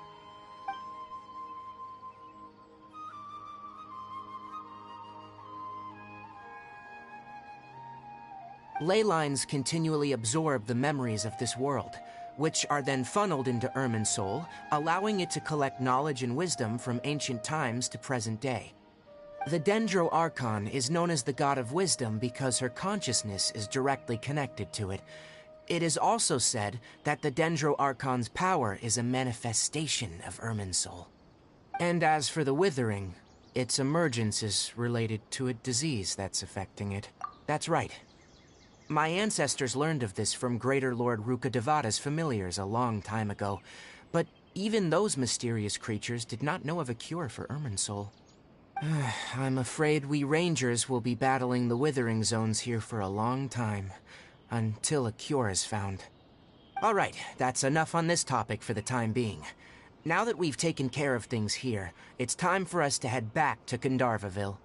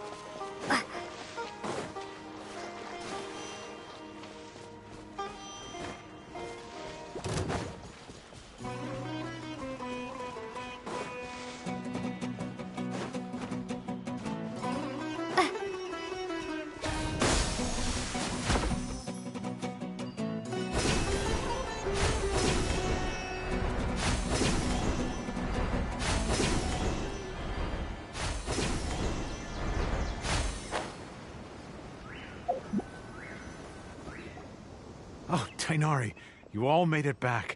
How did it go? The withering zone you reported has been taken care of. No need to worry. Huh? Wait, is that? Oh no, Hypatia!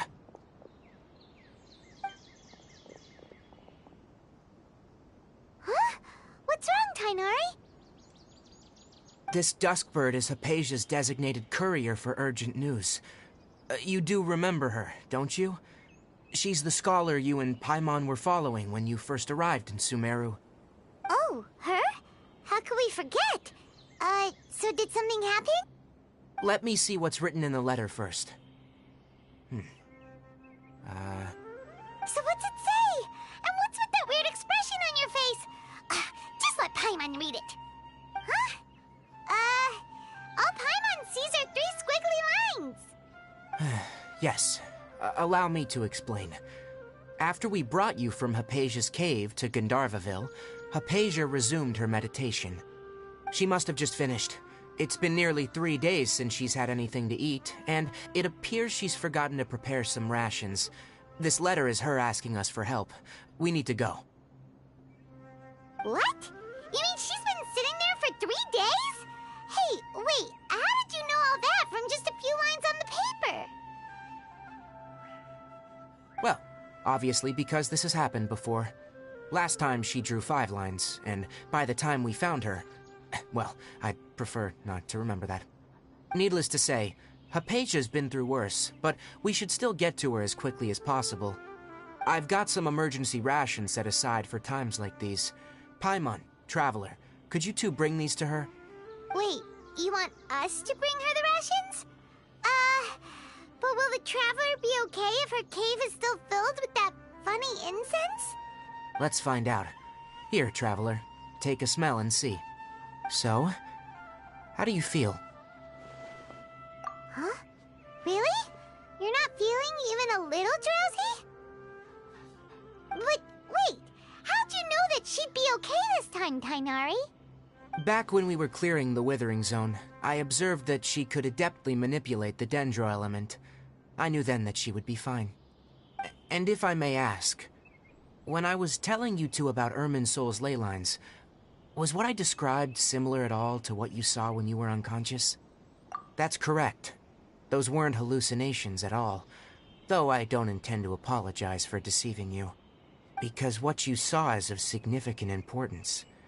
Not just for the nation of Sumeru, but the entire world of Teyvat. My forefathers were shown much favor by Greater Lord Rukkhadevata. We took an oath to protect this nation together with her. Now that that duty has fallen to me, it was a part of my responsibilities to ascertain whether you could be entrusted with the fate of Sumeru. Now, after seeing you in action with my own eyes, you have earned my confidence, and I no longer feel the need to hide any secrets from you.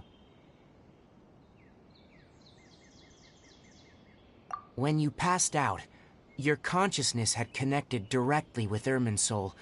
What you witnessed were actually real memories contained within Irminsul itself. I could try to tell you more, but it would be better if you went to ask Hypatia instead. Her focus on meditation and use of Spirit Borneal are aimed at establishing a connection with Irminsul, just as you did. That sounds nice and all, but will she really help us? Seriously, she completely ignored us the last time we tried talking to her. That was because when you ran into her, she was in a special phase of her training. During that time, she must avoid communicating with others. Please, wait here for a moment.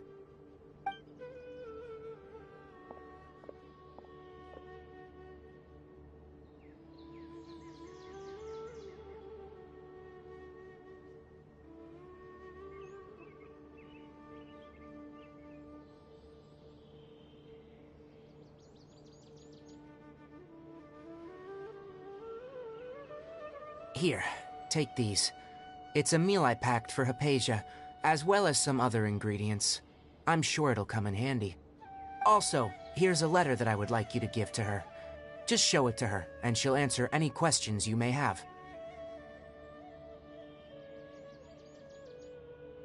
No, I should be the one thanking you. You've both been a great help these last few days.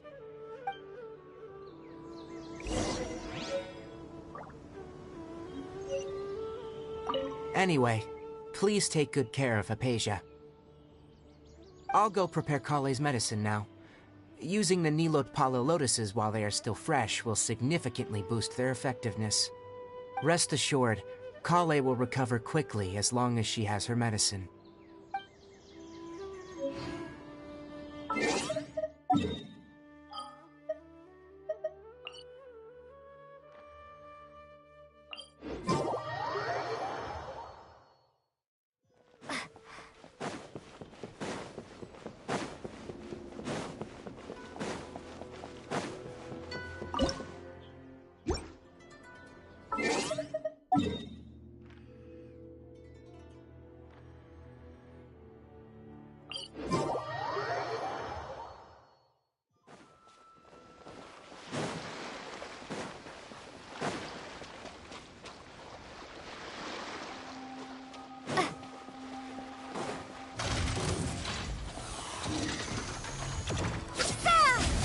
Rain outlines your fate. Sakura Swirl! My apologies.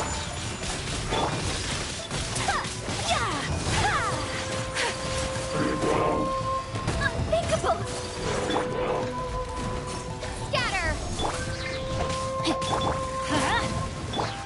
Take flight!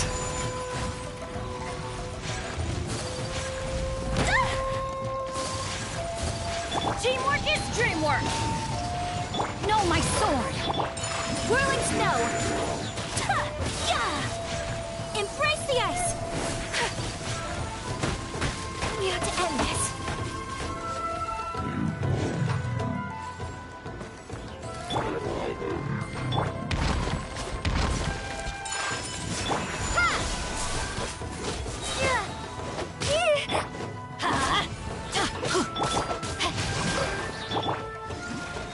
My apologies.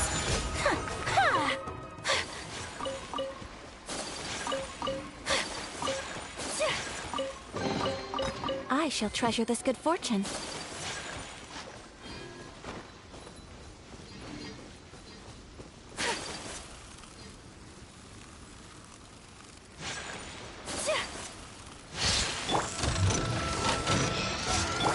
Spring forth!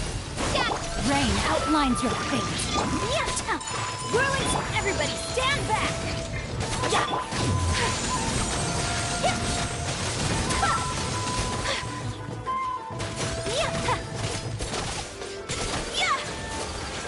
Take flight! Kamisato art! Sumetsu!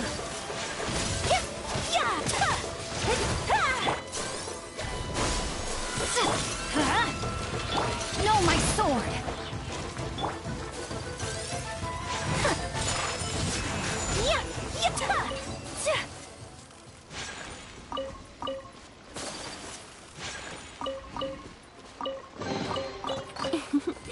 Today is a lucky day.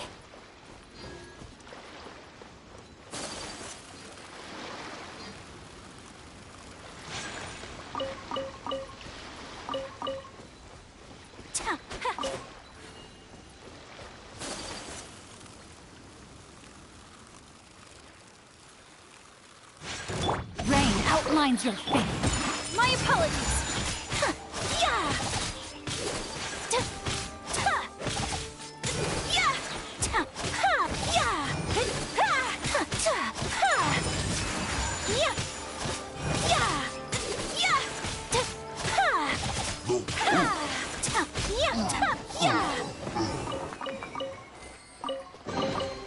I shall treasure this good fortune.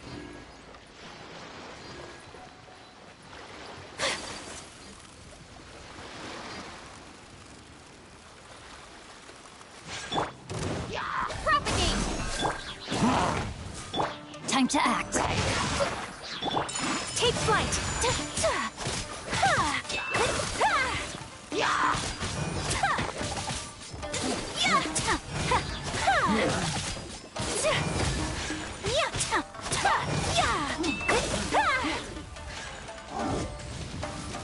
Whirling snow! snow!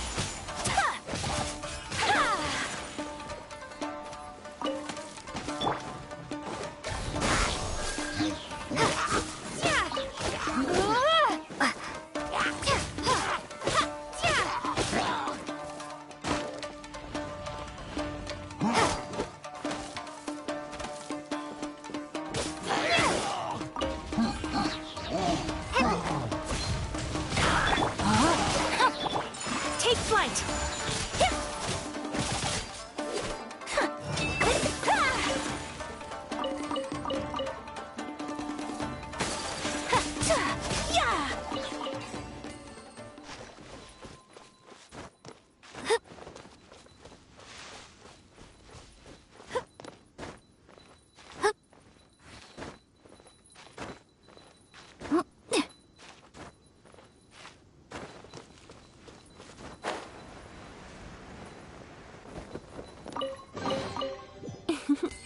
Today is a lucky day.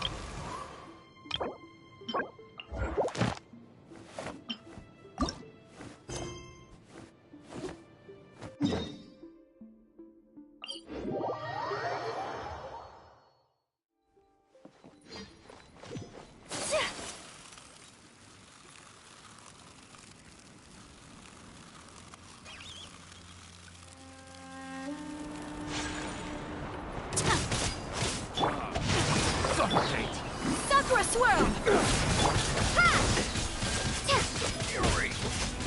That's gonna hurt in the morning. Done. Whirling snow! Unthinkable! Yeah!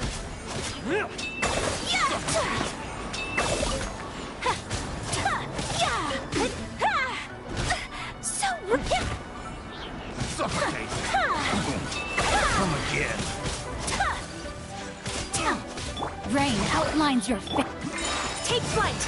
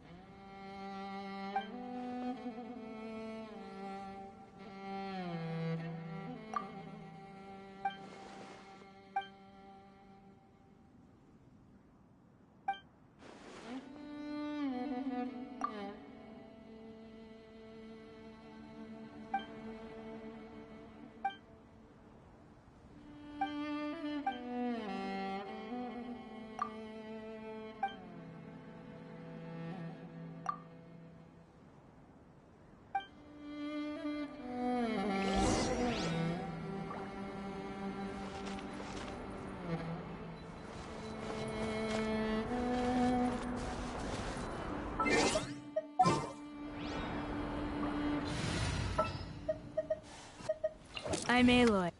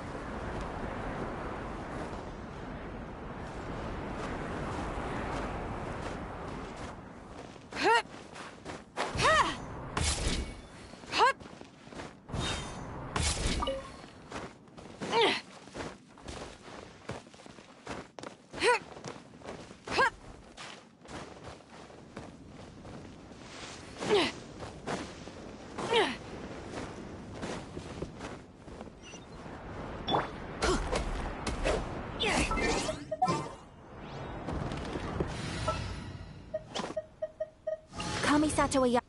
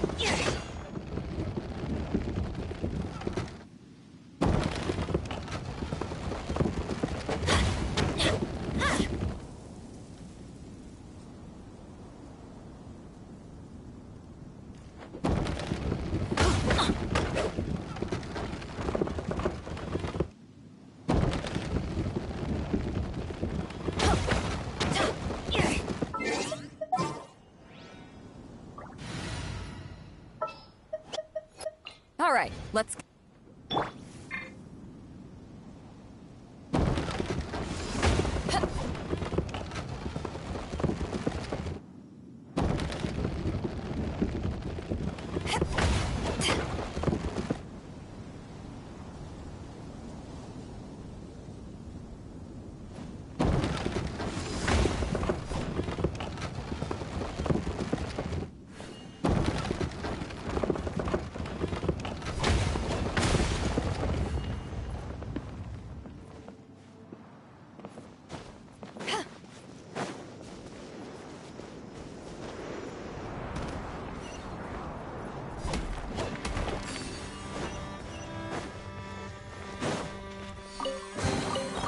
Where have you been hiding?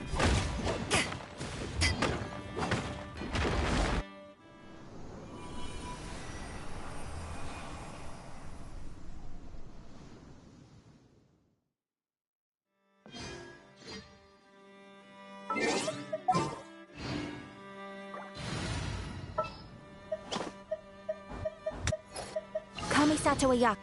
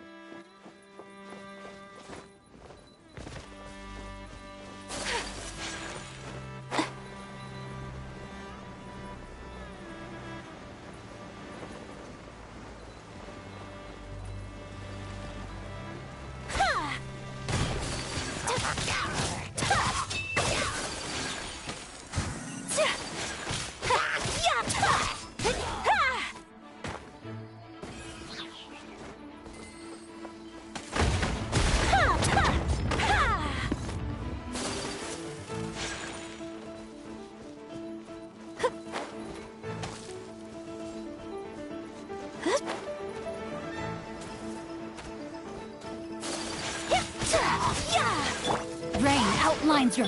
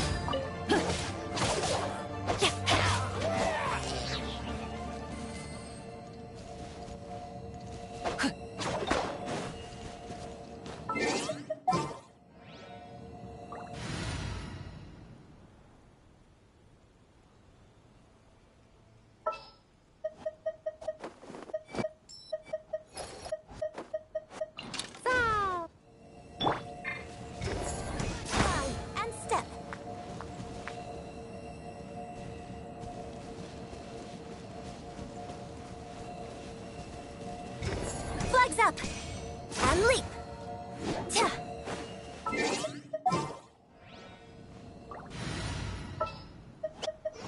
I await your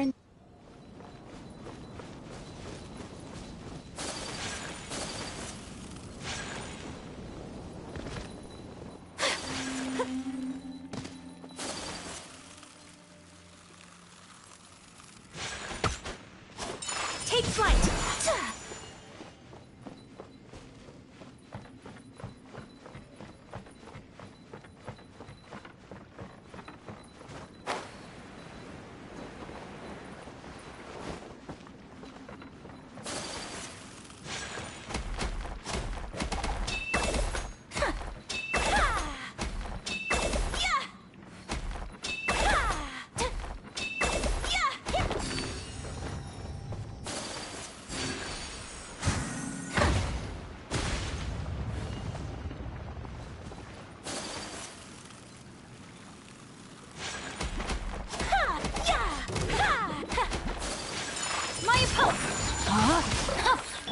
Kamisato art!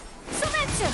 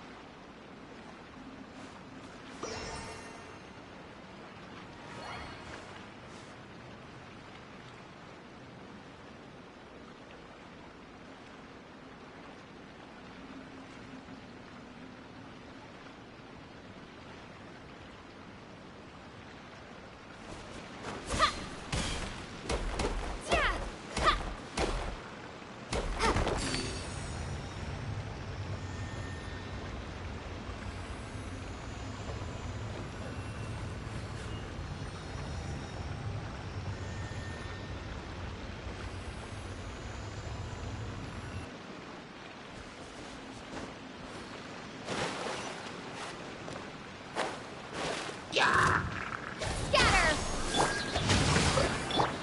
Take flight! Yeah! Yeah!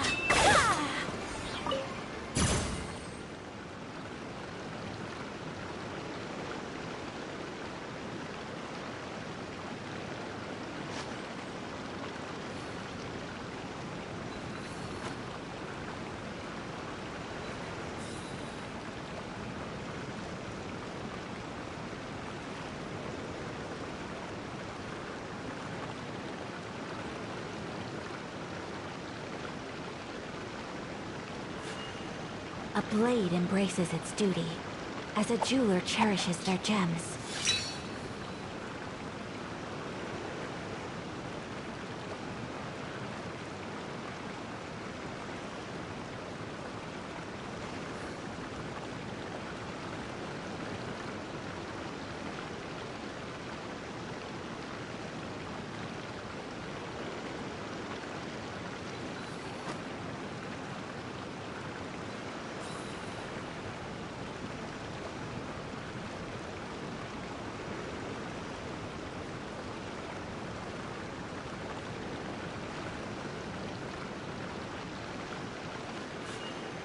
A blade embraces its duty, as a jeweler cherishes their gems.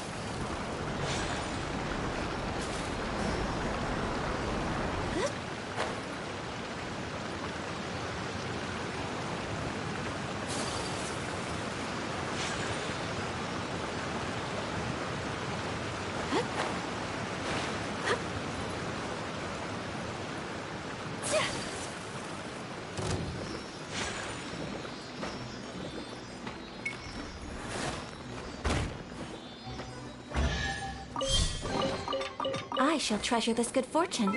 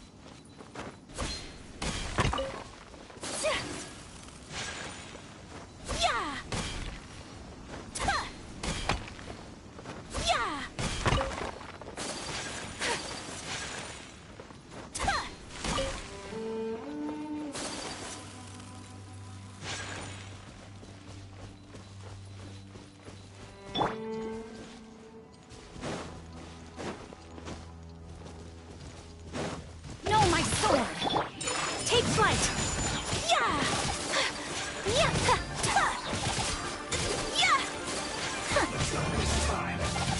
Let's end this quickly. Propagate!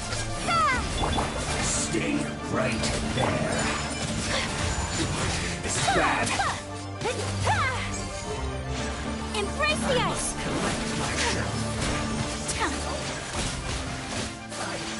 Whirling snow!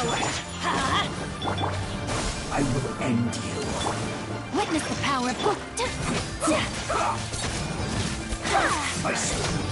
Take flight!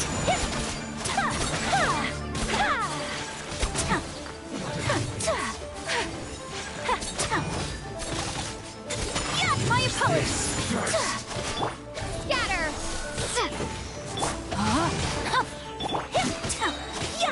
Sakura swirl! Terminate! Take flight!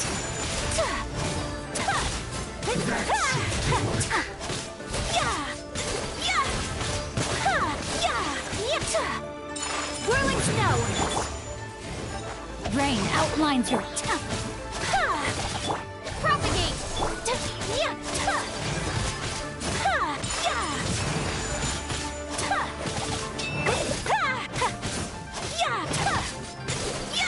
Scatter!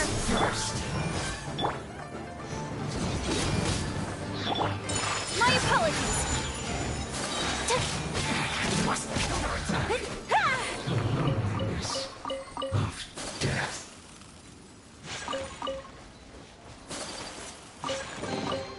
Collecting rare and exquisite treasures.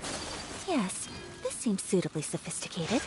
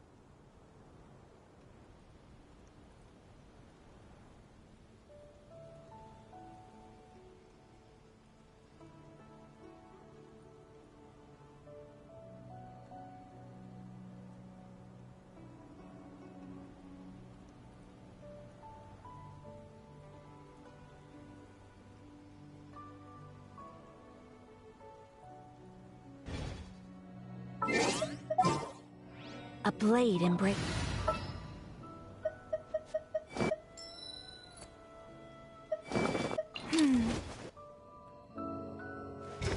Black fly! And step!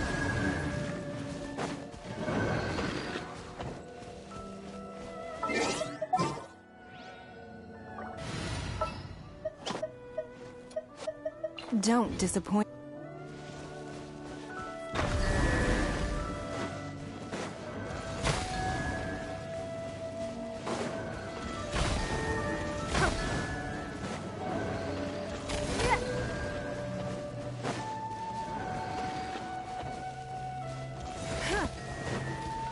Don't waste my time. We can't have treasure unaccounted for. Kamisato Ayaka.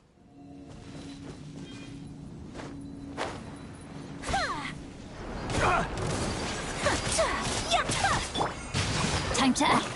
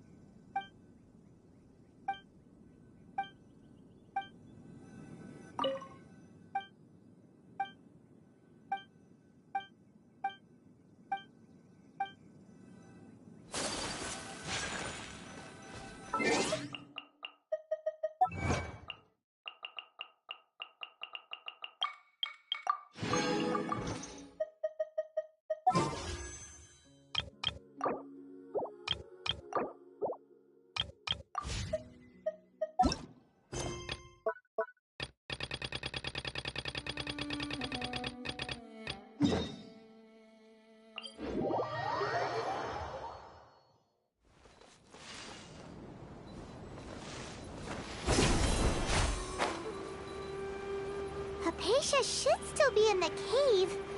Let's go inside and see how she's doing.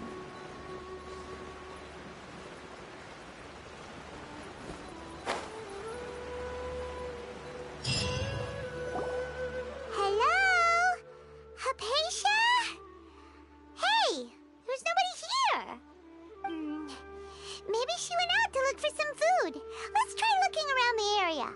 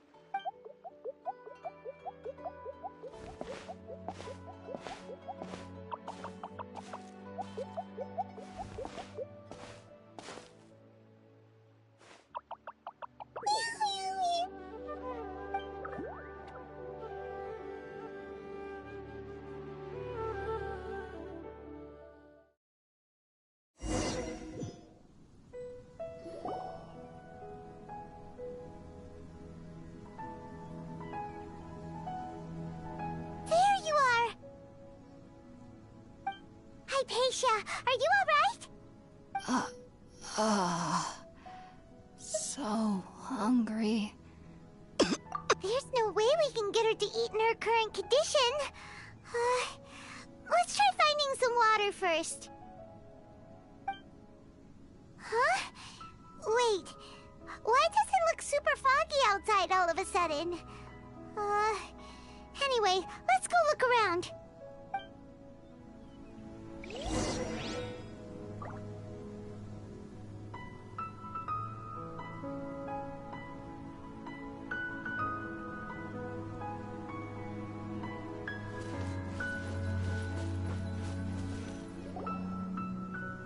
Huh?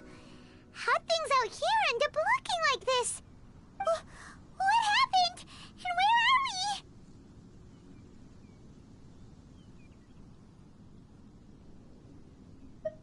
Really? Oh, maybe you're right. Let's go investigate the area.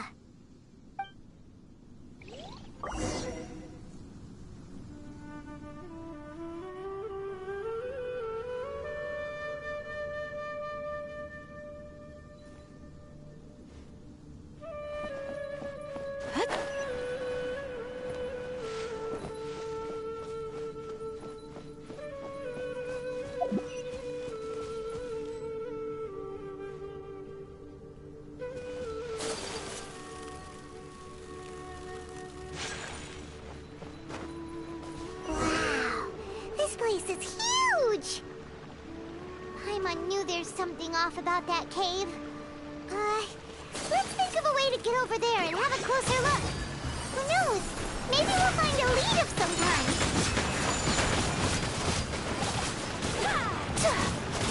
Rain outlines your...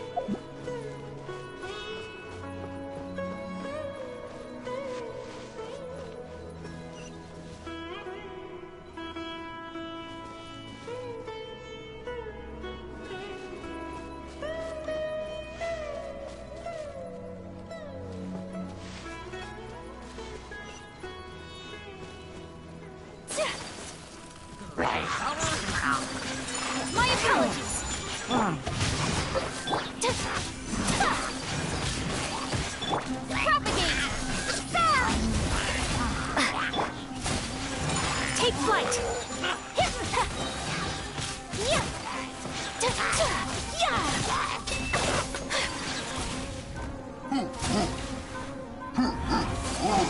Whirling...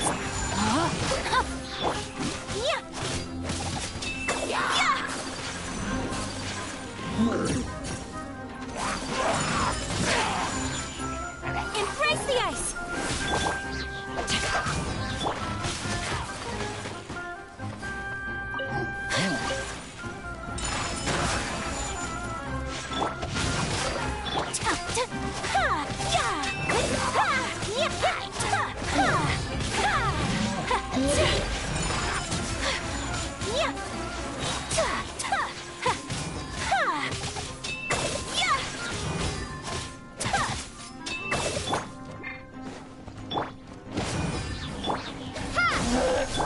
Rain outlines your...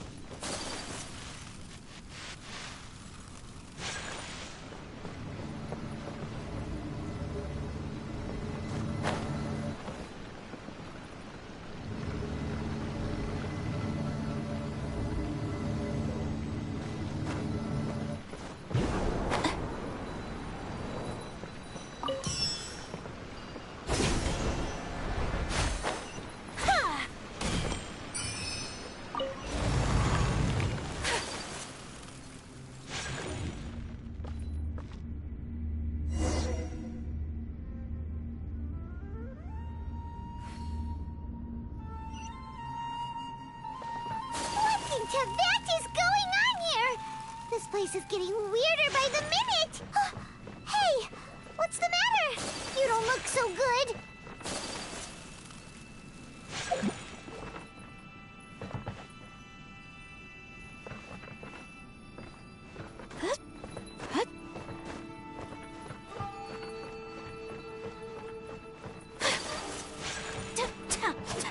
Take flight!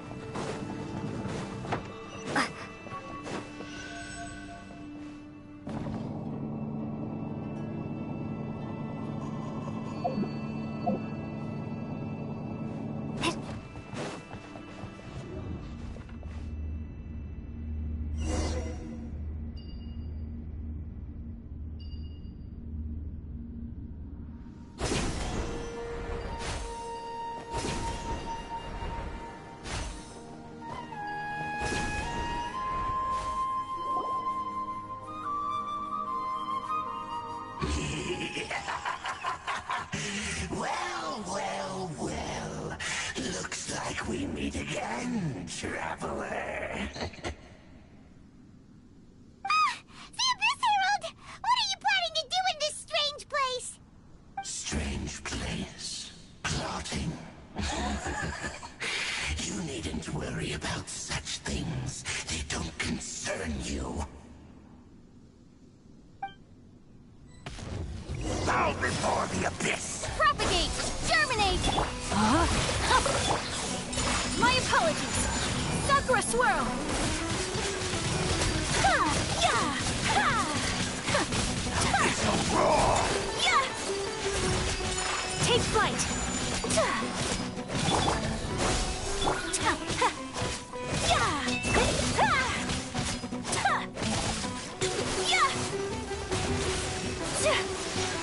Teamwork is dreamwork! Let's look. Rain outlines your fate.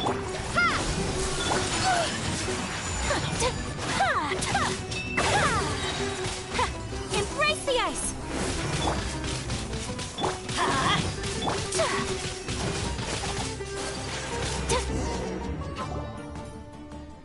Huh? Why can't we beat this guy? Oh, Paimon doesn't get it! We faced others like him before! What's wrong this time? Traveler, though you may have managed to avert countless crises before, your good fortune was bound to end sooner or later. It's time you realize how weak and powerless you really are.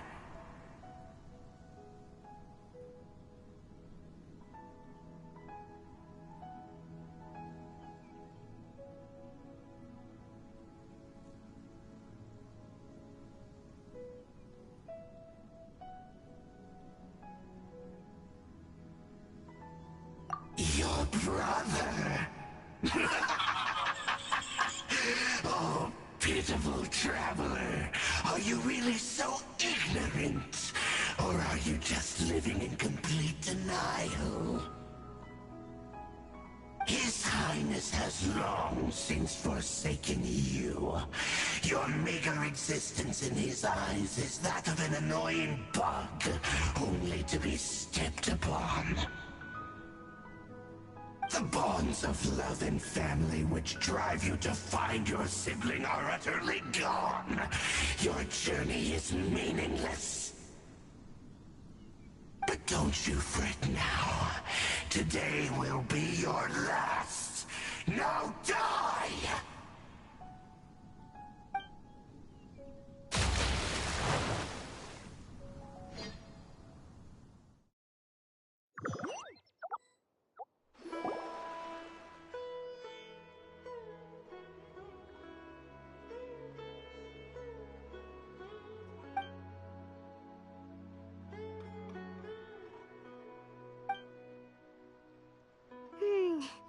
What do we do?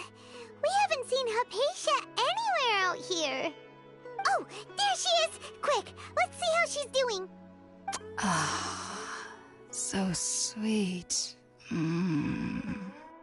Well, the good news is that she's still conscious. Hey, why'd you drop her food on the floor like that?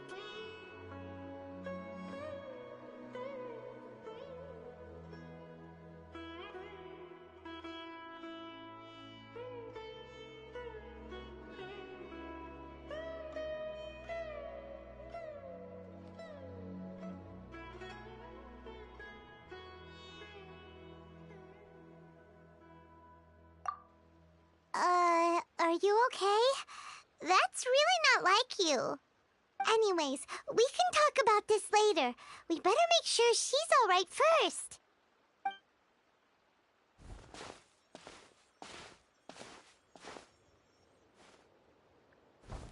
Whoa, wait a sec. Look at all this fruit lying around her. We can put that to good use.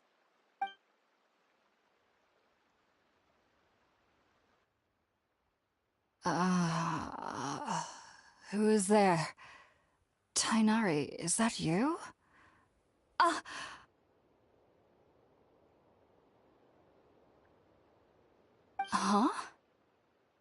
It's okay. You can relax, Hypatia. Tighnari sent us here to bring you some food and water. Here, we have a letter that he asked us to give you.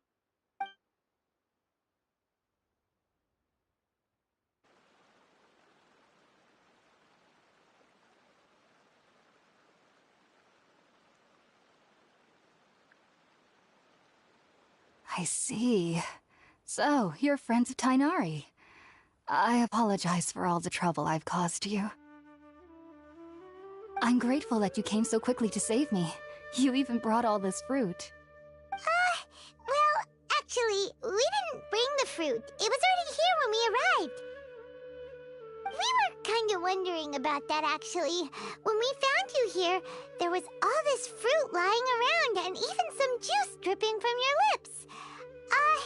How did you end up like this anyway? Oh, really? I seem to understand now. All the fruit was likely from my, neighbor. Must have come by and saw me like this. Your neighbor? You mean there's someone else living nearby?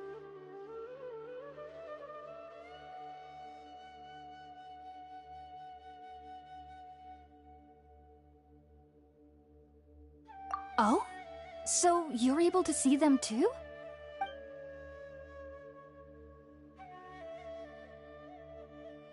Wait, hold on a second, Traveler. You say that before we arrived, you saw some mysterious creature and suddenly had a strange dream? Isn't that a little too crazy to believe? No, I actually do believe what the Traveler is saying. I myself had a similar experience once before and ended up scaring my timid little neighbor here. You needn't worry. They mean you no harm. They only dragged you into the dream because they hoped to buy themselves a little time in order to scurry away. So, Hypatia, just what kind of creature is your neighbor exactly? I'm not sure what it's called, to be honest. But I do know that they have some sort of deeper connection with the Dendro Archon. I know this because the first time I saw them was also the exact day my consciousness was able to form a connection with Irminsul. Even after I opened my eyes and stopped meditating, my heart was still pounding, and my mind was racing with all the knowledge that I had touched. And at that very moment, I suddenly noticed a small figure at the opening of the cave. In my curiosity, I began to walk over to the creature. They must have already been used to me living in the cave, because they didn't seem to mind me approaching them. They just kept doing whatever they were up to. It wasn't until I crouched down next to them that they suddenly realized that I could see them. Oh! And then? And then I had a dream. By the time I came to, they were nowhere to be seen. I was convinced they'd never show up again. But sure enough, I saw them nearby a few days later. And they weren't alone. I feel like they aren't as afraid of me as the first time I approached them. But I never would have expected them to save me. Yes, no doubt about that. By the way, Tighnari mentioned in his letter that you had questions for me regarding Irminsul.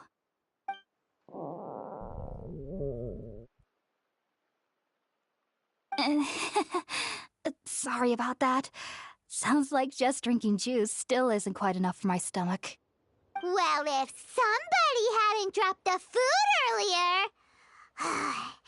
Anyway, looks like we'll need to prepare something ourselves. Besides, Paimon's getting hungry too. Let's eat first and talk about Irminsul later. Alright, we're up, Traveler. Today's menu will feature sweet madame and a radish veggie soup. You'll love them, Hypatia. They're our specialties after all. Sounds good. I've never tried any dishes from other nations before. I certainly look forward to it. It's been so long since I've had a decent meal, too. To be honest, the last time had to be when Tighnari came to visit.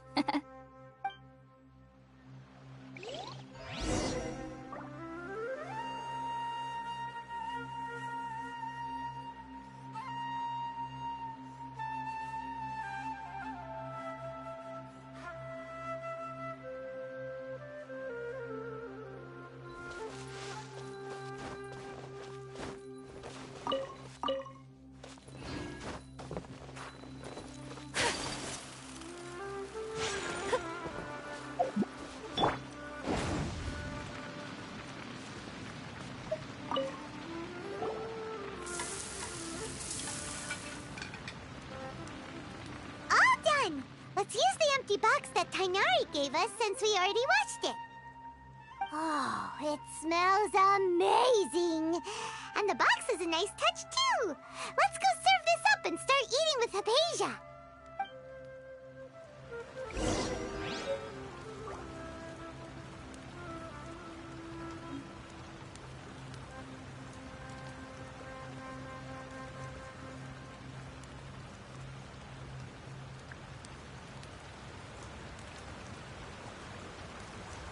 Oh, ow! Where did that come from?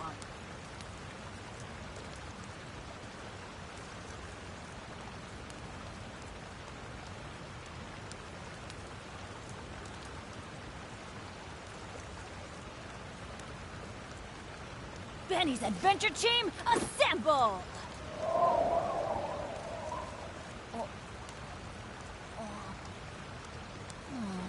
Or not.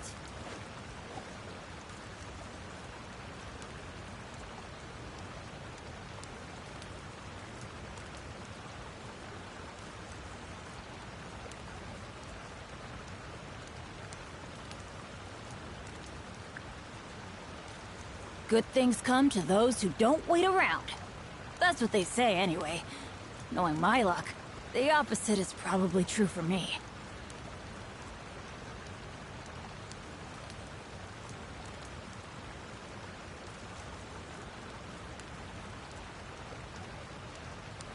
Benny's Adventure Team, assemble!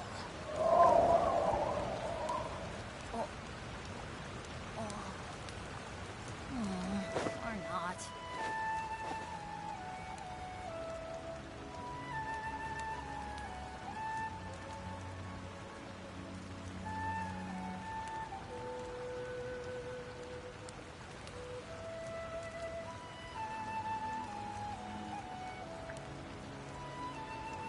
Let's go find some treasure.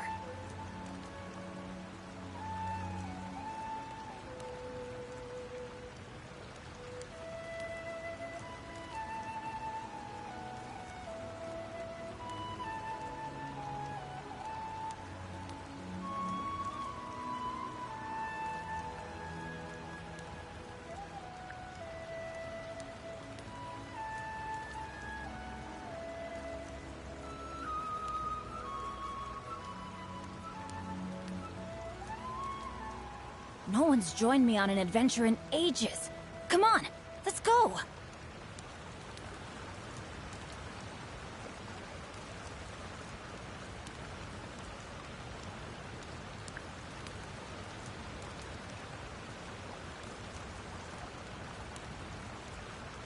Benny's Adventure Team, assemble!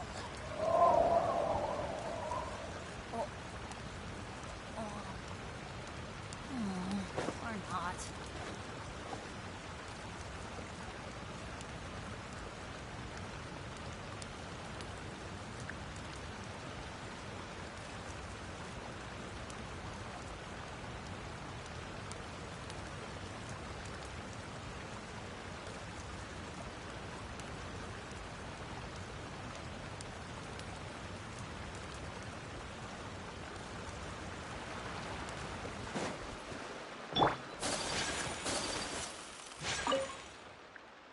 Are you already finished cooking? Mmm, smells delectable. I'm truly thankful whenever I can enjoy a proper meal like this. Cooking really isn't my forte.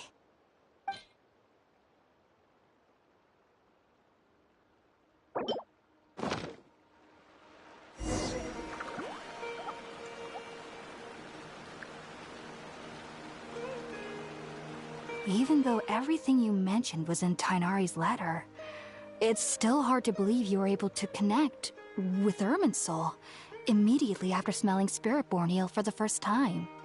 It took me nearly 3 years before I could do so. And everyone at the Academia even lauded me as a genius. You should know that some researchers spent their entire lives without ever successfully connecting with Irminsul as you have. So why does this incense allow people to connect to Irminsul? The ingredients used to make Spiritborn ale primarily consist of plants created by Greater Lord Rukkhadevata. These special ingredients are conducive to heightening our senses to the Dendro Archon's power.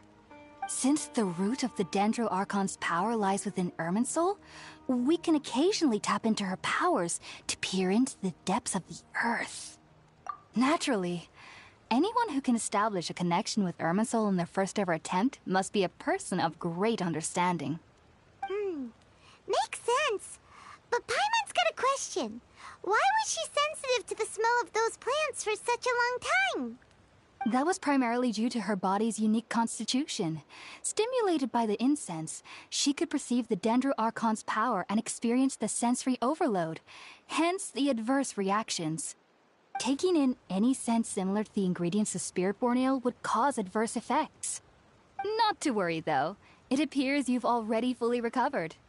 Technically, your body should still be sensitive to the powers of the Dendro Archon, but unless you're using intentional meditation techniques, the scent of Spiritborn Ale should no longer trigger such reactions. Whew. Well, that's a relief. I must admit, I am quite envious of your abilities. Even if it meant suffering from pounding headaches for the rest of my life, I'd consider it worthwhile so long as I could connect with Irminsul at will.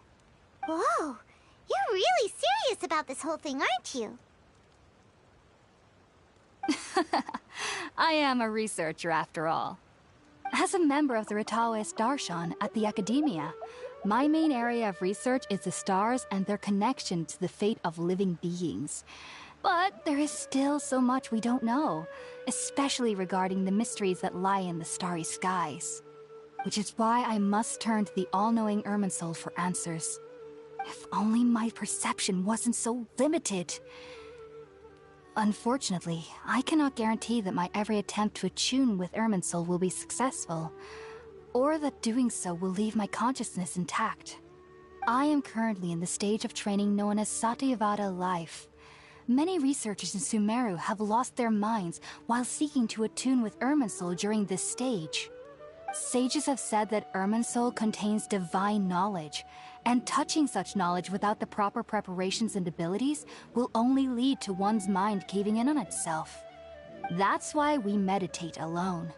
We need to ensure that our minds will be calm while minimizing the possibility of involving anyone else. Whoa, so knowledge from Irminsul can be super dangerous. Don't you ever feel afraid of the risk, Hypatia? Of course I do.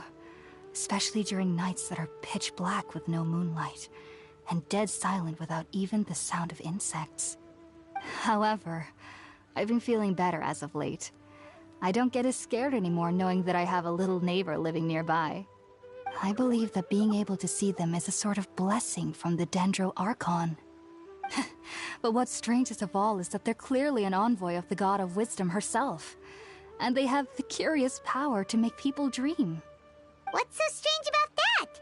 It doesn't sound so out of place for a divine being, does it? Well, it's strange because nearly nobody in Sumeru can ever dream.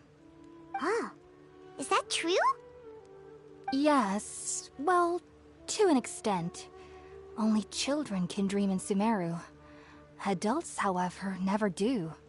The sages say that wisdom implies rationality, but that which occurs in dreams is often neither rational nor logical.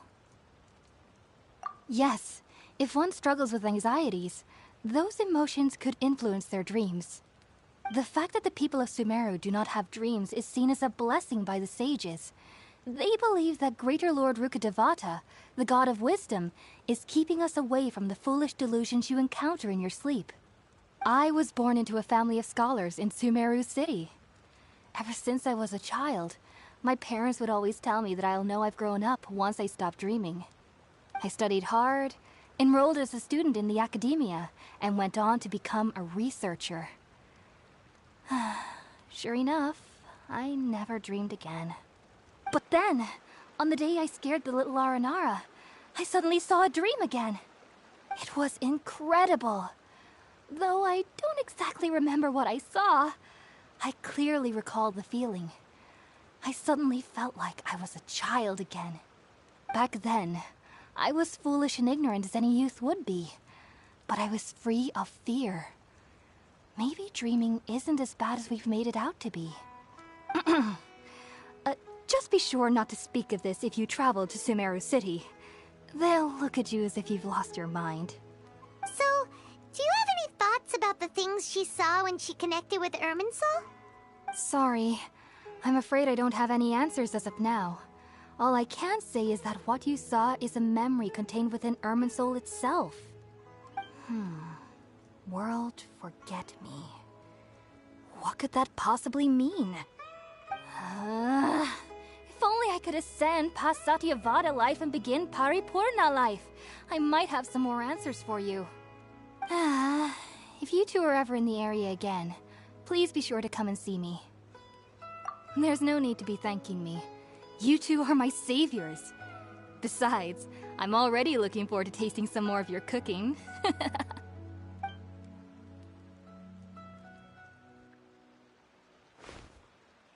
that we know Hypatia is alright and had the chance to ask her some questions, Paimon thinks it's about time to head back to Gandharvaville.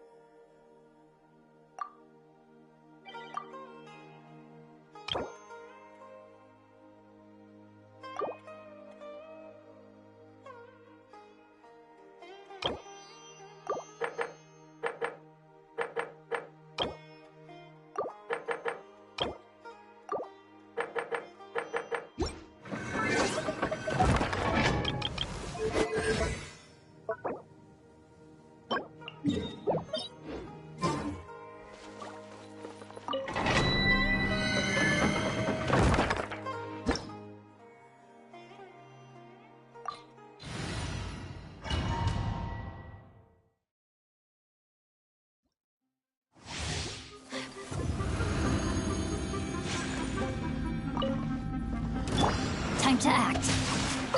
Let me weave you up. Whirling snow! Yeah! Scatter! Yeah! Yeah!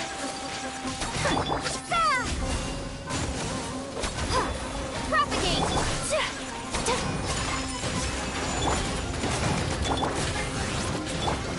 No, my sword!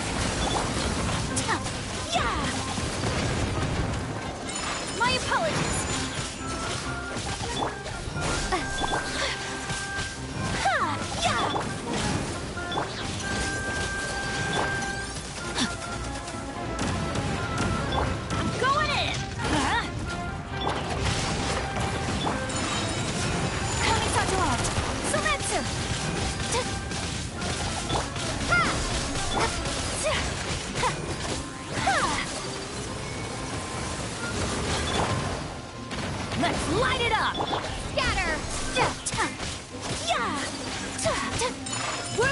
Yeah,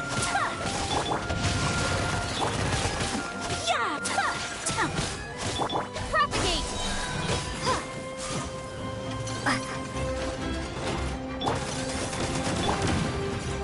Get out of here. Spring forth. Ring cutter.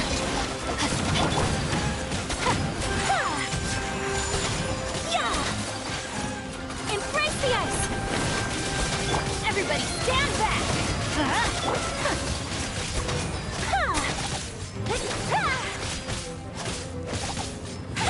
Take flight. Rain outlines your...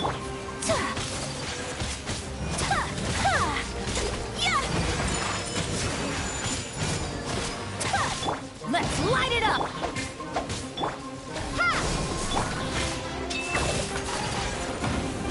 My apologies. Scatter. No, my sword. Sakura swirl. Whirling snow.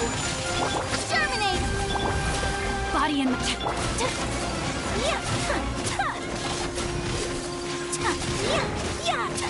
take flight. Teamwork is dreamwork.